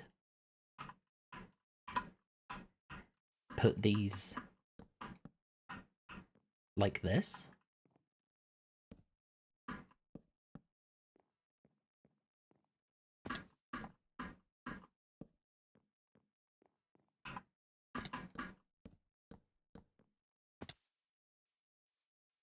you can already see that we've put some depth in. And then you can do something like that, and you see how instantly it's made it look more cool. Then if you want to, you can do like this.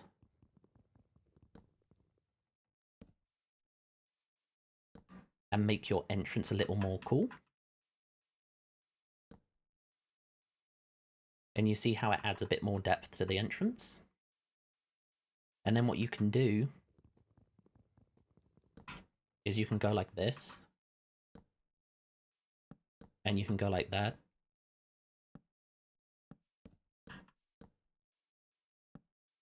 And suddenly, look, your build has more depth and your window looks more awesome.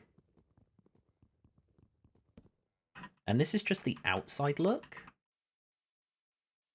From the inside, we could take this out.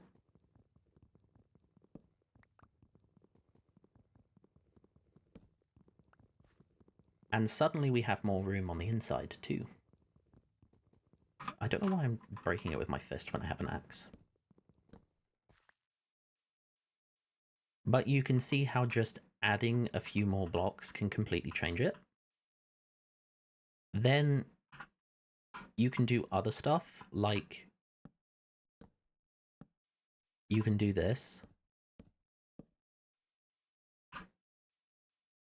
And you see how it adds more texture to it.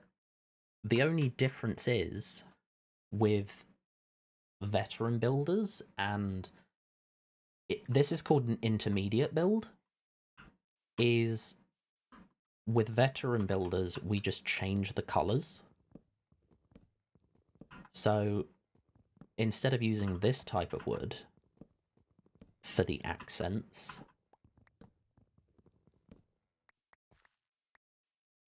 I would instead go get a different colored wood.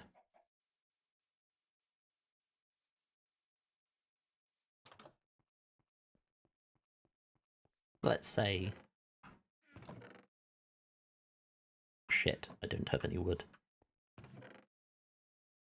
How do I not have any wood? Where has all my wood gone?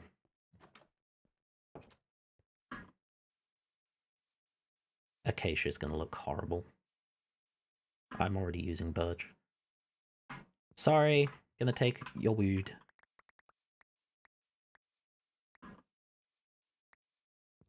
And yours.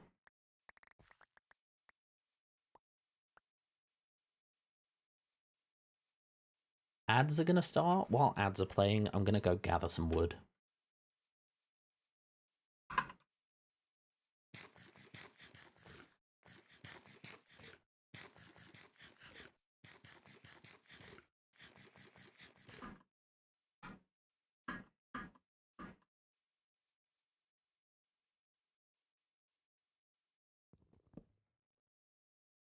I pressed the wrong thing.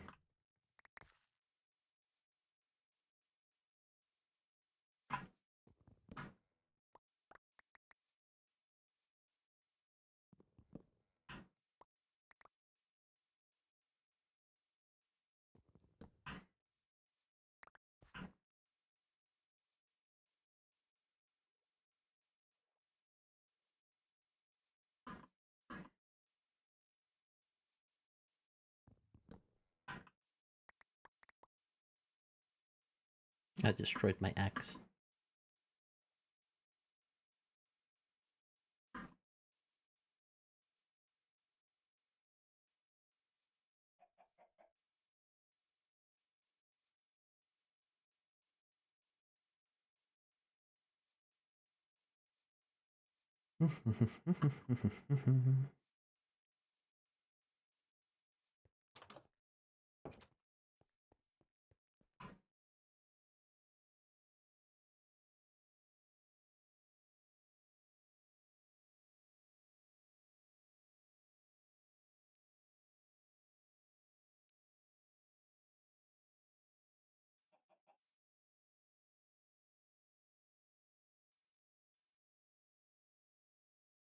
Oh, I have normal wood. I am blind.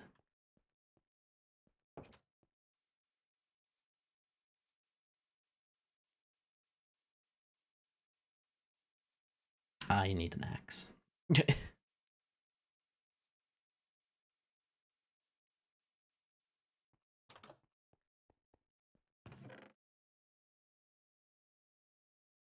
It is about to break.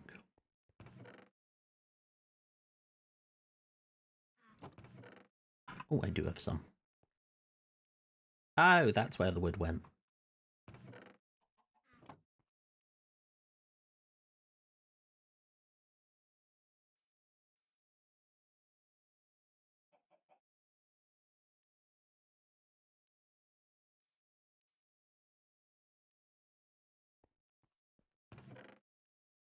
Let's throw all the stuff I don't need just into here for a moment.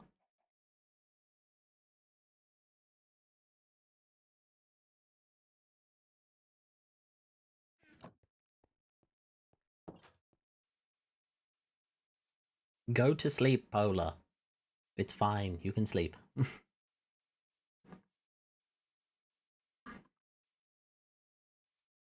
Okay, so welcome back. So we've got this design. If we now change it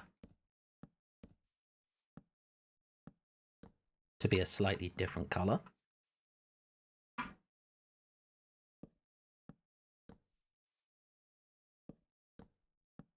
you can see it pop some more.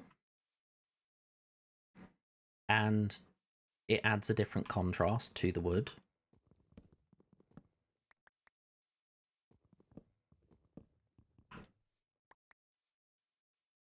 You've suddenly gone from a beginning intermediate to an intermediate, if you get what I mean. The other thing that you can do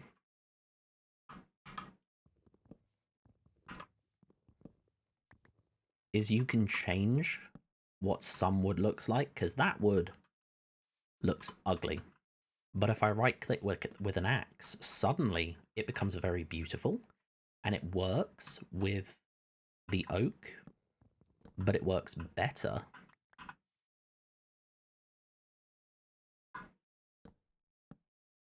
with the spruce, because it really makes it pop.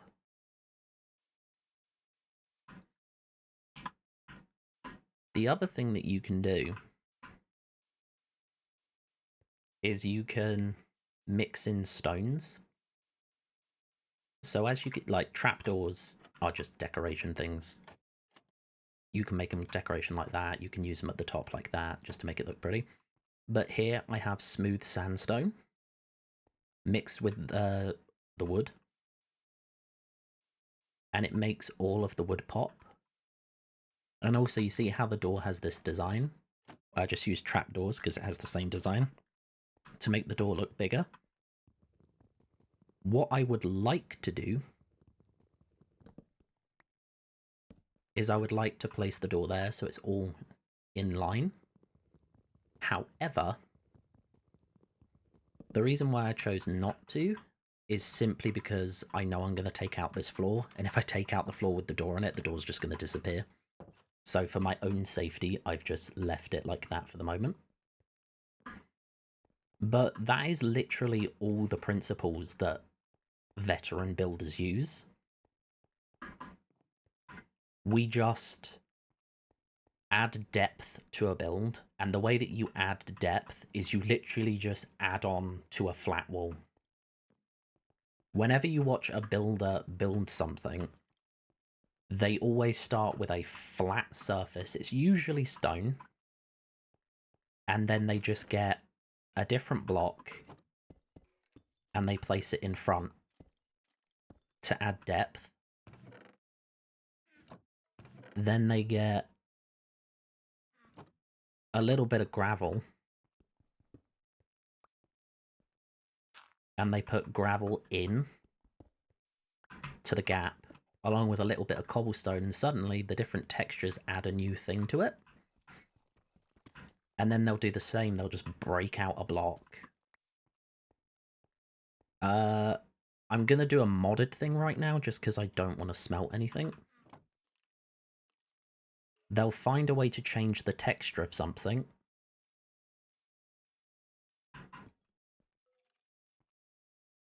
Like, they'll cook it, or they'll change the shape of it, or they will, if you're in modded like I am, they will use a mod to change it.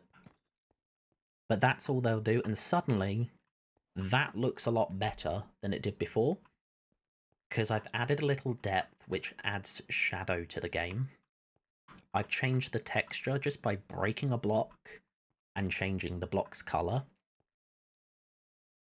Or I've smelted a block so that I get a brick. And if I want to add more to that, I will just turn around and say, hey, what if I make a button? And I slam the button there. And then, I don't know, I get... I'm stuck. I get a ladder. And I put a ladder there. Suddenly it adds more texture. And then they'll be like, oh, I want to make a smoother connection for here. Okay, I'll put a staircase there. Oh, look. It adds a different thing. Oh, I want this to be closer to the roof and add like a roof texture. Oh, I've just put stairs on it. I want to go one step further and I want to make it really blend in. Okay, I'll put a slab there and a slab there, and it really looks like it's supporting.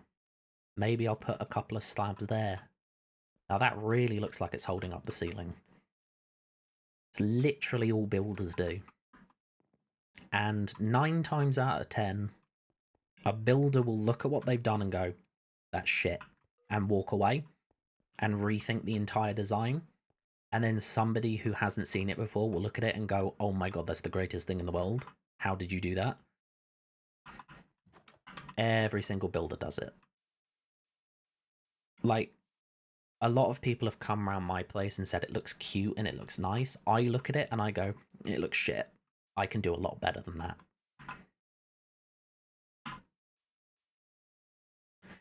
And I look at the designs of that creator that I showed you, and I'm like, I can very easily recreate that.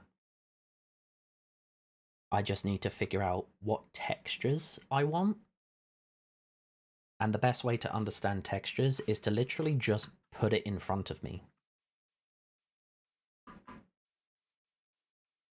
I mean, I'm going to disconnect from the server for a moment. And I'm going to show you what I do sometimes. I literally just hop into a creative world. Because, hey, this game has a creative mode, and it gives you access to all the blocks. Look. When I said I was going to create a hobbit hole, this is what I meant. All the techniques. So I've got andesite next to stone, next to cobble. I've got some moss brick. I've got all these techniques. This is the hobbit hole I want to create.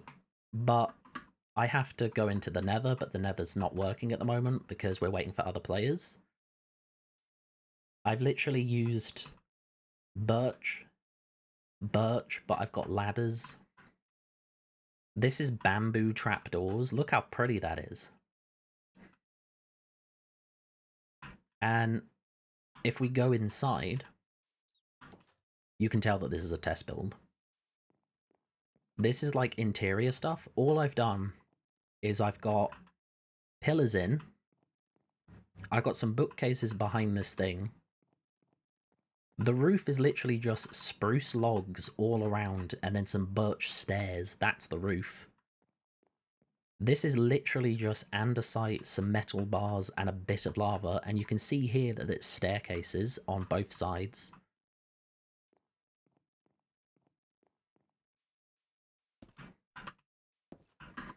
And then over here, this is me deciding what kind of pillar design I like. I looked at this and I was like, okay, this smooth sandstone with the sandstone wall and the cut stone block, I like it, hence why I put a green. This is smooth sandstone with the cut sandstone with birch, and I didn't like it. This is birch stripped wood, I liked this one. As you can tell, I really didn't like this because it covered too much of the design of the chiseled sandstone. This here is a design for the observatory. The problem I have is with the size. I didn't like this internal area. I didn't like the shape of it. I didn't like the pathways, and I was like, look, I need to just leave it, come back later. I like the outside bit. I think it looks nice with this, and I like the corresponding polished diorite. I think that looks nice, but I don't think it's the right shape. And literally what I'll do is I'll go into creative mode and I'll be like, I like the color of that, I like the color of that, I like the color of... Actually, I like the color of that. That's nice. Ooh, the bamboo. That staircase looks wonderful. Look at that staircase. That is beautiful. And literally what I'll do is I'll sit there and I'll do this. And I'll be like, okay, I like those textures. What does it look like around stone, sandstone, a bit of gravel, and some deep slate? What does that look like?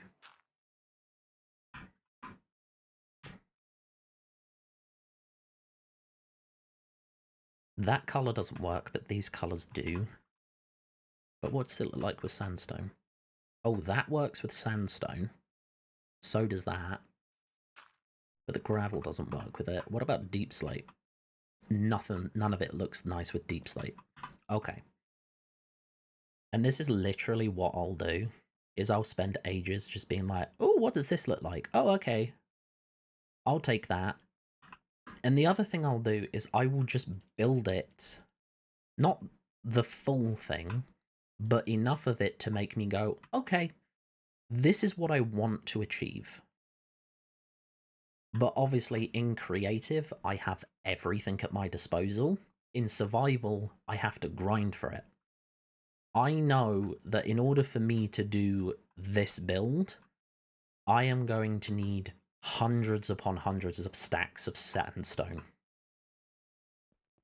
I think specifically I calculated based just on this size and the height that I wanted, which is somewhere around here, which is 27 blocks up, because you can see the middle number underneath my map goes to 27. I calculated to just get to that height with that size, I was going to need 200 stacks of sandstone.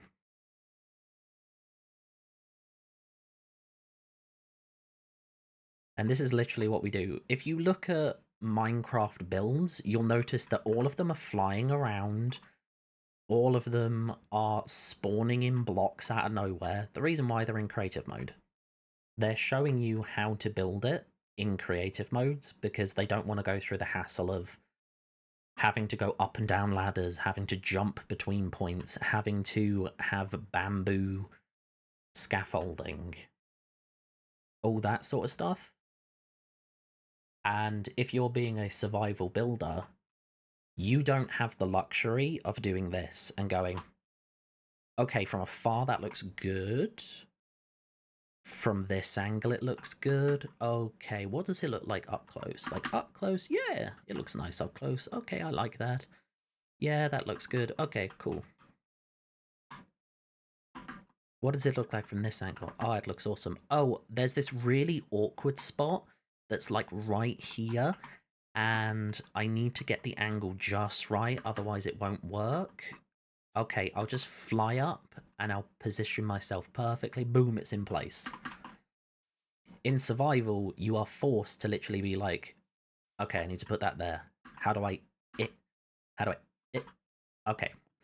What if I make a totem pole out of dirt?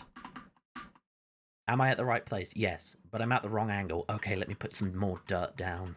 There we go. Got it, finally.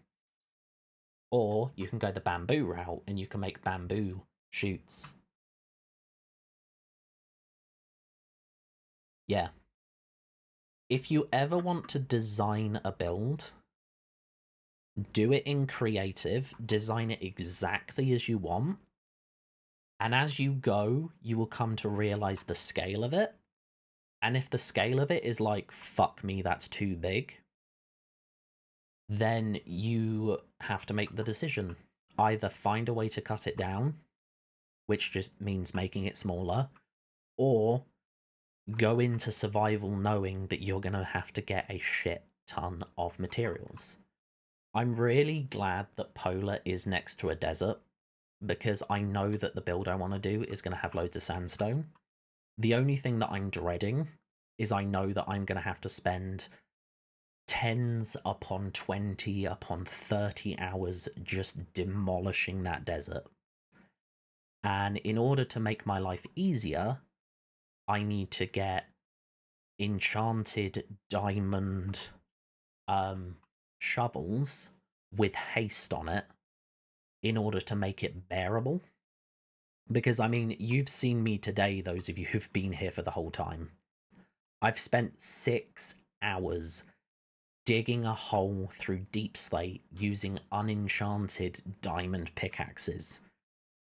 I thought it was going to take me 4 hours. It actually took me 6 hours, and I went insane by the end of it, because oh my god was it boring, and oh my god, I was just surrounded by pitch black darkness for hours and hours and hours. It's not fun. I mean, it's relaxing and it's fun in that way, but you go insane. So, yeah. Whenever you're building,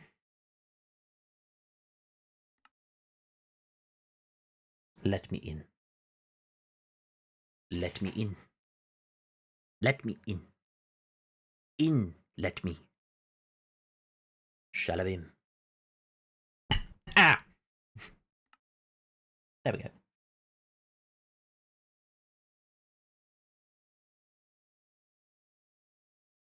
Yeah, I find that a lot of videos, they don't actually show you how to build the thing. They just build the thing and go, that's how you do it.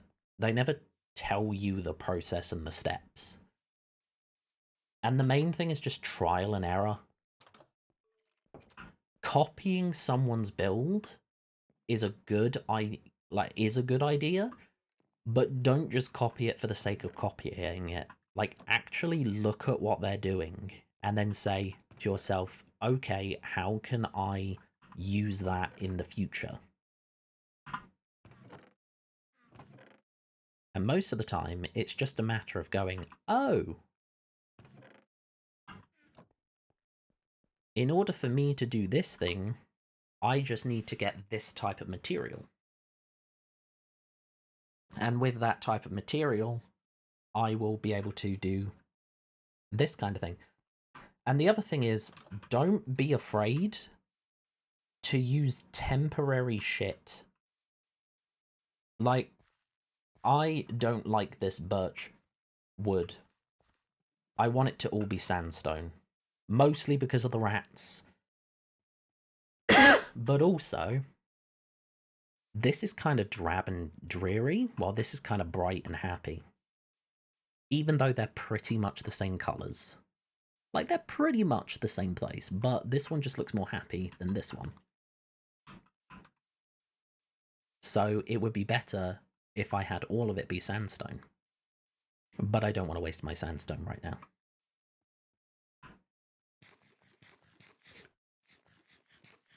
And if you're playing modded Minecraft like we are, and you have something like the chisel mod, this one isn't, even though this is a chisel, this is not the chisel mod. This is a partial chisel mod. It only does stone, and it only does the basic stone. The actual chisel mod does loads of stuff. Look at my grass, it spreads. Oh, look. They're making paths for me already. That's so nice. When you're doing, with, like, the chisel mod, you can do this. This is literally stone. Everything you see here is just plain stone. All I did is I used the chisel mod, I opened it up, I placed stone into that slot, and it gave me an option for all of these different textures. And I just chose which one of the textures I liked. And then all I did is I said, oh, this looks like cobblestone, but it's not cobblestone. Because cobblestone looks like this.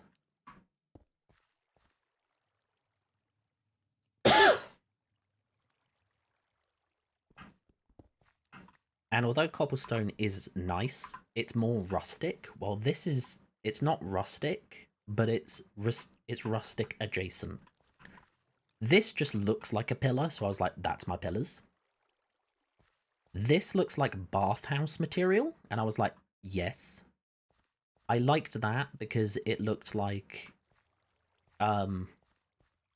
almost like church material, if you get what I mean. And this just looks like, Aztec. And if we go upstairs, I'm just going to borrow some. I have a shovel, why am I doing this?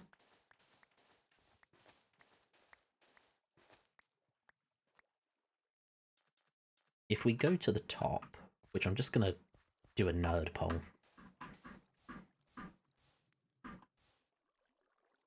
You can see that I've put like this bathhouse material. It's still stone.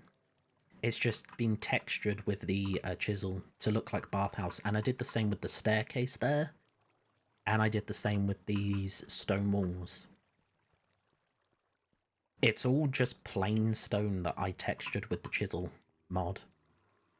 And I want to continue this up a little more and make like a teepee hut situation.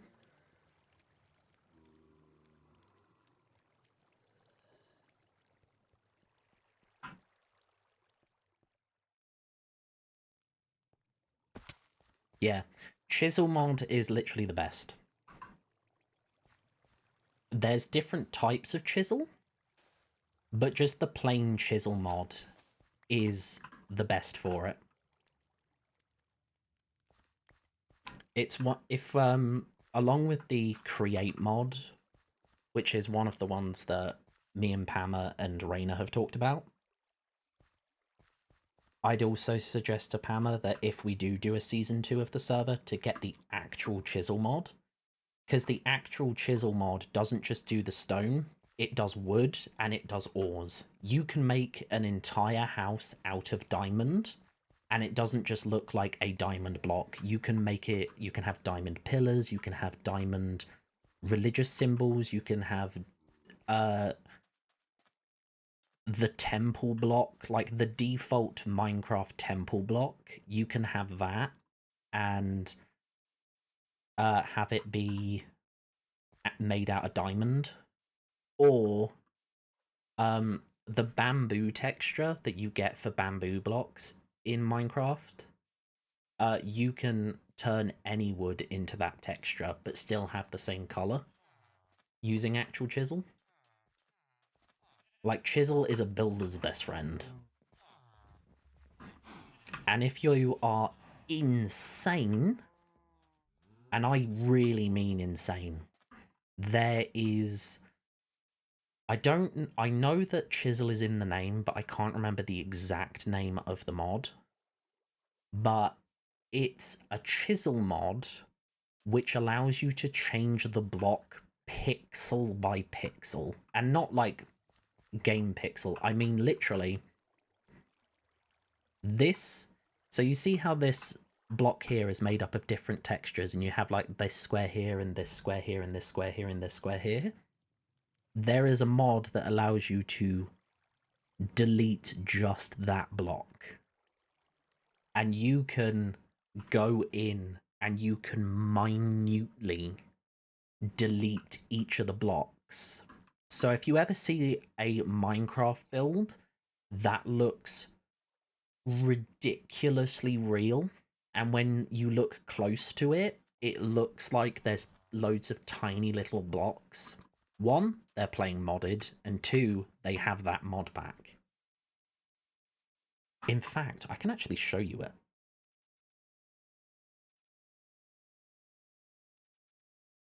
I'm not going to show you one of my builds because we are not going back to my builds.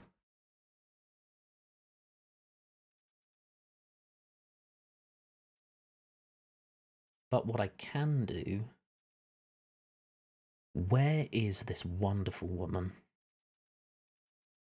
There is this amazing builder who... She's only been around for a little while. Is it Sniffer? Yeah, it's Sniffer.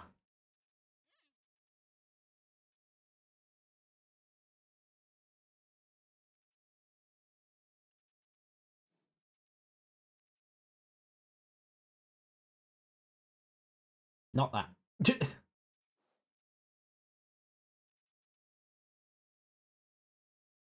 First, let's talk about the magic. This is Sniffer. So, this build here. 8 years, many weeks of forgetting, bringing them into this world. Look at that build. That looks so fucking real. But what you'll notice is how tiny the roof shingles are. Now watch her build this. Seeing it all together definitely made me get. She is literally going pixel by pixel and cutting it out.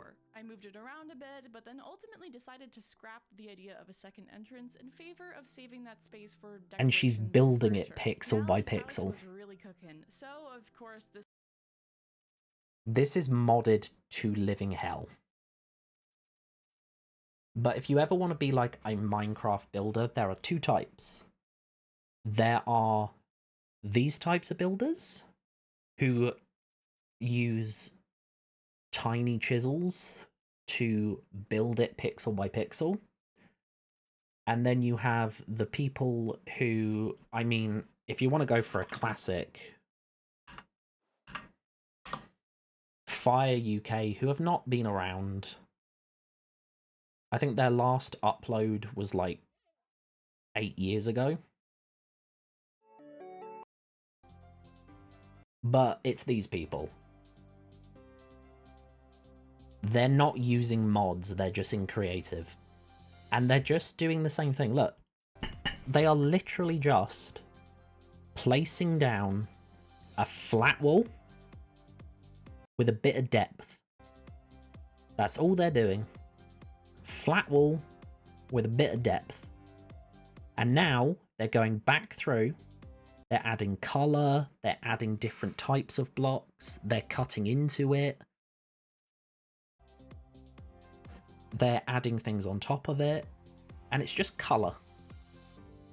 It's the exact same type of blocks. It's just different colors placed in a way that makes it pop. And it's all about complementing the colors. And it's about framing. I mean, look at this section here. It's a flat wall. And the first thing they do is they cut holes into it and add a backdrop to it. Someone's coming along and adding a bit of wood to each of the sides to pop the corners. Then they're adding the same into the middle. Someone's then coming in with a dark wood and adding what I'm guessing is a wall to the side of it. And now all they've done is they've cut an extra line up, put some glass panes in, and then just added more pillars and a couple of stairs. That's all that is, that's just stairs. And all of this is just stairs. They've just changed the angle of how they've placed it, and they've placed them upside down and on top of each other. This here is just a mixture of slabs and stairs just to make a cool design. And the same here. All they've done here is they've changed the colour of the steps. I guarantee you that the original steps that they had there are at the exact same level as the grey. They've just put stone steps in rather than dark stone steps in. But it just makes it pop. It's literally how you take a boring build and make it amazing. And you can see here, look, that's all they've done. It's all the same flat that they did. They've just added stuff on top. They've added... that looks like an oak beam on top of a sandstone wall, which is sitting on top of an anvil. That's literally an anvil. There's 4 stairs around a block. Then there is a slab there, which then goes into another staircase. This bit down here is just a stair, a slab, and a block, an anvil. An anvil, next on the side of the anvil, there is a, what looks like an oak sign. And then they've put a sandstone wall on top and an oak fence on top. That's all they've done there. And this bit here is just a block, a staircase, a block, a staircase, a block, a staircase, a block, a staircase, a block, and then just a bunch of staircases with the occasional just full block. And then on top of that, they've got slab, staircase, slab, block with a wall on top of it. We've got a staircase that's facing this direction, and that looks like an iron bar, which is just sitting on top to make it look like a stabby thing. It's so ridiculously simple what they've done. It just looks complicated because there's so much of it. But it's not complicated at all. And you can literally pause any of these builds and just look at it and go, oh yeah, that's a staircase with a full block on top of it. And then they've gone one step back and done the same. And it's the exact same thing here. The only difference is that looks like an anvil. Instead of going staircase block, they've gone staircase anvil. And the anvil is underneath where the staircase is rather than where the block is. But really, they've just kept the same base design and just added on top of it to make it look cool.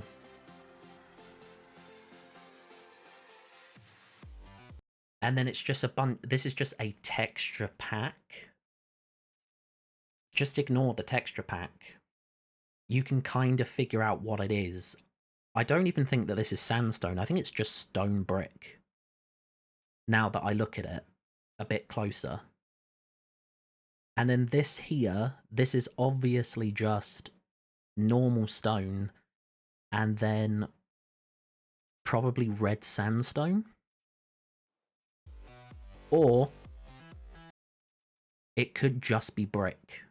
We're a bit too far away for me to see the texture, but just looking at this texture here, this is probably just brick.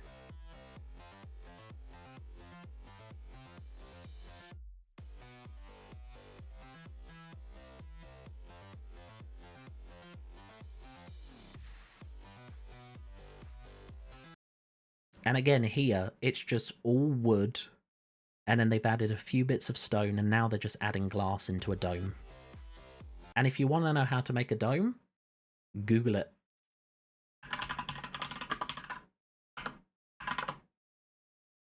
Minecraft dome images. How to build a dome. Just look at these. If you want to know how to do a Minecraft circle, there you go. Or, here's another thing that you can do, which is absolutely insane. Do.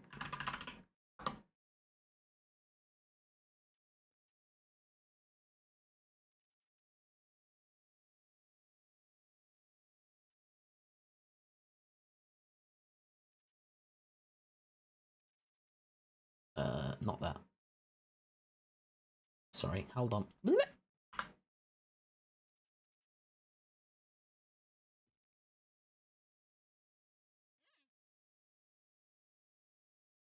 Has anybody ever heard of this program before? It's called Paint. If you go to View, you can click Grid.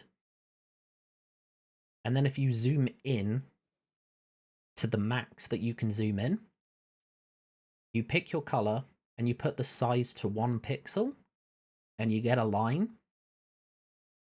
I am not at 1 pixel.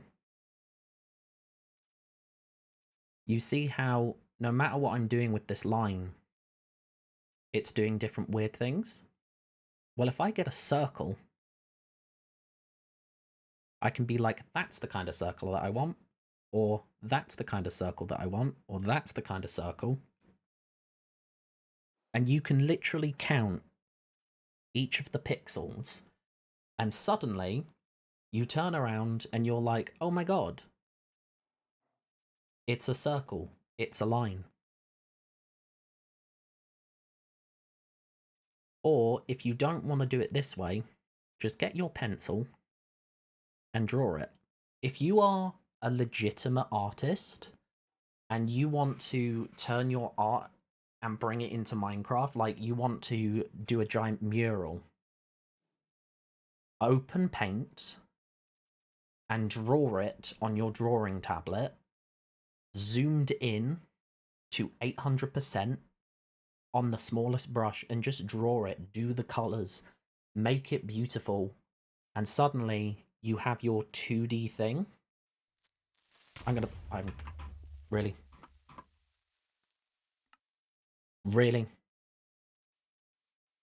I'm gonna hide in a hole. Because that was just rude. Actually, I'm gonna hide in my dirt hut.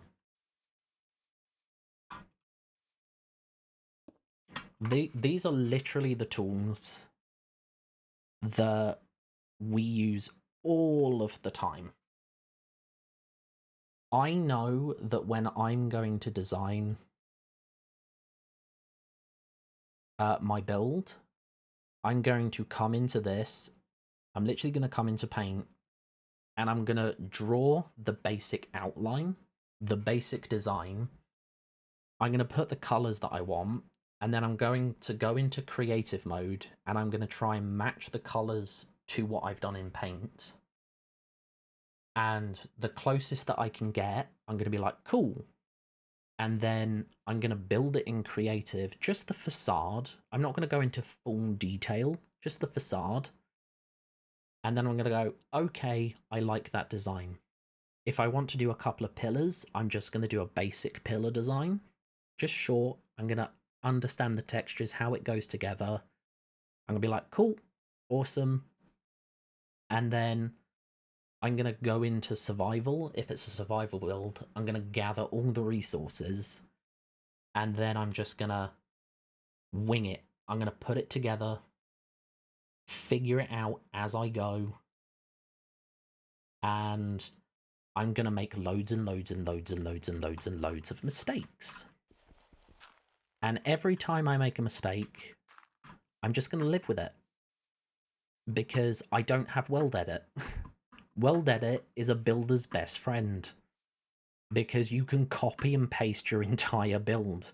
If you've done it one block too short, you can just copy the bit that you need to raise up, raise yourself up by one block, paste it in, and then fill in the gap.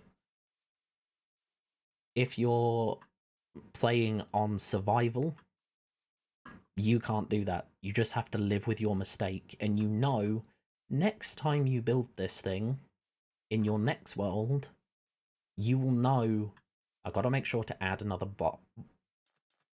add another thing. And you just keep going.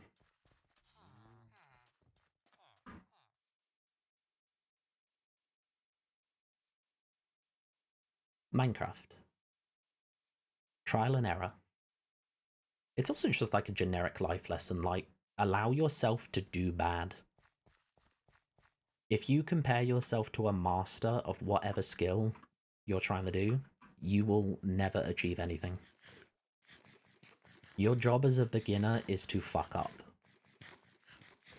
And if anybody mocks you as a beginner for fucking up, it's not you that's the problem, it's them. And the reason why is because they're just as pathetic as you, but more, because at least you're trying. And also, it's not bad to say that you're a pathetic builder when you're starting out. Yeah, you are. You're starting out. It's fine. It's okay. Just literally turn around to the person and go, yeah, I know I'm pathetic, but at least I'm doing something about it. What are you doing apart from calling me names? Have you jumped into the game? Have you started building? I guarantee you most of the time, no, they're not. They haven't jumped into the game. They haven't started building. So you're better than them. And if, perchance, you meet that 1% who actually is a better builder than you, and they're mocking you still, they're an arsehole. And you just know not to hang around with them, not to listen to them, and not to treat them like a role model. Because sure, their buildings might be better, but they're just rude, and you don't need rude people in your life. And also, one day, you're probably going to be better than them. And they'll be still mocking all the newbies, and you will be a better builder than they will ever be. Inspirational Panda! God, I've been streaming for 9 hours. Oh.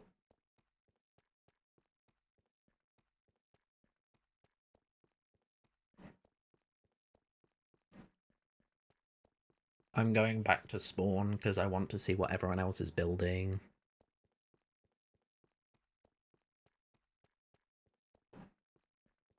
It's going to take 40 minutes.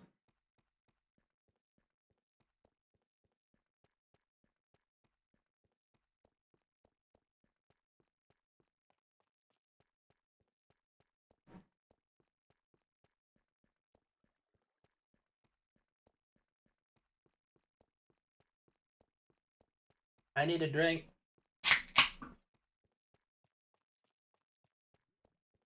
Dr. Pepper.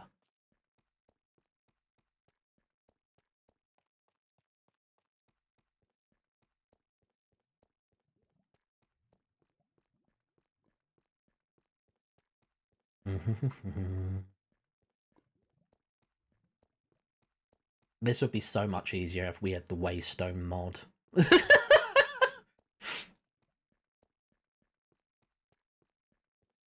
I mean, the Waystone mod does get rid of this insane build that I've done.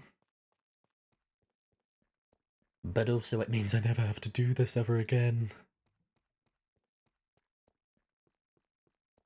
The Waystone mod is literally, you build a pillar, you set a name to that pillar, and if you find another pillar, you can click onto that pillar, and it will connect your pillar to that pillar, and it will allow you to teleport. It doesn't allow you to teleport anywhere, it only allows you to teleport to another one of those pillars.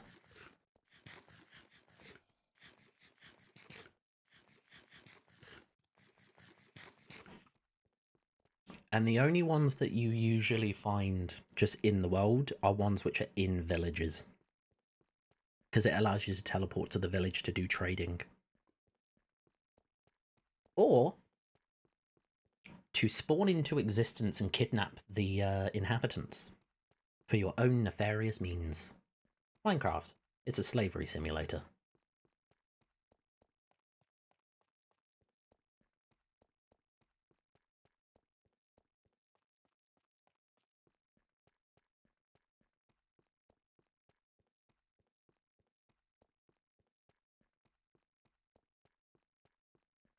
Hammer's base is really far away.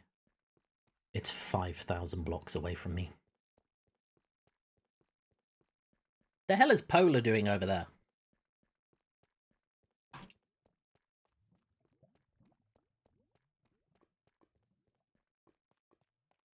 It's insane.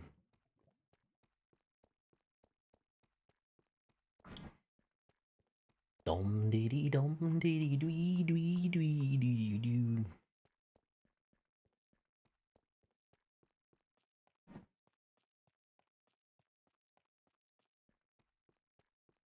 I'm very proud of myself, but at the same time, I hate that I did this.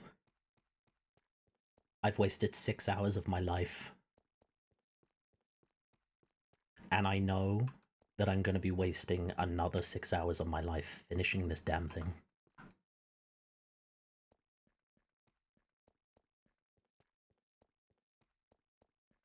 It says that there's only 3 of us on. And yet there are 4 of us in the menu. Crazy.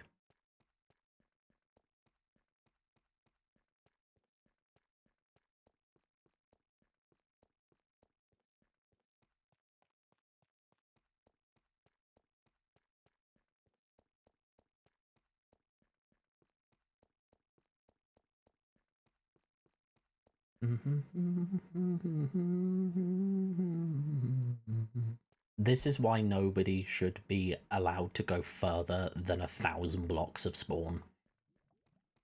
It takes an hour to dig 1,000 blocks.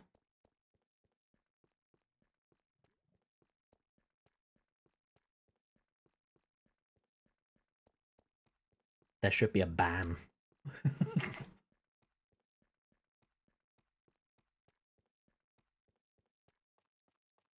I haven't even hit the 4,000 mark yet. Oh, I really, really, really need rails in here.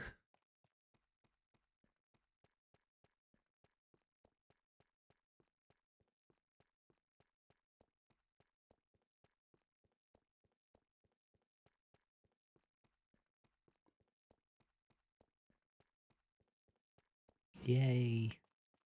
Less than 4,000 to go.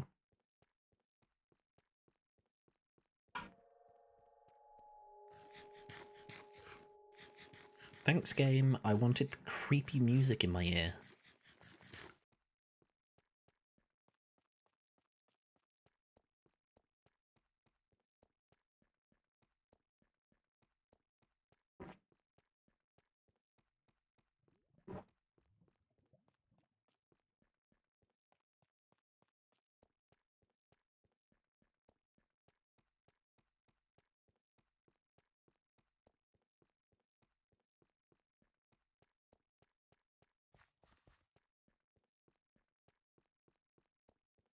Didn't Splin say that he wanted to put the chicken mod in one of these games? That man is chicken obsessed. Also, the chicken mod is 100% broken.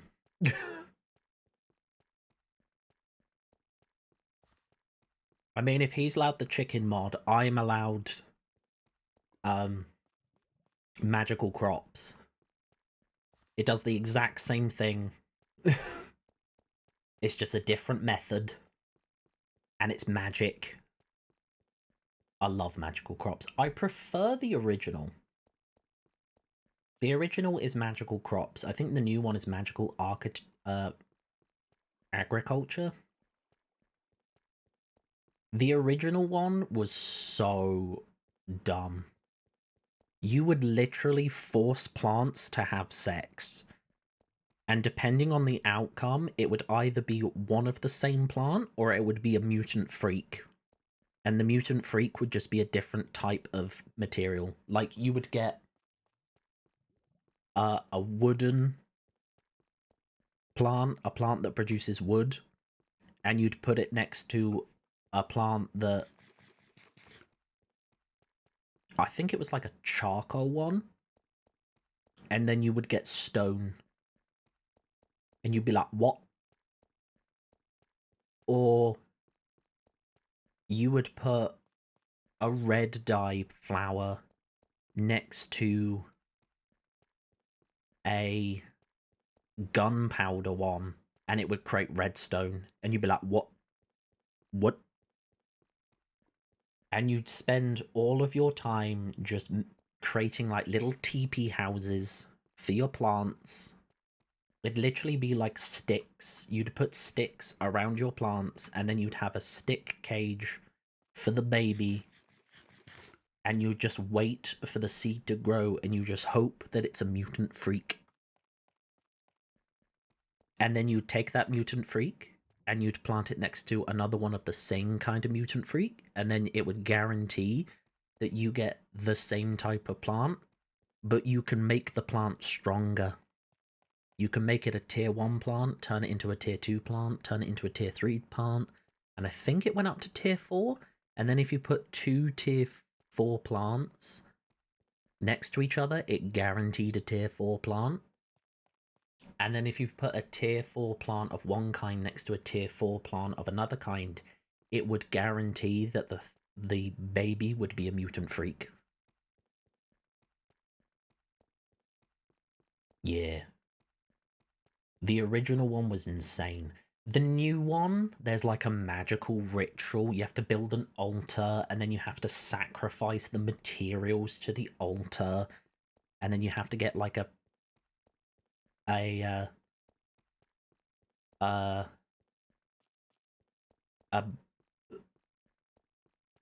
not a magical seed, but like an empty seed, and you'd have to sacrifice the empty seed with the materials, do your literal magical spell, and it would give you the seed. But there'd be no seed sex. There'd be no plant sex. And it's like, why? It's what made the other mods so funny. A lot of the mods which are modernized, like the old mods which have been modernized, the funky weird thing that made it funny has been taken out, and it's been replaced with like logical stuff. Like, hey, sacrifice the seed to the blood god and then you get a blood seed, and it's like, yeah, that's like more on brand, and yeah, it keeps the whole magical seed thing. Like, I get it. But like plant sex, that's really funny. And also, it makes the grind more hilarious when you're stood there staring at a plant, being like, grow for me, become a mutant. And then it just turns into a poppy seed, and you're like, I already have a poppy seed. Give me my mutant poppy.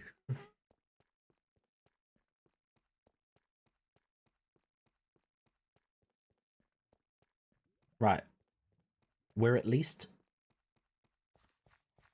1,000 blocks away. Or at least 1,500 blocks away. Which means we're close to spawn. Yay. I also remember applied engineering being so goofy. Now, it's very, like, it makes a lot of sense. It's a mechanical mod, it's about being a scientist and, like, engineering stuff together. Like, the original mod was like that too, but it had to, like, join around goofy stuff.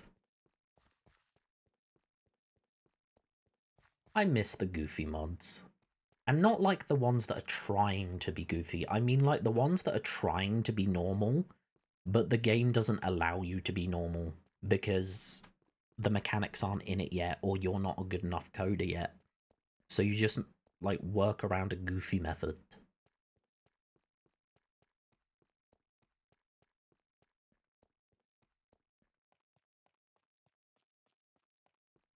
I'm not saying this because I'm moaning. I'm just like, I'd like to see more goofy mods. And not goofy for the sake of goofy. I mean, like, a stupid way of doing a solution that is amusing. Callie just jumping in and out.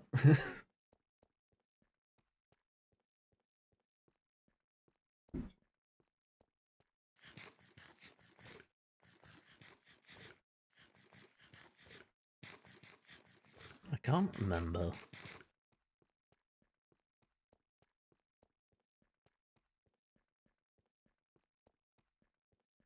Is this the last stretch? I can't remember.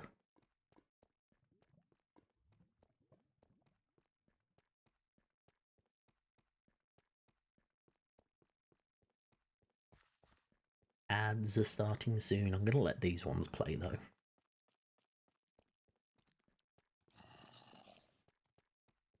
No, we're not there yet. I remember how this goes. I go left, I go forwards, I go very right, then I go forwards.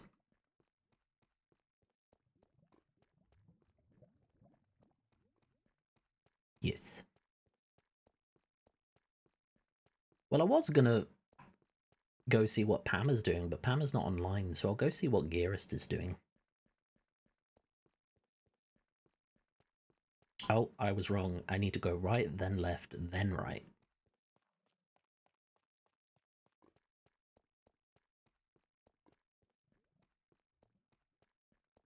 I tuned into stream like 6 hours ago and you were running down an info corridor exactly like this. This is the exact same corridor. It's just complete now. Yes, I have been digging out this for 6 hours. I finished it 3 hours ago? Yeah. I finished it 3 hours ago. I'm now just going to spawn because I want to see what everyone else has been doing. Also, I want to figure out why Polar is apparently there. Because I thought Polar left the game. But apparently he's just... Ooh!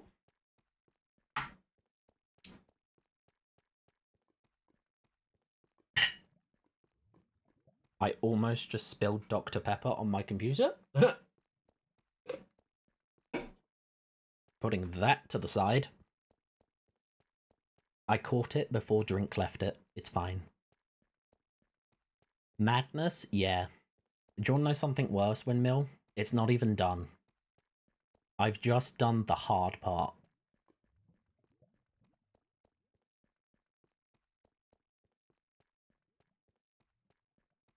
That's it. I've done the difficult part.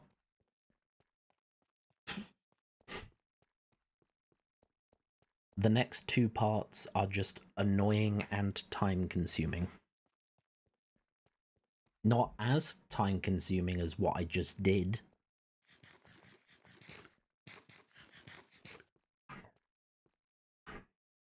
I forgot to bring a bucket with me.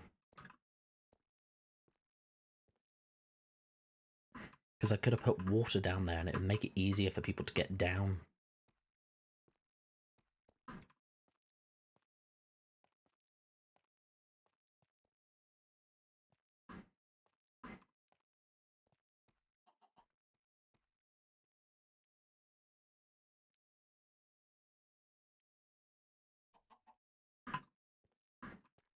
Oh, Lux has joined again.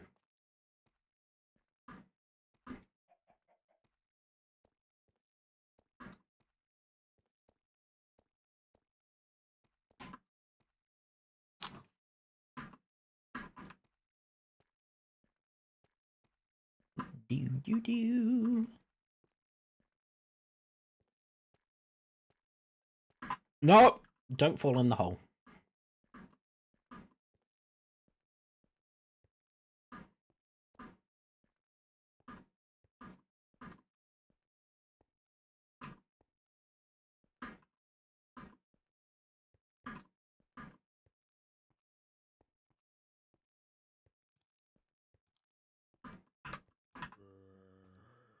There is a zombie.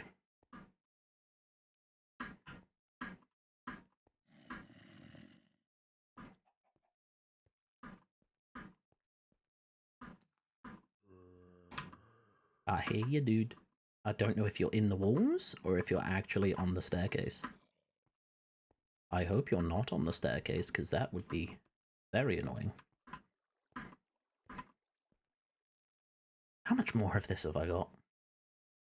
Quite a bit.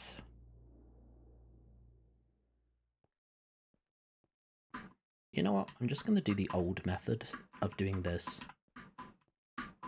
just sticking in one direction and then just going in a circle and jumping occasionally. Well, that was terrifying.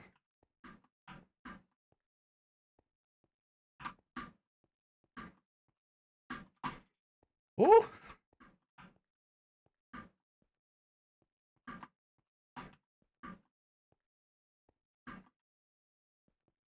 Aha! Spawn! That's Palmer's place, so this is Gear's place over here. It's only 1,000 blocks away, everyone.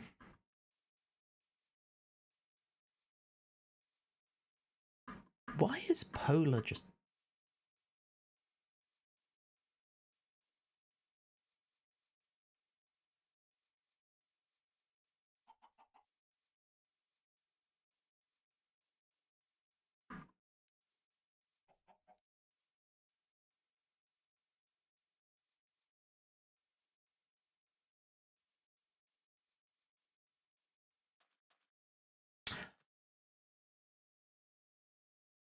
Oh, I see.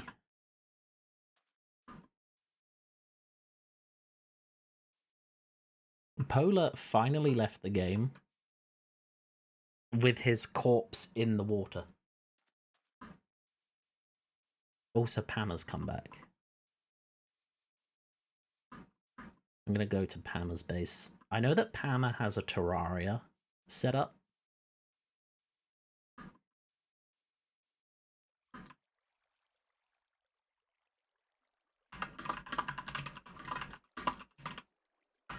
Let's not do that in all caps.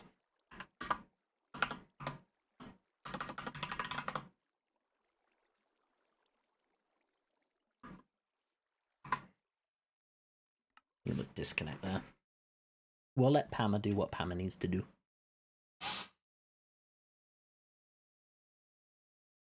I am just, for a moment, going to take down my plate of food. Because I am finished. And I will be back in just a moment. I will put the music on that stopped playing.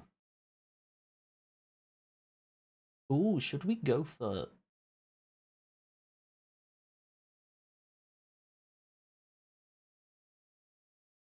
Should we go for harbor music?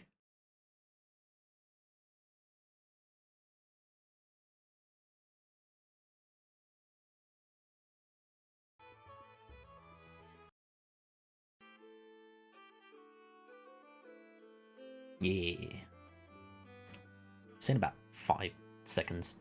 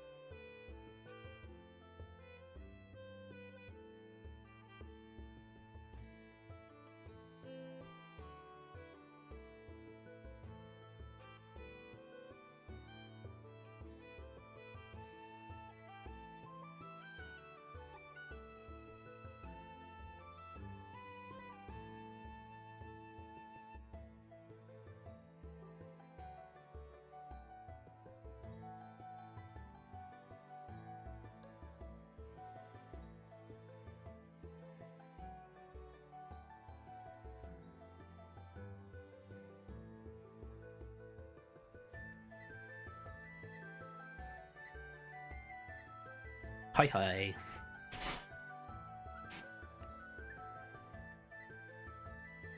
I see I have been messaged.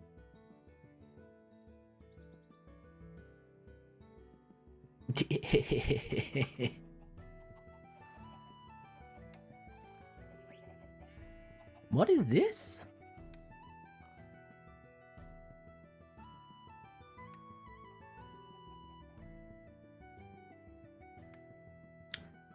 I forgot the Aether has ores as trees. Oh my god, I love the use of the framed corners. That's so cute. That is such a cute way of Oh. Oh. Oh. I love how they're breaking up the build, knowing what sizes you want. I wish I could build this way. I build from the out in. I need to learn to do the in out. Because most of the time I build the out and I go, the out is perfect, and then I go to the inside and I just scream inside. Look at the Terraria! Look, they got the little snakies. Oh, snakies. Bunnies. Bunnies in a cage.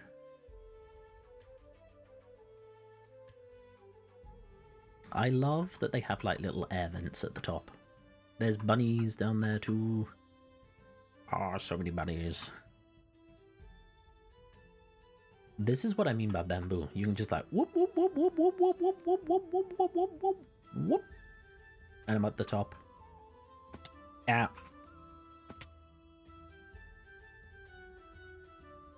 Ooh, this Oh?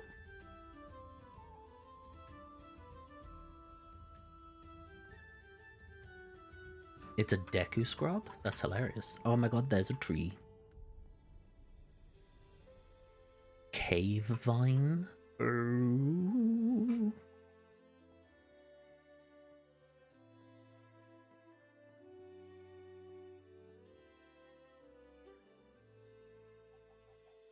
Just from these two buildings, I can tell that Pama is gonna, like, create some insanely awesome builds. Oh look, they're using that. They're using framed instead.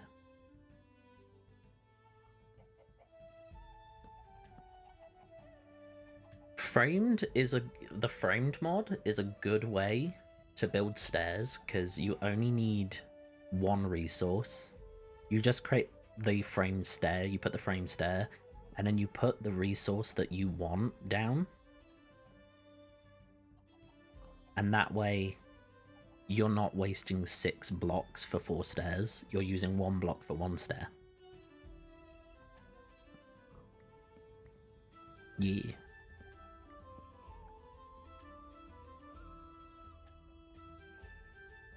Just like that.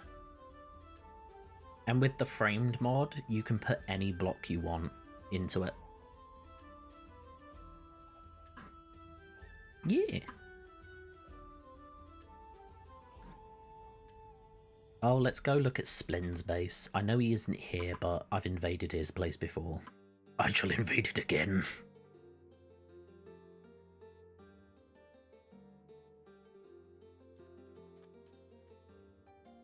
Ah, I thought I could make it.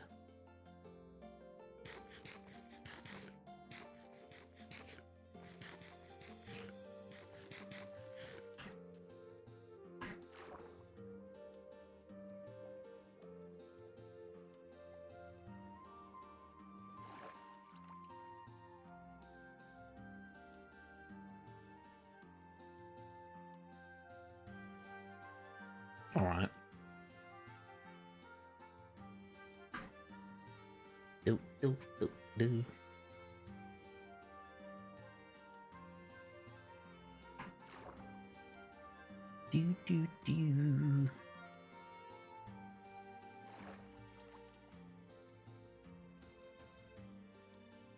Bum bum bum bum bum bum bum bum bum bum bum bum bum bum bum bum bum ba-dum bum bum bum bum bum bum bum.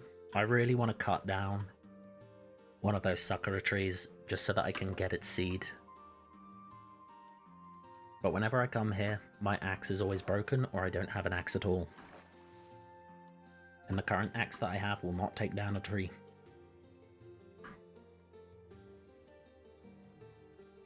Sorry, I saw it. I have to do it now. Ding ding ding ding ding ding ding ding ding ding ding ding ding ding ding. Yes.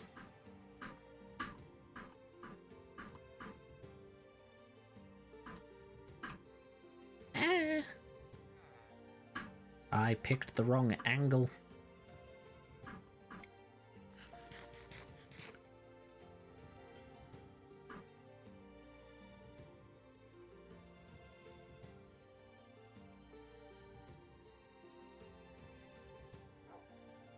No.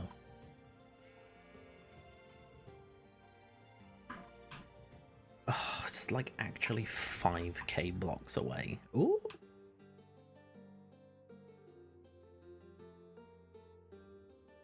It's so pretty. What are you?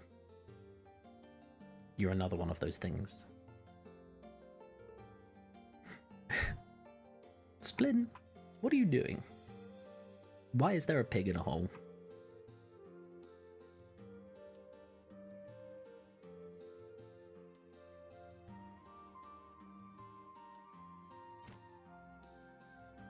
Oh, I forgot that there's a hole there.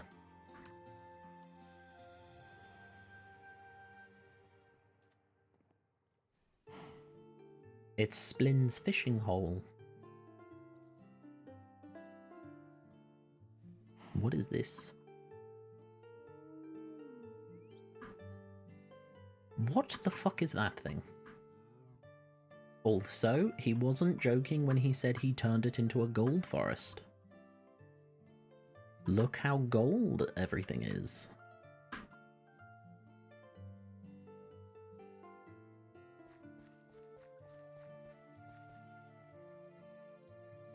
He has a cow.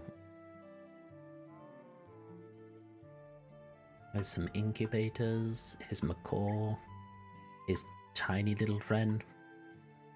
Oh look! He's caged a bunch of rats. He's got a rat with 2 tails.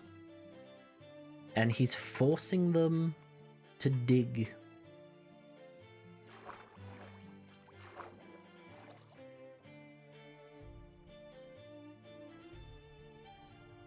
Poor little rats. Forever forced to dig, dig, dig, dig, dig. At least that's what I think he's forcing them to do. It's what it looks like he's doing to them. He has an enchanting table, which I cannot interact with. Boo. And then he has a garbage pile. Oh, he has a portal to the ether!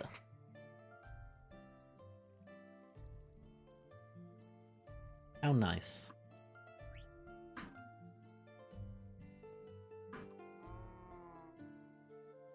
Do do do do do do. Right, here's places. Also really far away.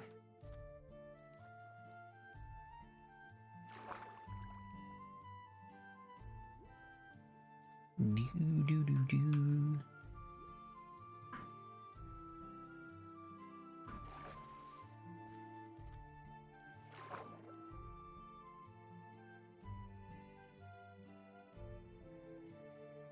It would be far easier if I just sailed, but I didn't bring a boat with me.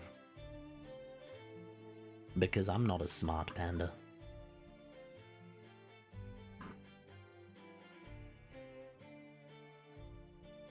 I mean, it's okay, it's only 1,000 blocks away. It won't take that long.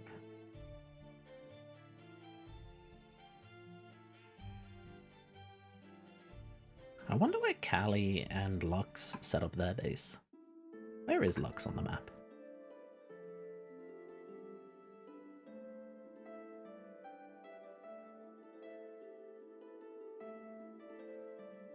Kayleen's claimed there. Javano's claimed up there. Windmill's up there. Lux doesn't seem to have claimed any land yet.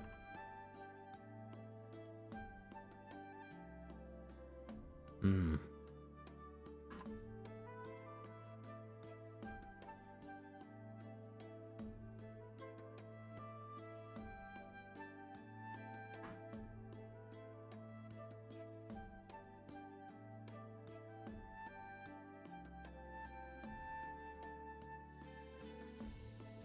All I know about Gear's place is that he was building a giant cylinder.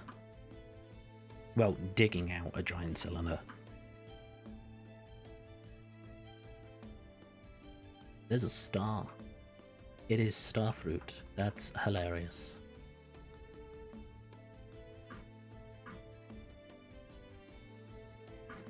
I have a starfruit.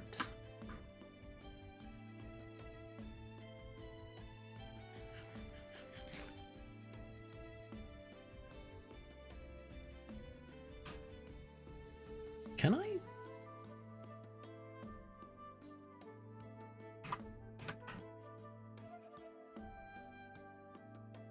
Aha!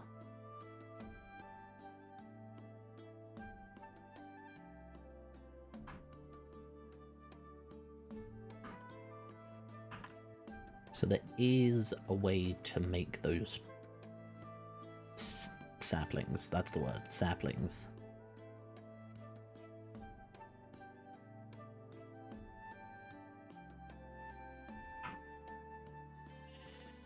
I don't think I have a cantaloupe. I do not. I don't think I have any black beans either. I don't think I have any spinach.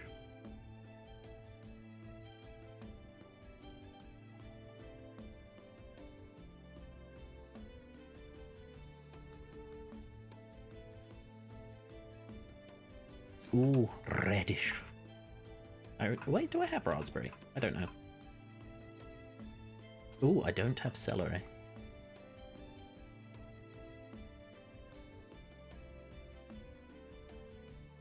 I already have celery. What do we have here? More tea. More tea.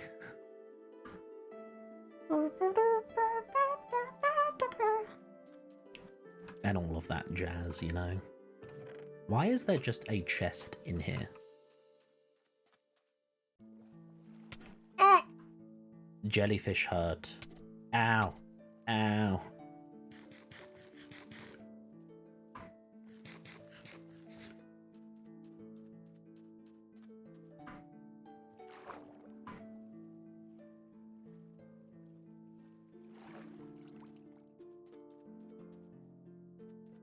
Lemon. It's a lemon tree. I love how I could see that from all the way over there. I was like, yes, it is in the far distance. It is a lemon tree.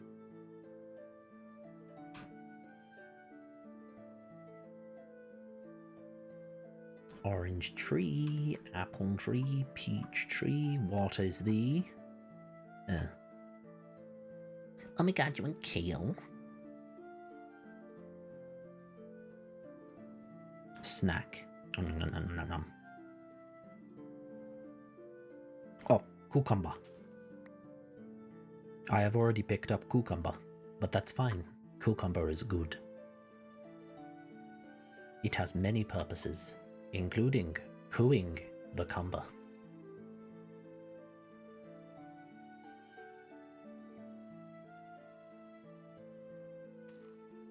Rata Baba?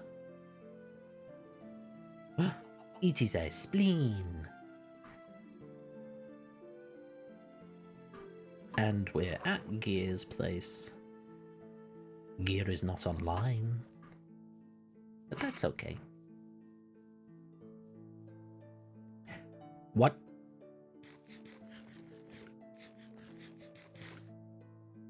There is a giant egg with a very angry face on it.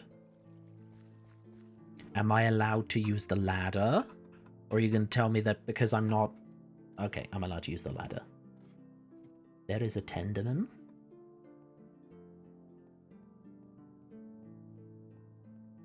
There is an igloo for a chest. There is an igloo for a chest. And there is an igloo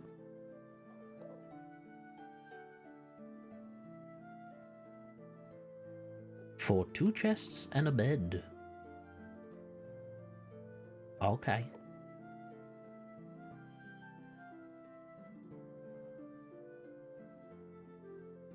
There is a mine. There is a mine.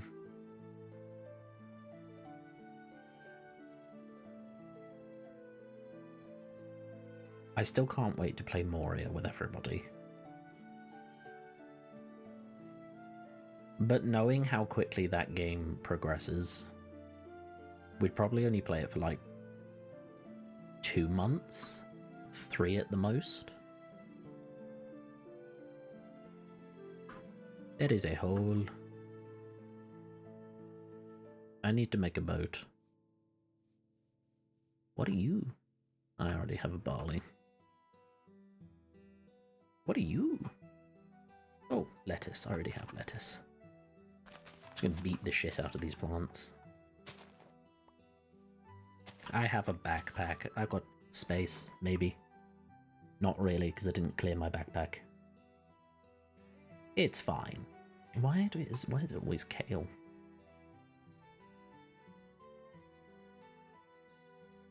What are you? Mustard. I already have picked up mustard.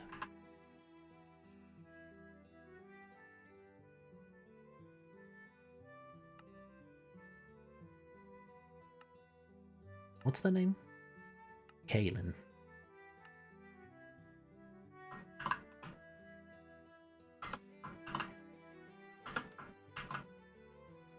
Oh, I have caps locks on.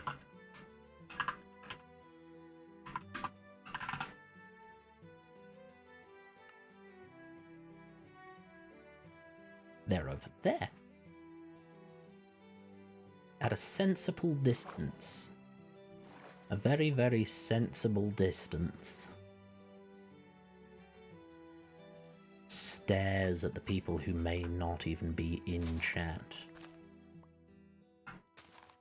Sensible distance.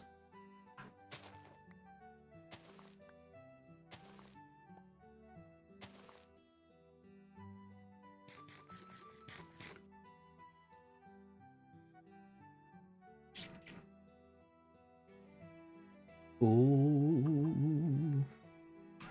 Yes, please.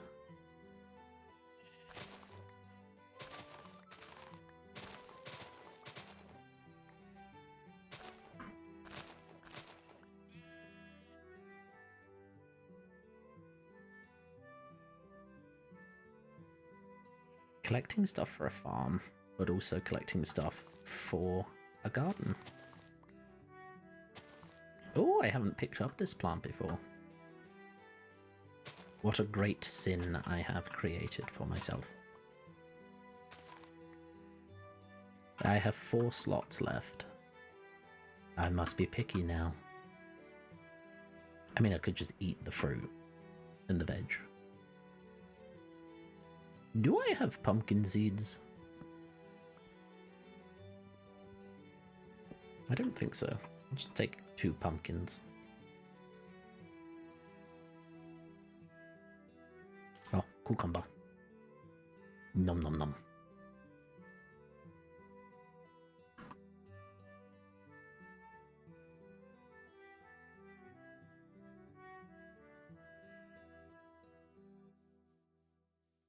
I see a house. Kicks the door in. Murders all the children. What is that? Oh, it's a heart flower. But it doesn't have its head. Oh my god, look at this place. It is covered in flowers.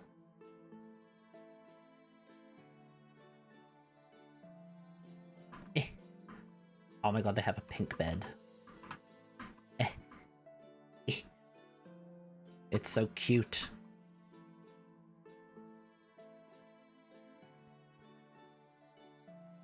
Eh. Eh. It's so cute. What the fuck is that? Oh, it's a cow.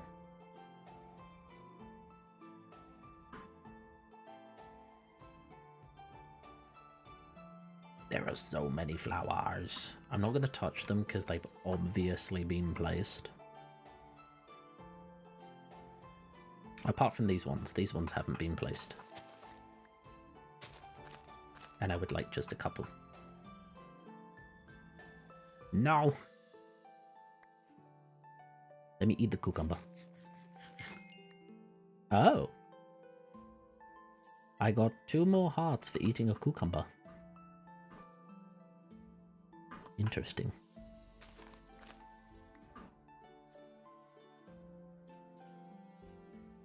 I have the orange one, and I have the white one. Ooh, but I don't have the red one. I can drop the spinach.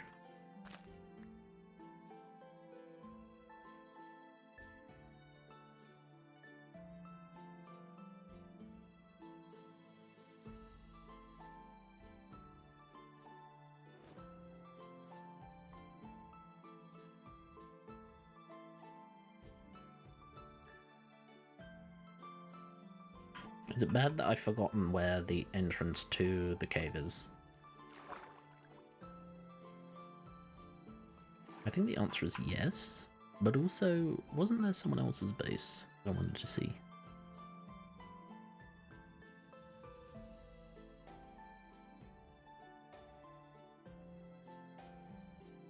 Tortalla's base? I managed to get that far and I died. I gave up after that. I was like, nope.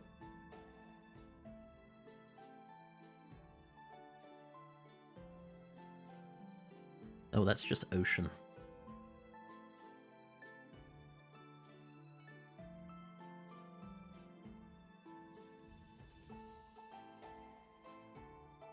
Oh, but they're so far away.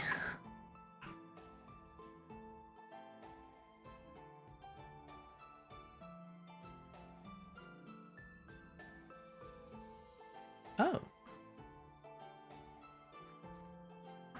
I see someone's been in the caves.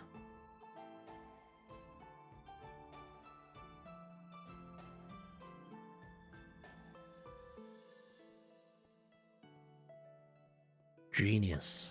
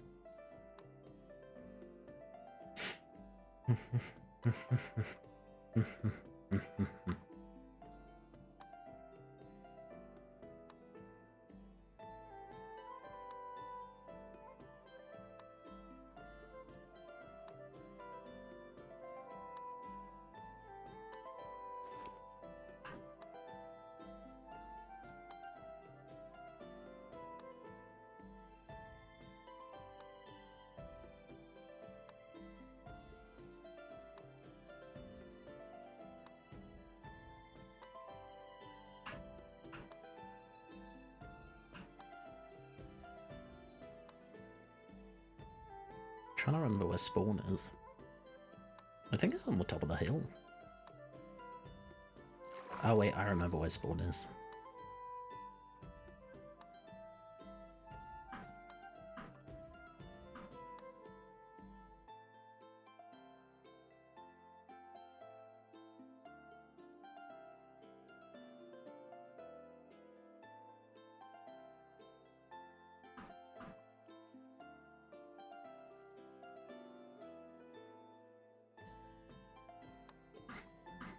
I'm going the complete wrong way. Get up the hill!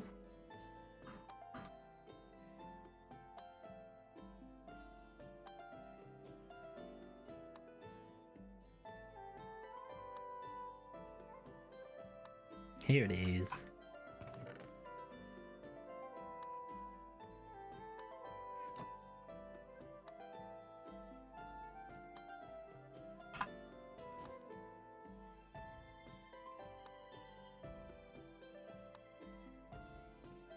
Don't do that.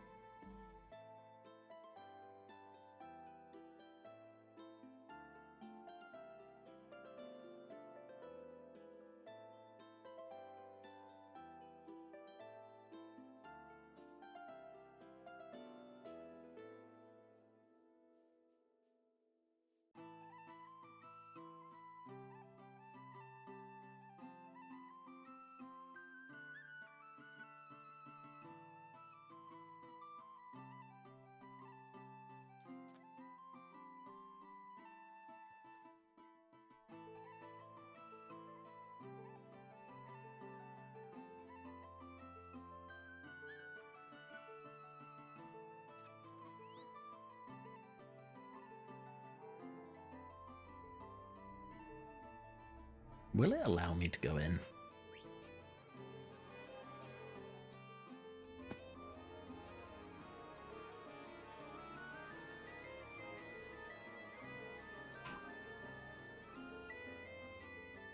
Ew.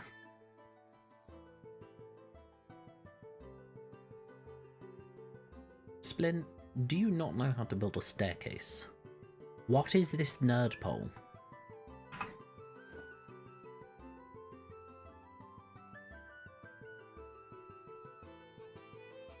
I'm gonna fix this.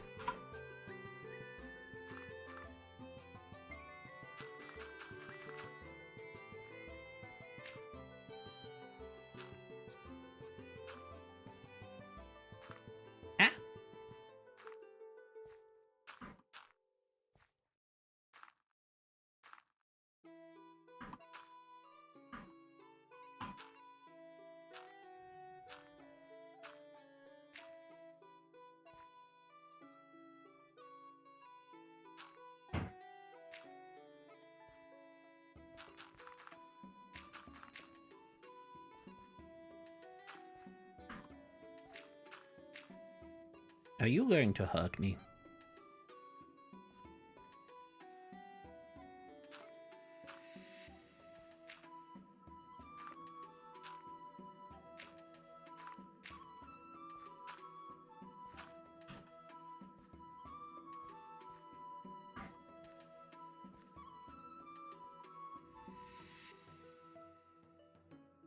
That scared me for a second.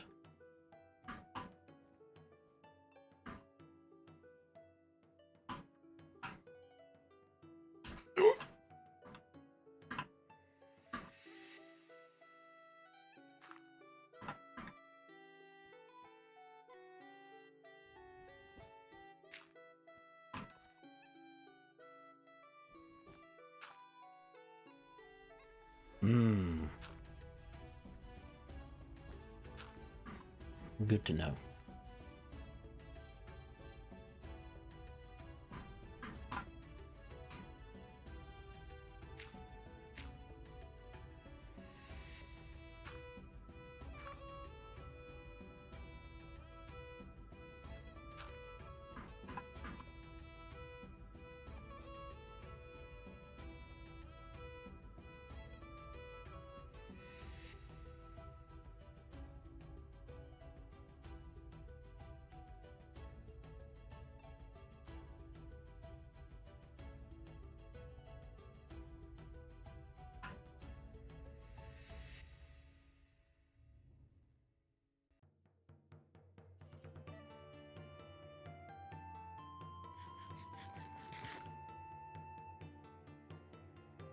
I'm gonna need to splin. Oh my god, it is holy stone.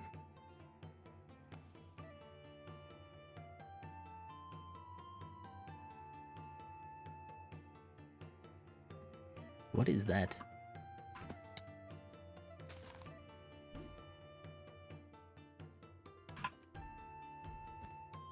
No!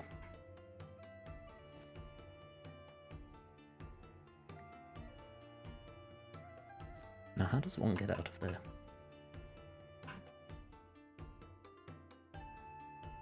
Are you trying to attack me, sir?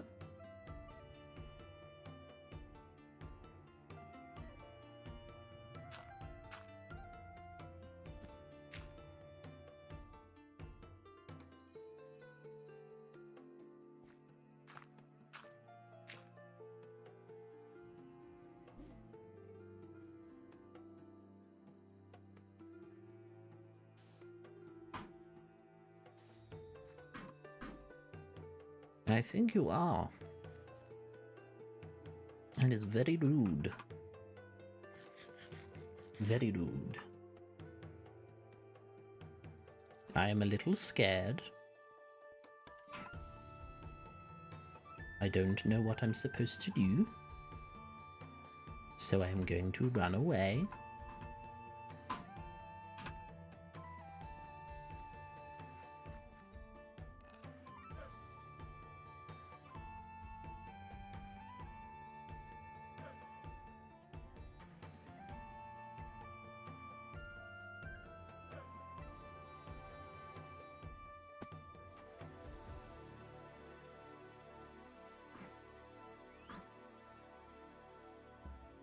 Splin chose a very inconvenient place.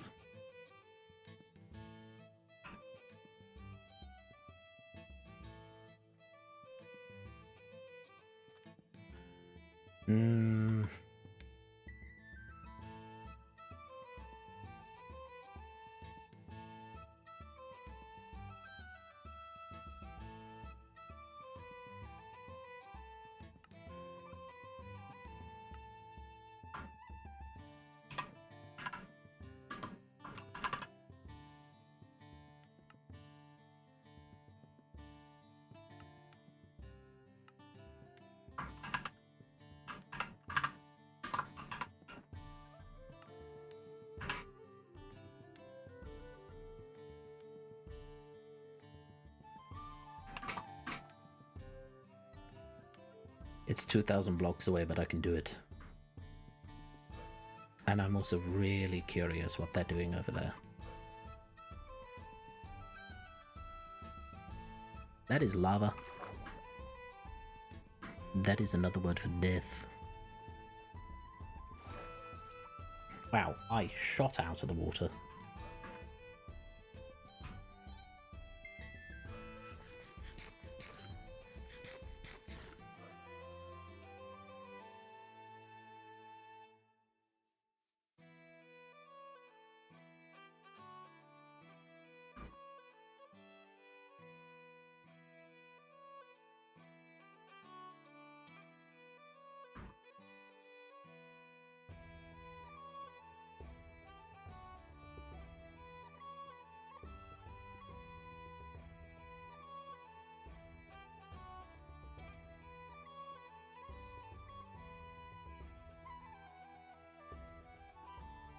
There's a sheep.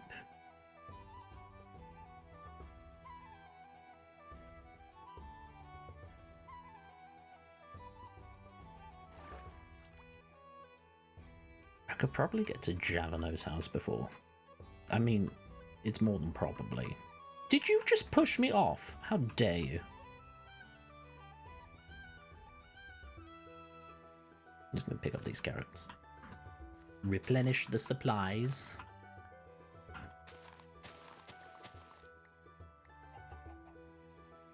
Hi.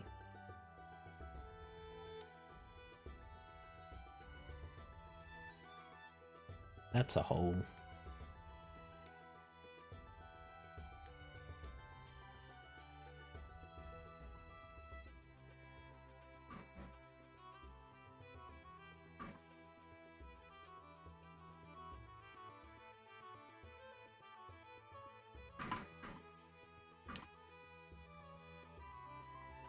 Oh my god, a soybean.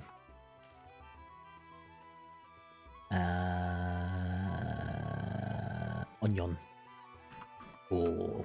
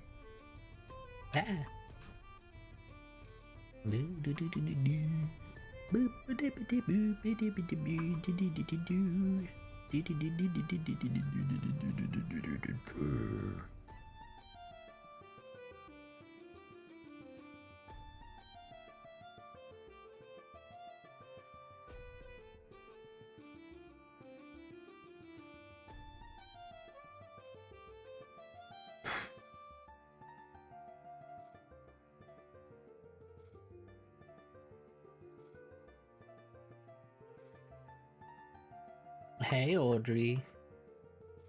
It's going well. I am now just... Oh, I want starfruit. Temporarily throw the mustard seed on the ground so that I can put this away.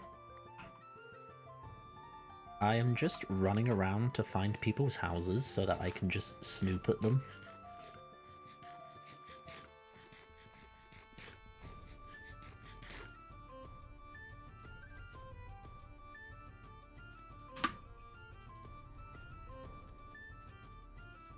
Oh, I see a farm. And I see a chunk out of the mountain. That's so funny. I love the floating block.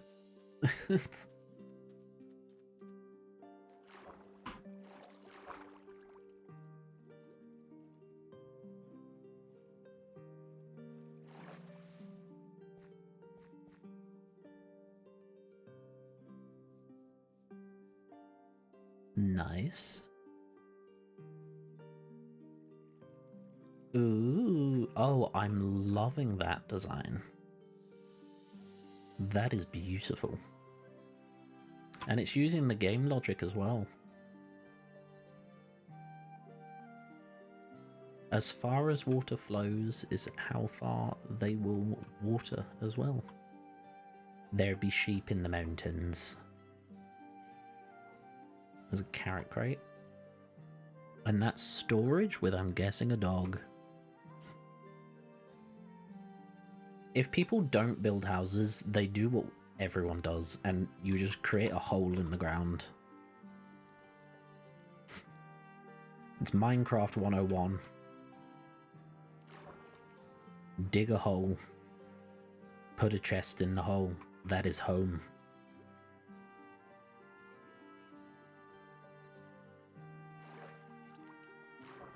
Let's go see what Windmill did.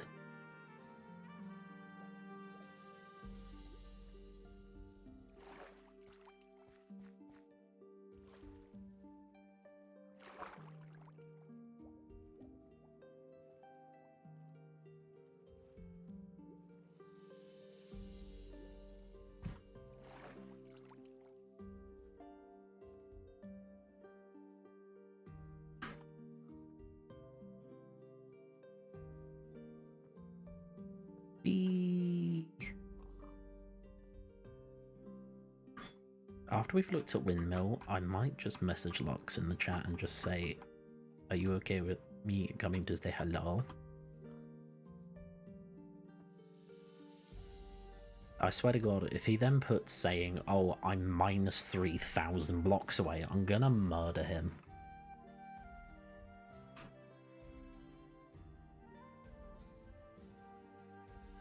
I mean, Windmill is already 2,000 blocks away from spawn, and that's evil.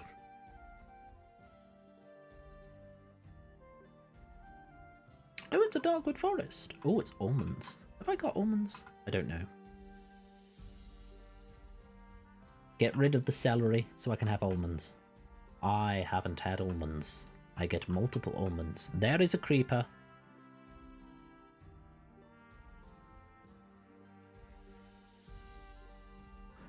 You got any shrooms? Yeah, I got big shrooms.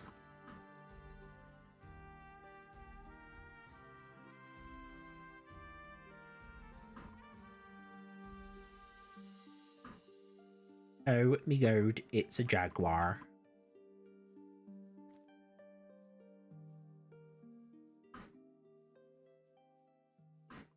It's a melon. I know I don't have any melons. I will get rid of the raspberry so that I can get a melon. It is not to be eaten. It is to be seeded.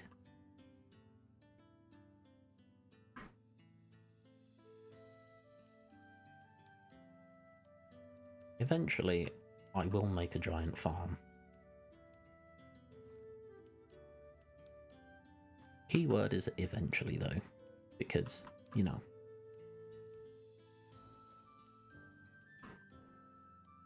I'm too busy digging holes and running around. That's rice. It's rice.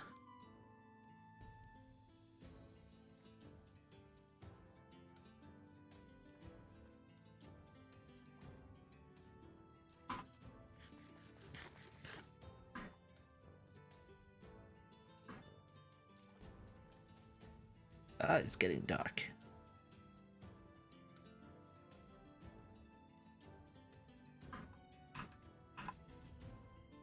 It is night, essentially. Maybe. Not exactly yet. Ah, Pam has got it.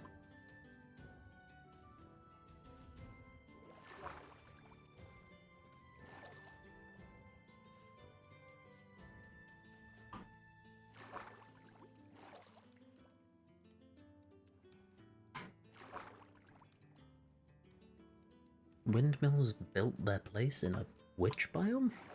Or on the other side? Close.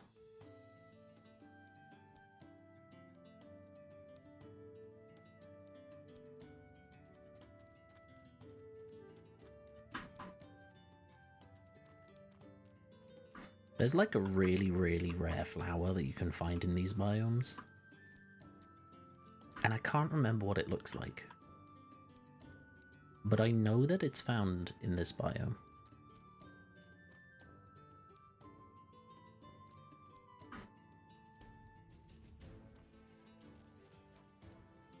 But it looks like a flower. I know that for certain.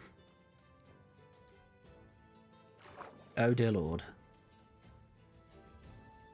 Is Windmill creating an Egyptian palace?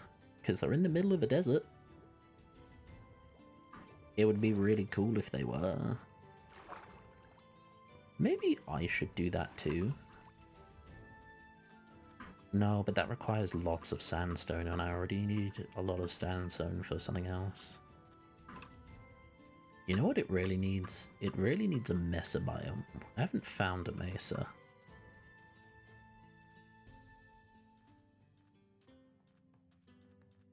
Is it in, under, or over?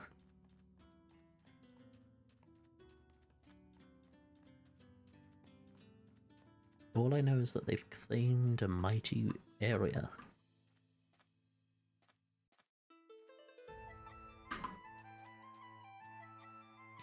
I can't eat food here. Ah, I see their base. Oh, dear lord. Luckily, explosions mean nothing.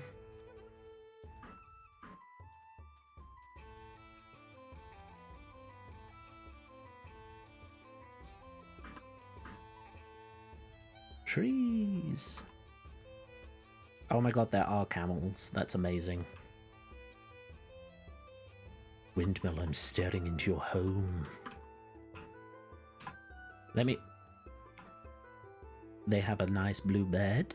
They have nice ruby red flooring. And they got a couple of chests. Ooh. What else do they have? Oh, they have a farm.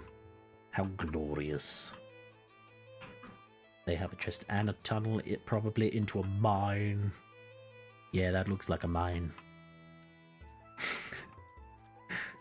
This is where someone's gonna draw a fan art of like a panda staring through everyone's window, just going, "Oh, I see inside.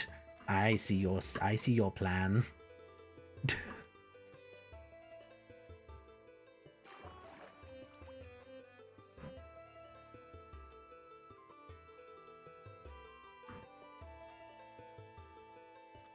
Hilarious.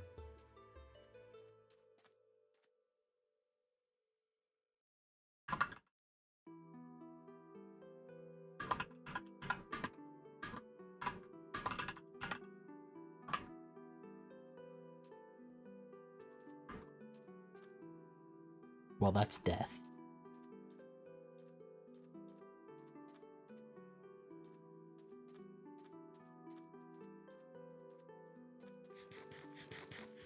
Oh, I can eat food now. Yay! I am free from Windmill's clutches. What the fuck is that?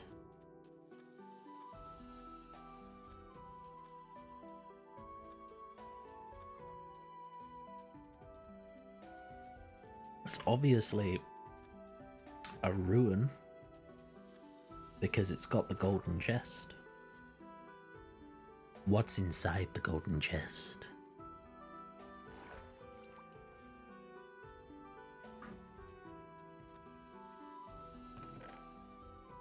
Bombs.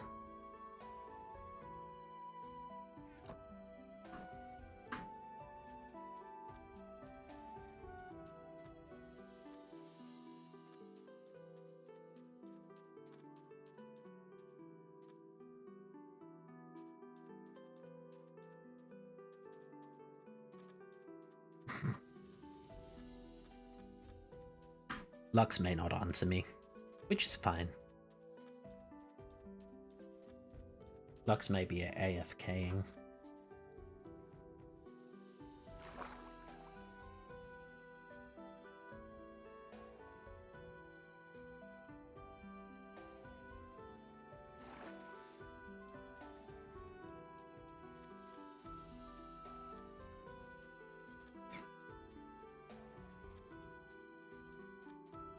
Oh, Palmer left the game.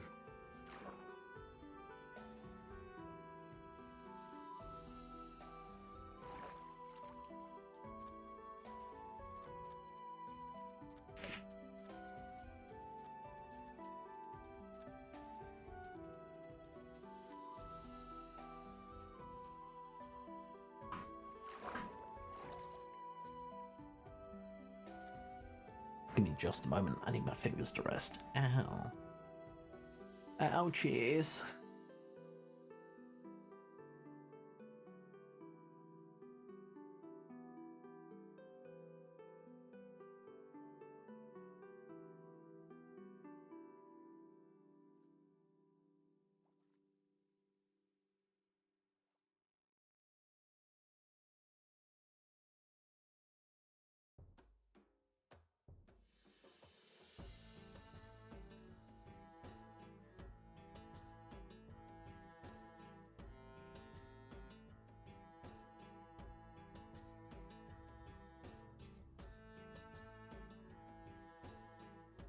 Hilarious. I'm looking at the Discord. It's so funny.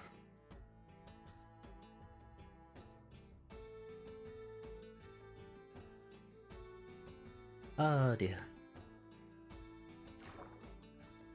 Right. Let's go back to spawn. Because I think Lux is AFKing.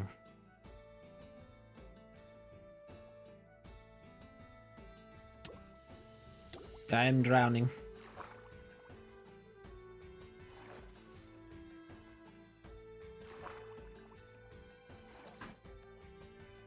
Ooh. Do I have you? Apparently I do.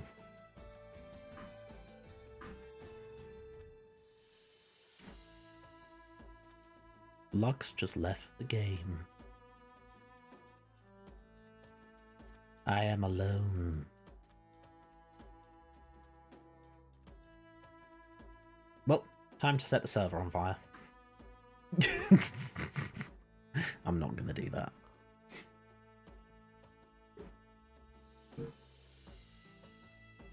Do.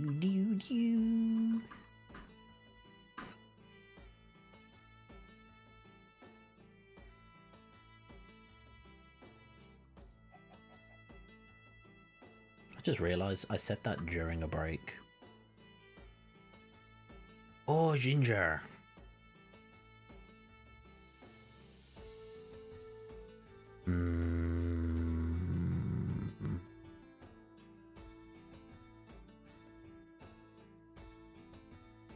I'm going to throw away the tea. There we go.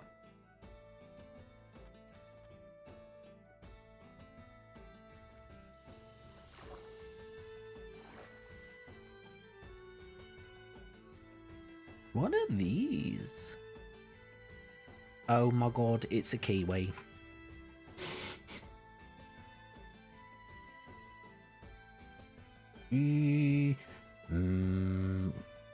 Goodbye, axe.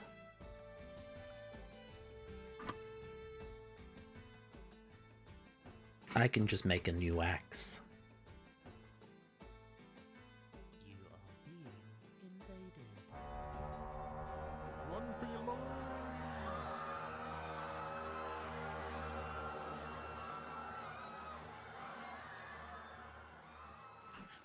The girl in cave invaded with 4 souls.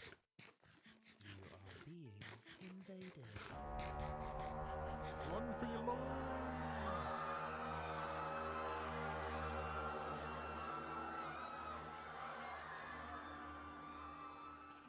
Ross Andrews invaded with 2 souls. Hello, Nadia. Hello, Ross. How are you doing? Are you both well? How was stream? What did you get up to? Welcome, welcome in, everybody. What, a new soul has joined us. My god, that sleep was so quick. Welcome them.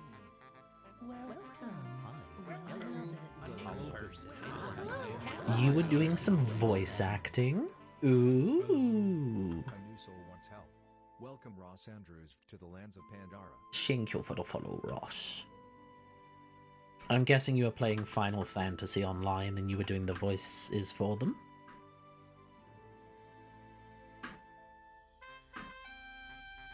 What, a new soul has joined us. Welcome them, everybody. Welcome them. Welcome. A new person. Hello. A new soul wants help. Welcome Ashley Kamigawa to the lands of Pandora. Hi, Ashley. Thank you. No, we were playing Fata Morgana. The all reading because it is a visual novel. Ah. Nice. I need to play more visual novels. I mean, I play them a lot on my own, but I need to play more on the stream.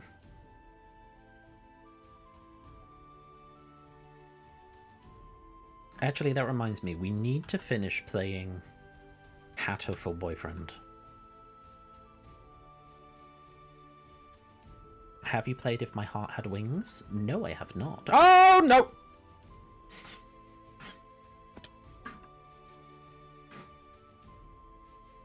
Hi, Audrey. Welcome to the game. I didn't fall into a hole. I didn't nearly die.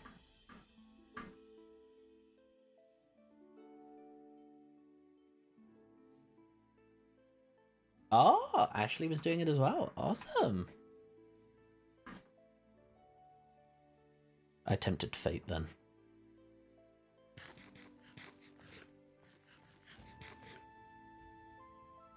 That's awesome. I love voice acting. Voice acting is such a cool thing.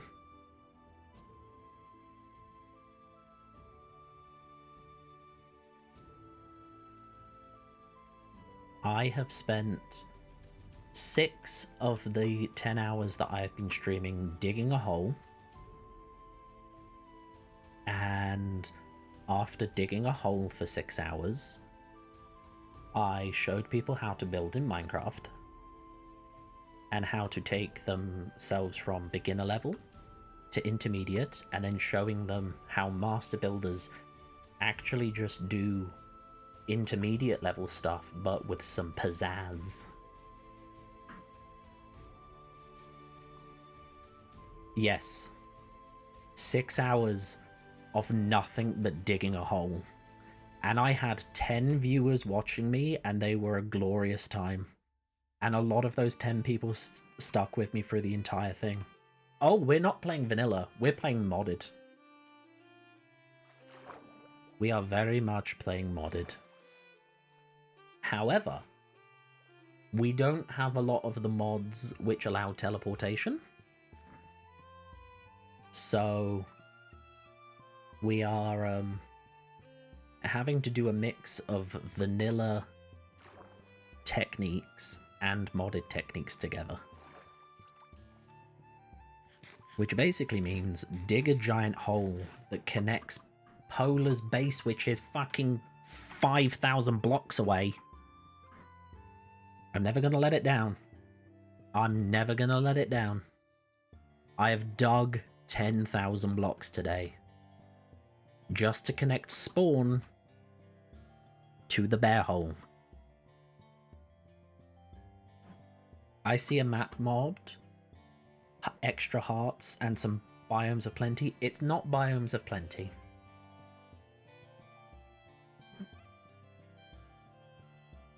It is not biomes of plenty.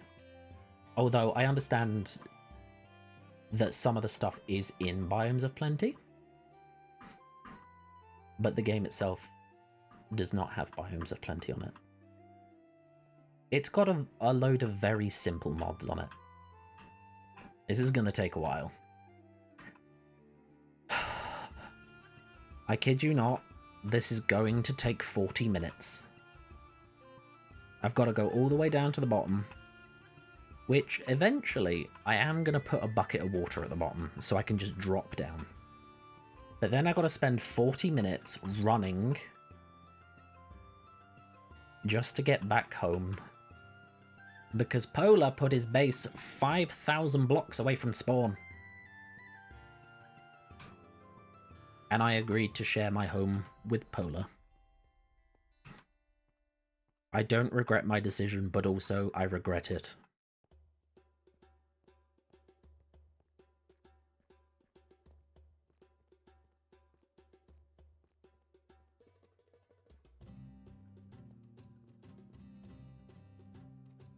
Oh yeah, mods are very easy. The best one to use, I mean, it's not the best, but it's the one that everyone uses, is Cursed Forge. Because pretty much everybody builds for Curse Forge, and Curse Forge is kind of like, not one of the originals, but it's like the original one that everyone goes to when they look for mods. Alright, time to run for 40 minutes.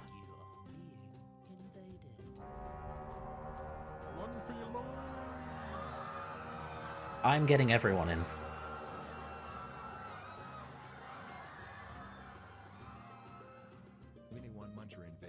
Souls.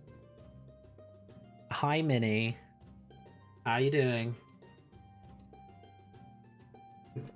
I love how when everybody raids me, or they join back on my stream, I'm back in this fucking tunnel. But hey, at least this time it's lit up, apart from the tiny section that's not, because I didn't have any torches and now I can't be bothered to bring torches in. A little raid. A little raid is as wonderful as a big raid.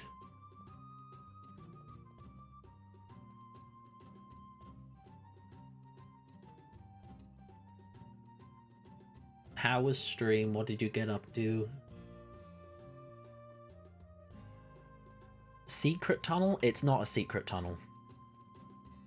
This is the first of the many train tracks that we're gonna have in this game. And it's the longest one. Because it's 5,000 fucking blocks. Which means I had to do 10,000 blocks today.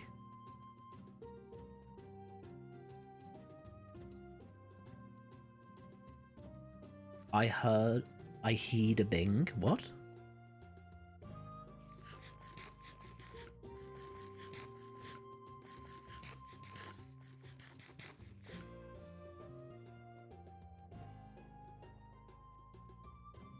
Oh, you did a little Baldur's Gate? Nice, nice, nice, nice, nice. I enjoy Baldur's Gate. Oh, that reminds me, I still need to figure out with Lux and with Dane when we're going to try Daggerheart. Because there's a big secret project going on, and I am deciding whether or not I'm going to play Dungeons & Dragons or whether I'm going to play Daggerheart. Oh, you heard the follow bing. Oh, okay.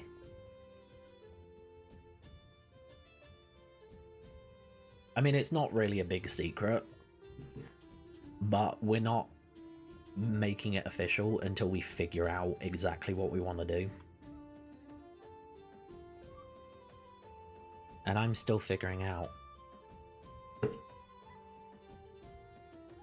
Lux Taylor, just as I'm halfway home. I was trying to find out where Lux lives so that I can, like, pin him on the map. But Lux left the game, and I was like, boo. And now as I'm on my way home, he comes back in.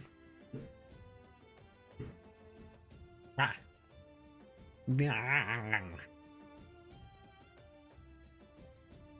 I say that like I can't just turn around.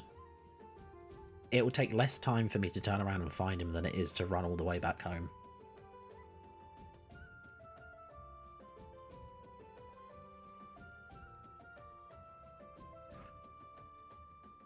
I'm at the point now where I've done the thing that I came to do streaming for, but at the same time, I'm having too much fun. And also, I've gone insane. I literally... The 6 hours that I was digging this hole, the stream was just a pitch black screen with my model and the UI. You could not see anything. And the 10 people that watched all 6 hours of that, I like applaud them. I'm like, well done. You sat through complete darkness and me going insane and watching a couple of YouTube videos. When the fuck did Pama join? Did Pama just join? when did Pama join? I'm losing my mind. Or has Pama been here the whole time? Who knows? I ran out of Dr. Pepper.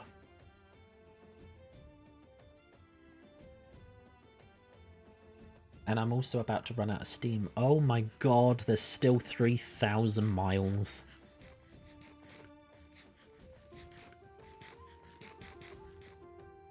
I really need to get these rails made.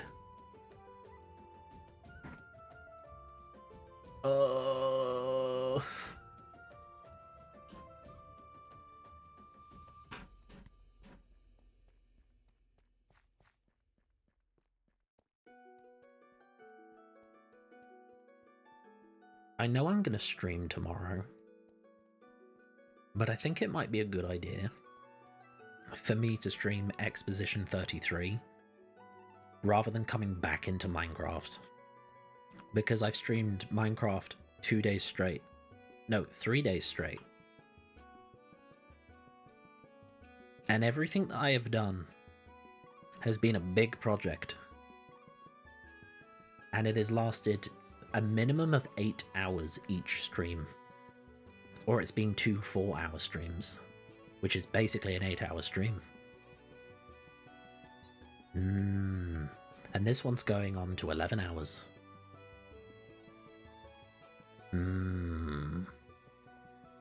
But I'm also really enjoying Minecraft. The decisions one must make.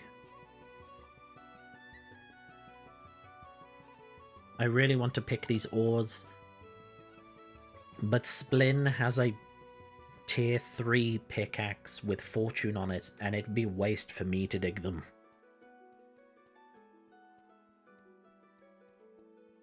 And I know that Splin is coming online later on to stream. And I'm like, give me pickaxe. Give me pretty shiny pickaxe. I mean, Splin already gave me a pickaxe. He gave me an unenchanted diamond one, and it was actually very useful and very helpful, and it helped dig part of this. And I'm very grateful to him.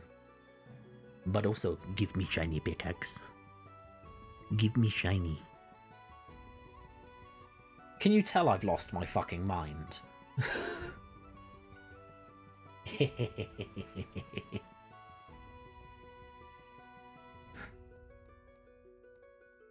Oh my god, I'm halfway there. Living on a prayer. I'm not joking, it takes 40 minutes to go through this tunnel.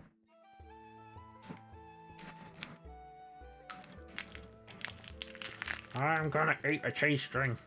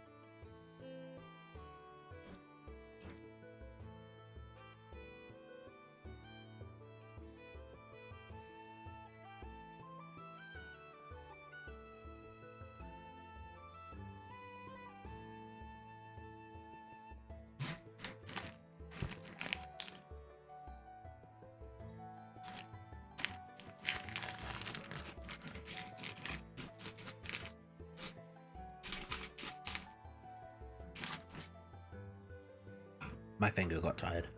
Also, I need to eat carrot.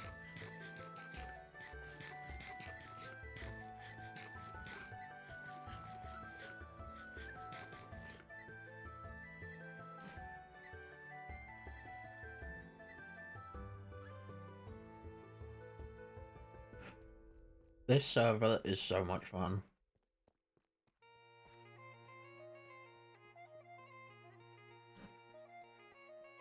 And there are people doing some insane builds. I know that... What's their name? Teller? Not Lux. I can't remember their name. I know that Teller's in it. Teller is doing a full glass greenhouse. And it looks awesome. And I wish I could see it in-game. But they're 3,000 blocks away from me, and every time I go that direction, I die.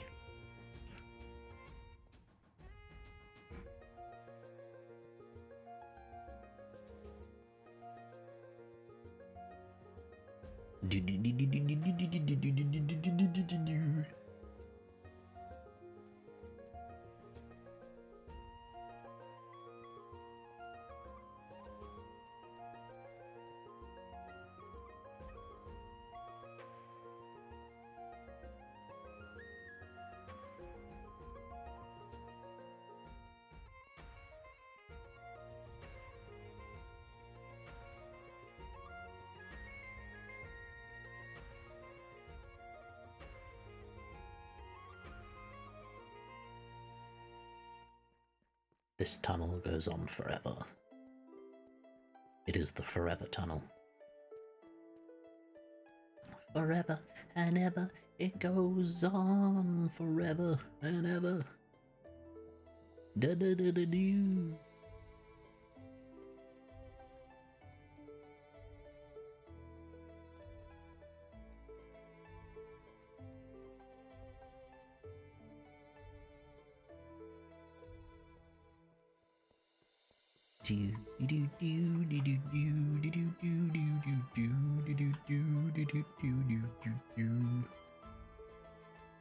If it wasn't for like these music songs that I've been finding, this would be absolute madness. I'm also loving like the happy cheerful vibe it brings. It's whimsical. Although I really loved the one we found yesterday that sounded like fairy tale music. I can't remember which one it was though. I mean, I could just go back and like look at my history, but meh. Meh.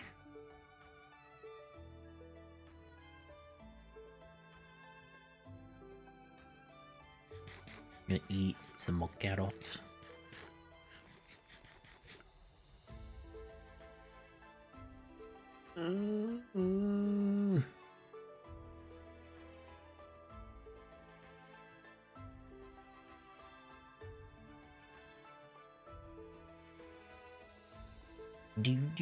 Do.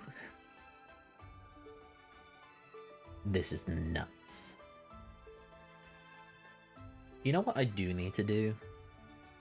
When I get off a stream, I need to figure out what kind of train station I want to make. And then design it. Yeah.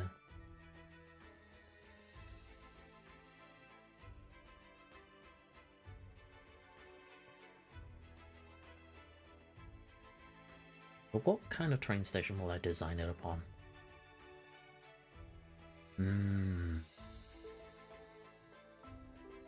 These are the questions, and the brains, and the thingamabobs. The bobby things, the thingamabobby bobs, the bibbidi bobs. Iron, gold. Is that the end? No. It goes right, it goes forwards, it goes right again, it goes forwards, then it's the end.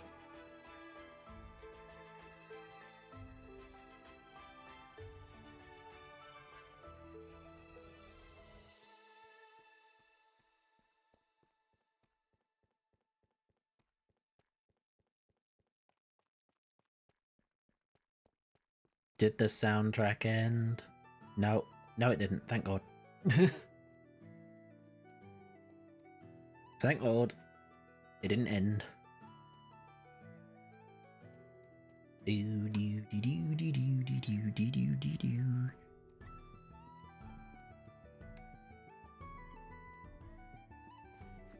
Lux got an achievement. Lux is achieving so much.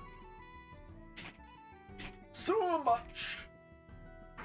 Oh, it's the end! No, it's not. I have to go right again, and then I go forwards. That's the end.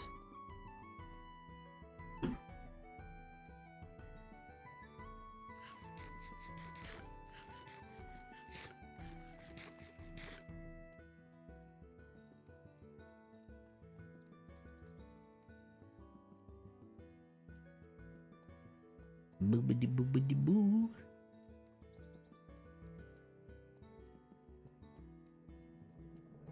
Do do do do do do do do do do do.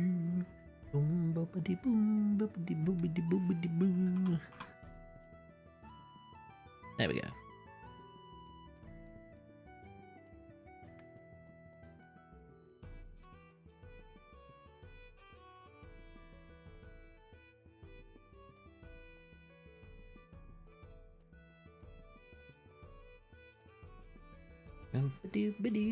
Ah.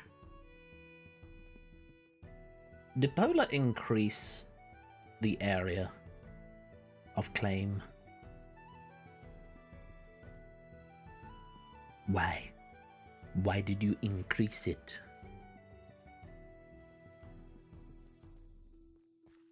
We're going back into the wilderness. Uppity, uppity, uppity, up. And we go up this waterfall that is here.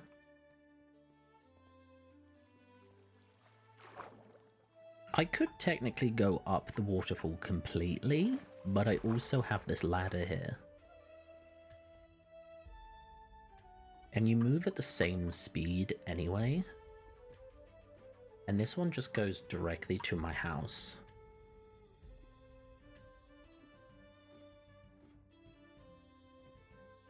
I have claimed nothing. Mostly because I'm lazy. And also because I don't know how to do it.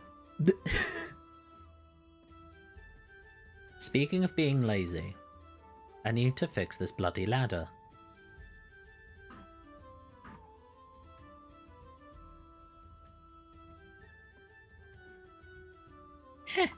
Oh wait, I forgot I took away the ladder to show people how decoration works.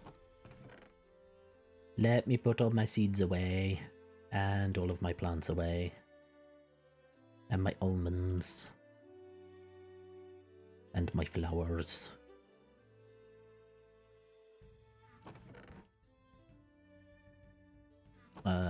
Sure, let's put some of them in there. Oh, I have the special dirt. That can go in the dirt chest. Do.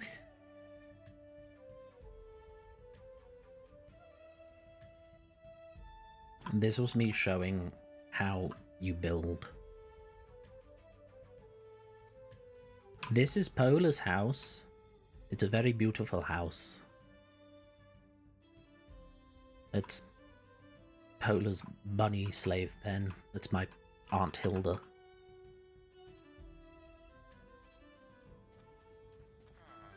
This is Pola's slave pen.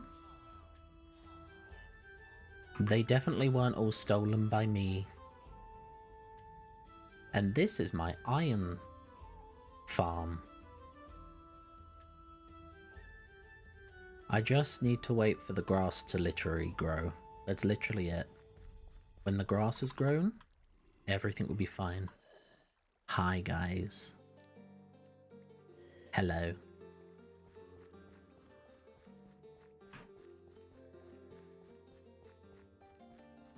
Yes.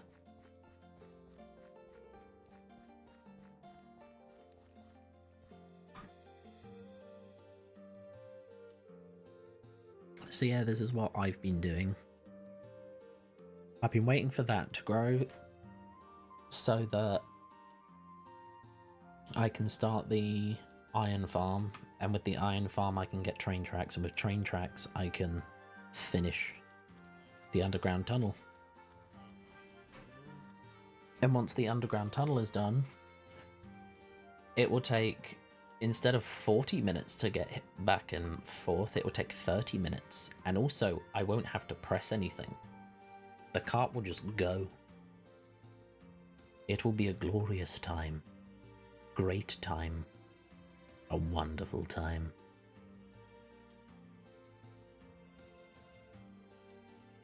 The hell is that?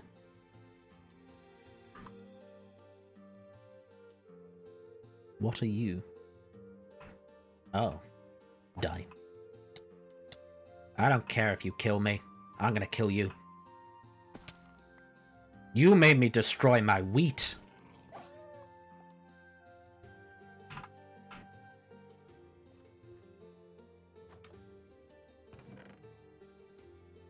Why is sticks in there?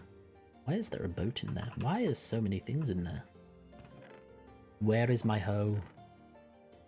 There is my hoe.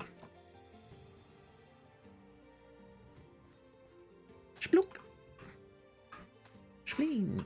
I might as well just, take it all.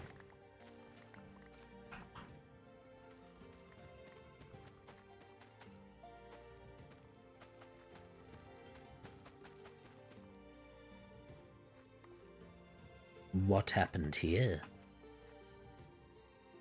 Who destroyed my carrot?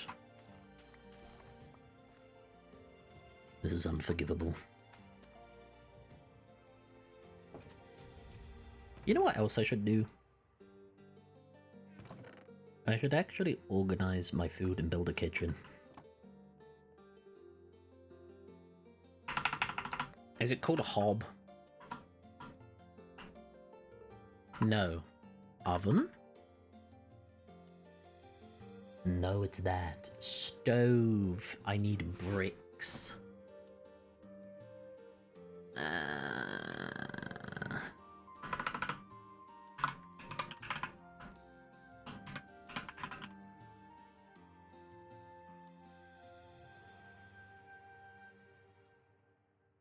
I need bricks.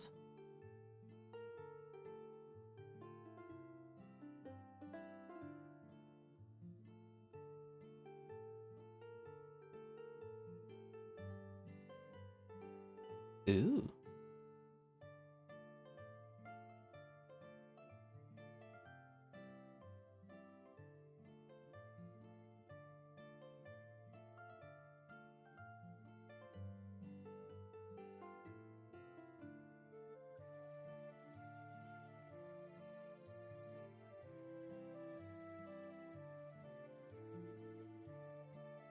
How do I get straw? I keep...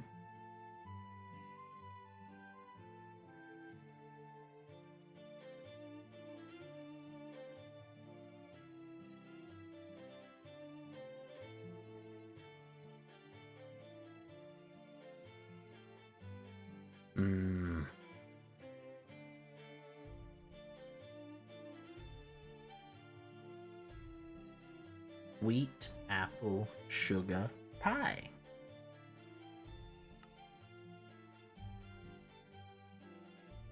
Oh my god, I gotta make tea. Oh, I'm gonna become such a Brit. Disgusting. Glorious. We can make green tea? Where do I get green tea from?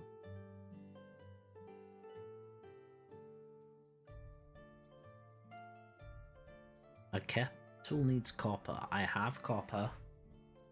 Oh my god, I can make tea.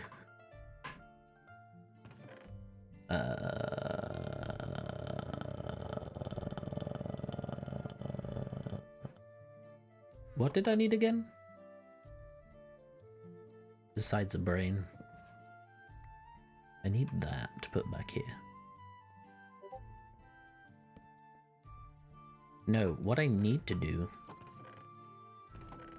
is I need to make myself sticks because I need to finish the fucking ladder. I need to repair the bit that broke, which is this part.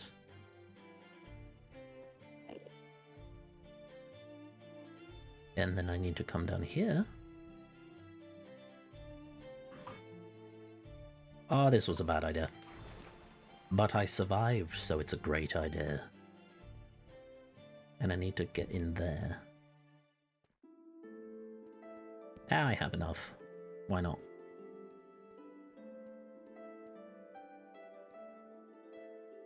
This is where I don't have enough.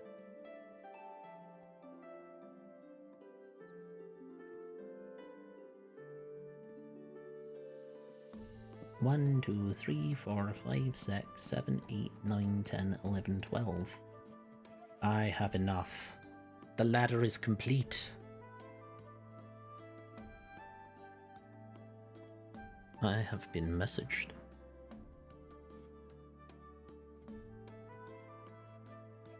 I fell off the ladder.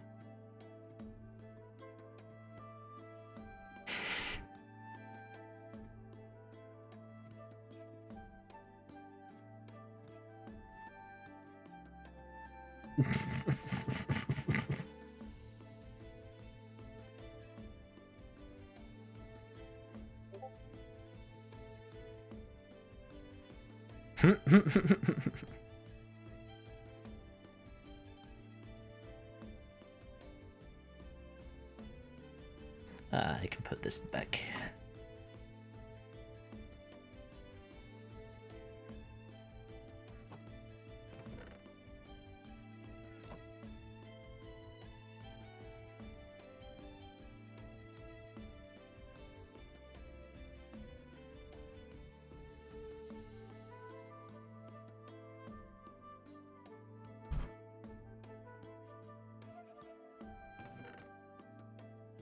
of that needs to be there. None of that needs to be there. Wait, no, the mustard can be in there. None of that needs to be in there. That doesn't need to be in there.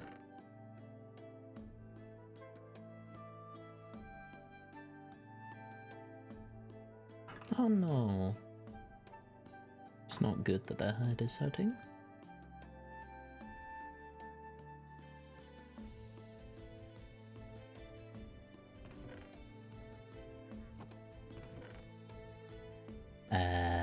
Tree.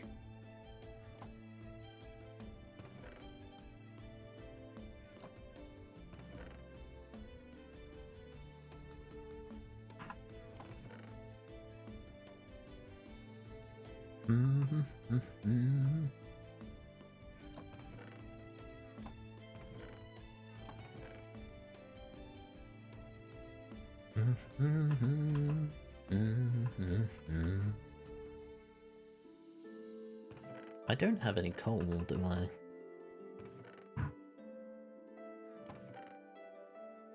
No, I do not.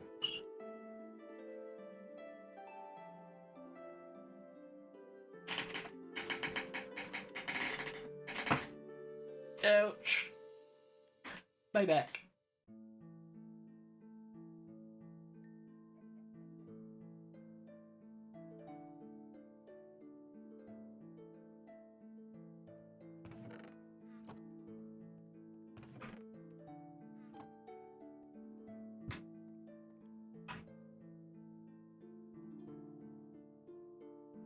Well, you know what I do need to do? I need to take all this rubbish out. I keep forgetting to do that.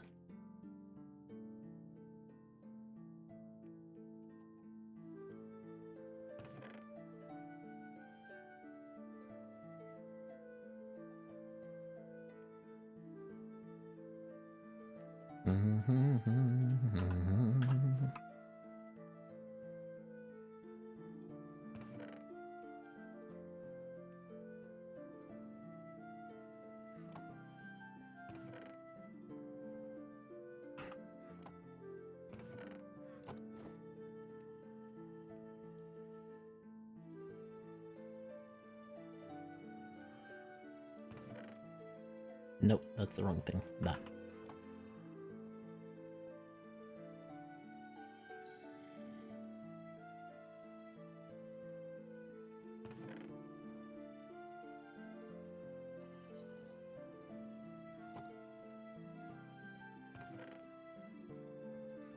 Everything? That is everything. Wait, I can customize the... Oh, what? What?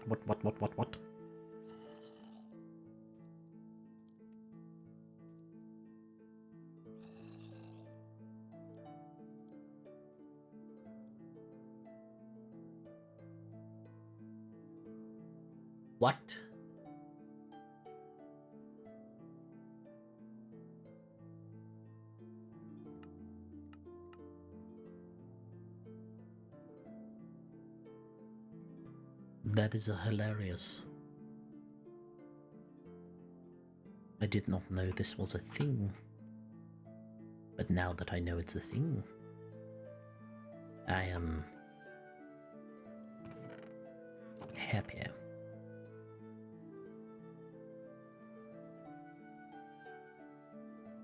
I need to get clay.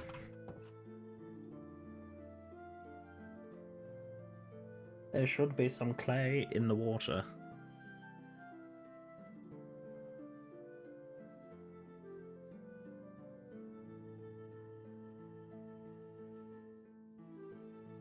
I'm also going to get some apples.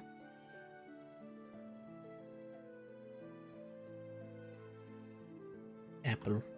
Apple. Apple. Apple, apple. Munchie on the apple.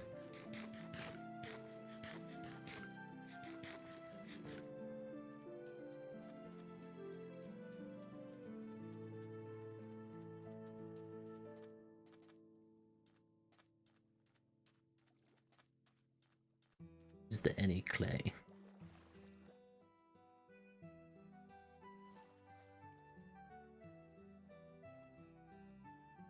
Is that clay?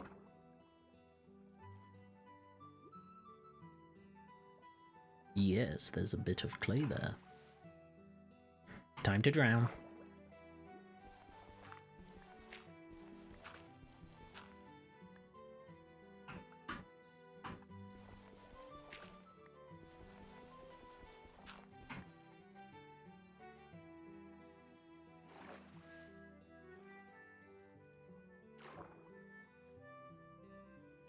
Why is Polar just drowning everywhere? It's like everywhere I turn, there's just Polar's grave underwater. Oh, there's clay. Oh, there's a big bit of clay.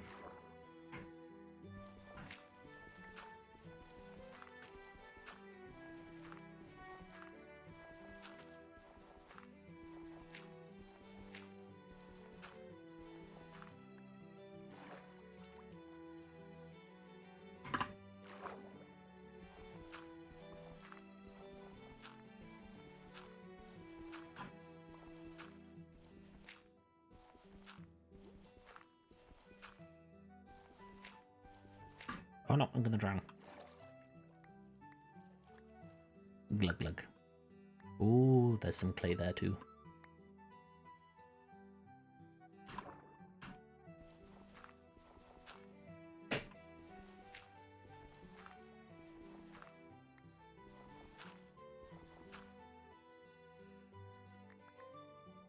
I'm okay with drowning. I'm okay with drowning.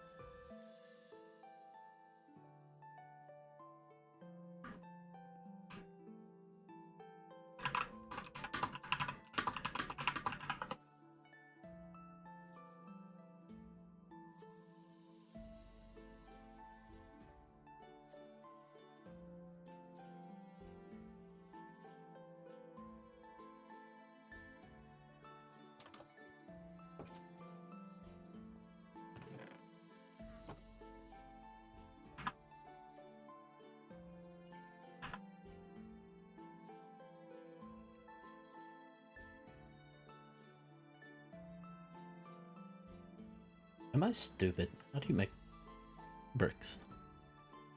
Oh, it is literally just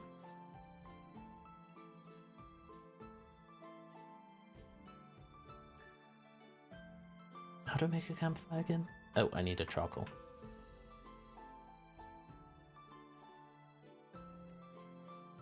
And I need some sticks.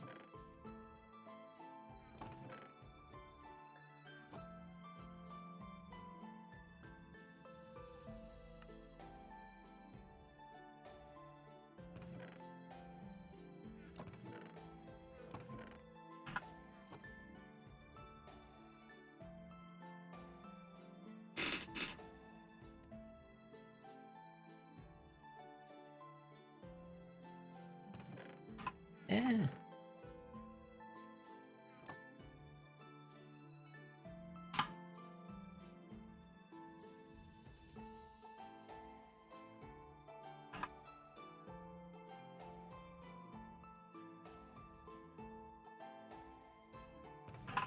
Not that one, that one.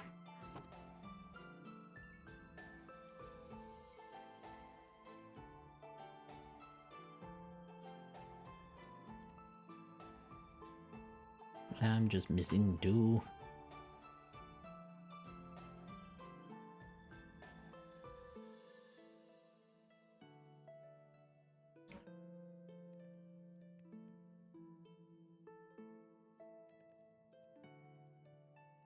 Oh, I do actually need brick.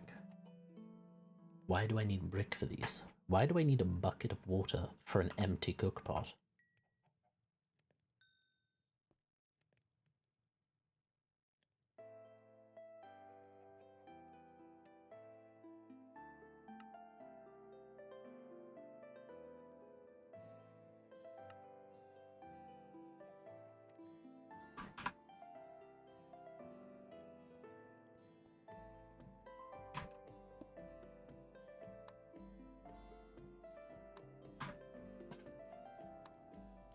Yeah.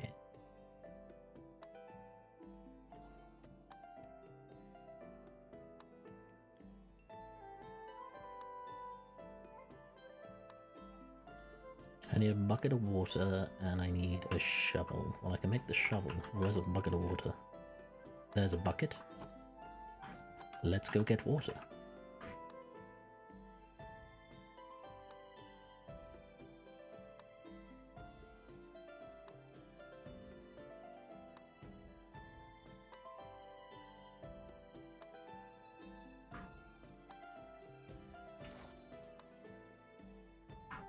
I pressed the wrong button.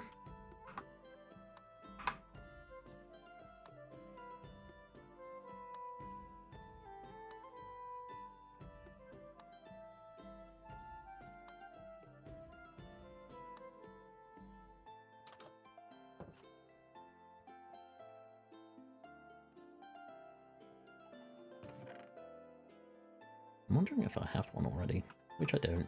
Boo.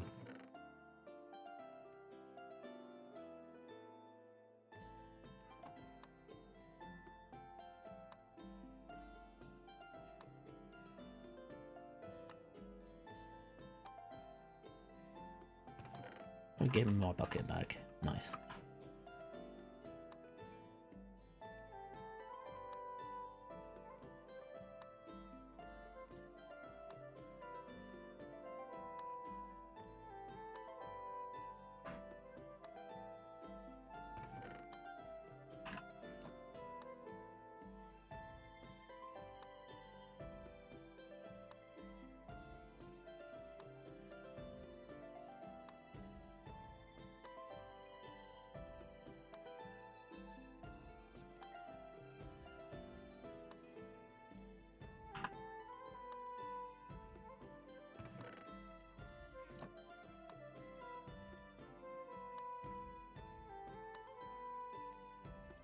Wood, 2 sticks.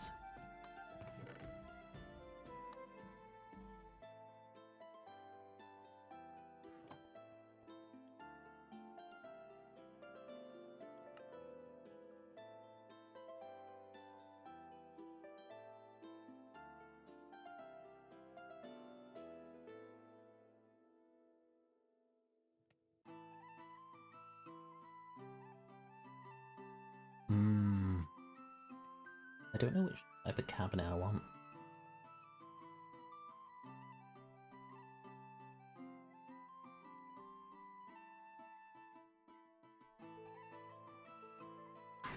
I don't know what coloured kitchen I want. What needed copper again?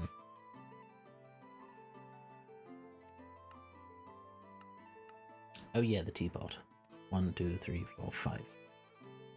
I have enough. I need sticks. And what else did I need? A cow. Do I have leather? No, but I bet Pola does.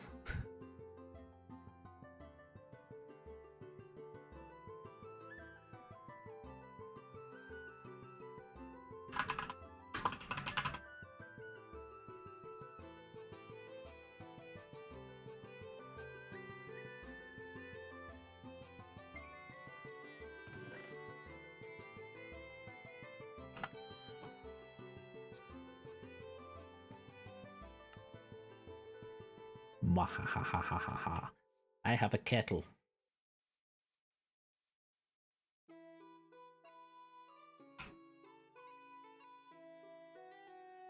I have everything I need to take over the universe.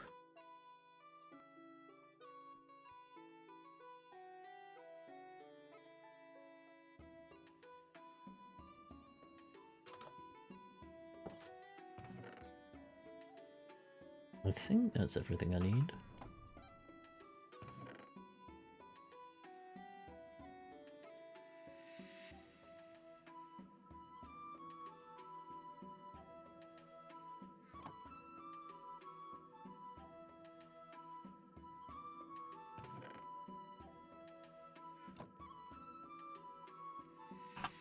Do I have any iron ore?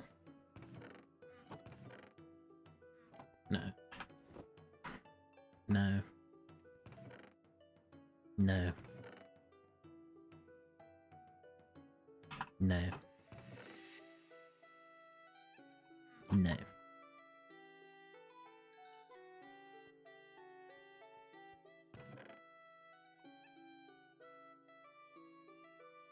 Oh, I could actually make the thing.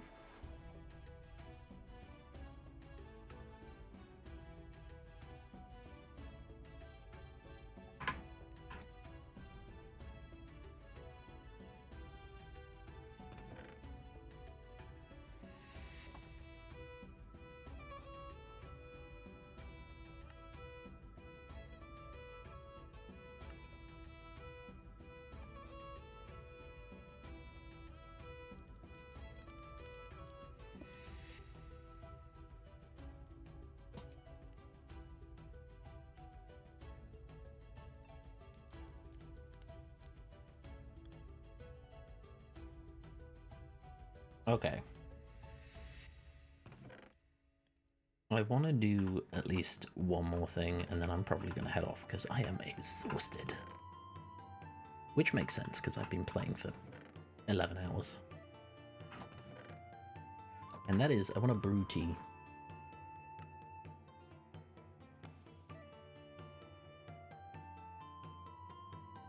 I can make hot cocoa. Oh, I want to make hot cocoa, but...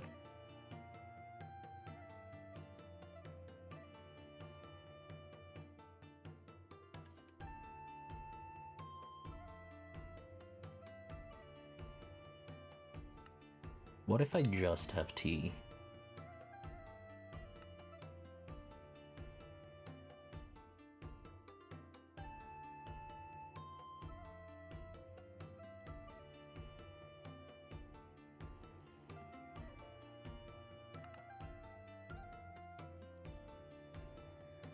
Oh my god, I can make a dandelion tea? Where is my tea leaf?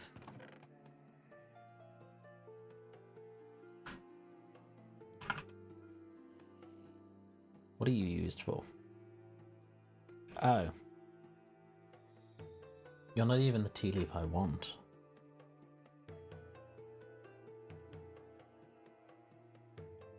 Oh my god, I threw away the wrong tea. Did I?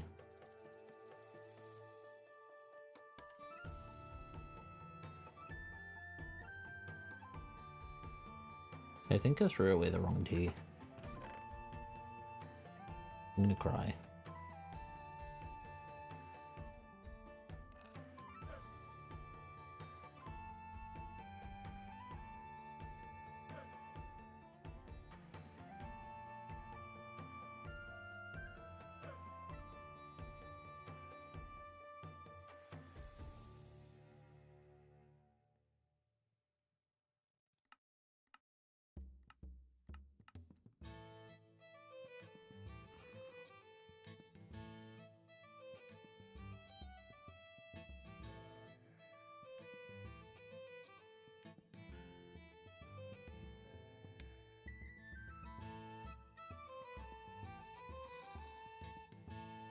well, that's like ridiculously easy.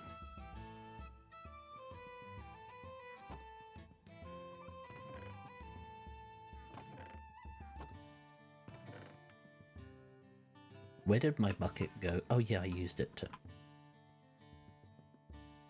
It's fine, I got one down here.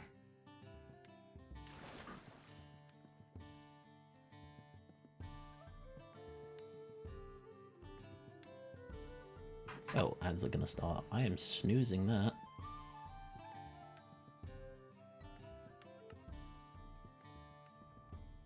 I'm snoozing it because I'm gonna like grab this, go up to the water here, and just make a tea and drink it.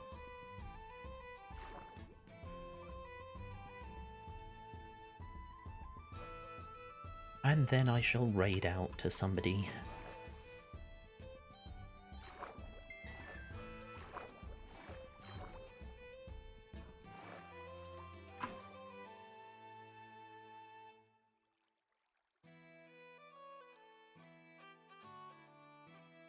Here we go.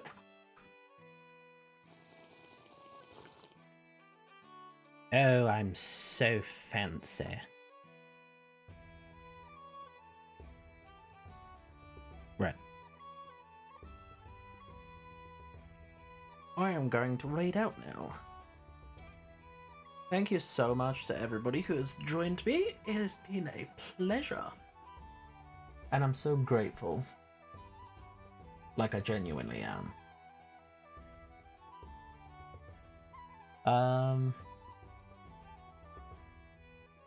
None of the Scuffs are streaming, and none of the Scuffs related are streaming.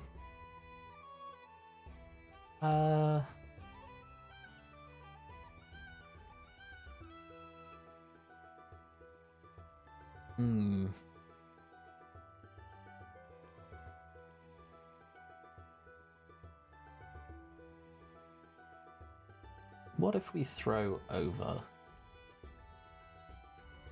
to a new person?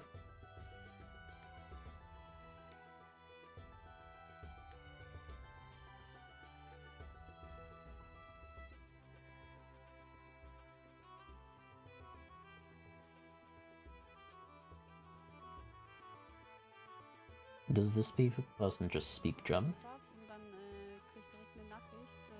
Yes, they are just German.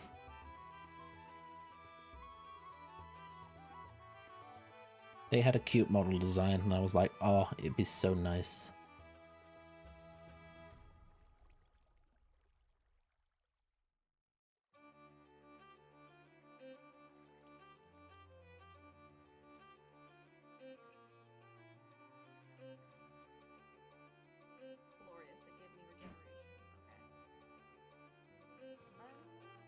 There's somebody playing on an SMP.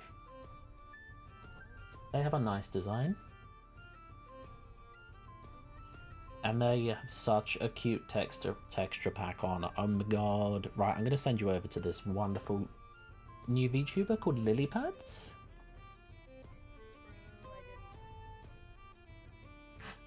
Yee. Right.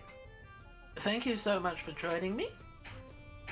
Thank you so much. I love you lots. I may or may not stream tomorrow. I don't know. It depends on how I feel. But yeah. Thank you. I'll see you all later. Bye bye everyone.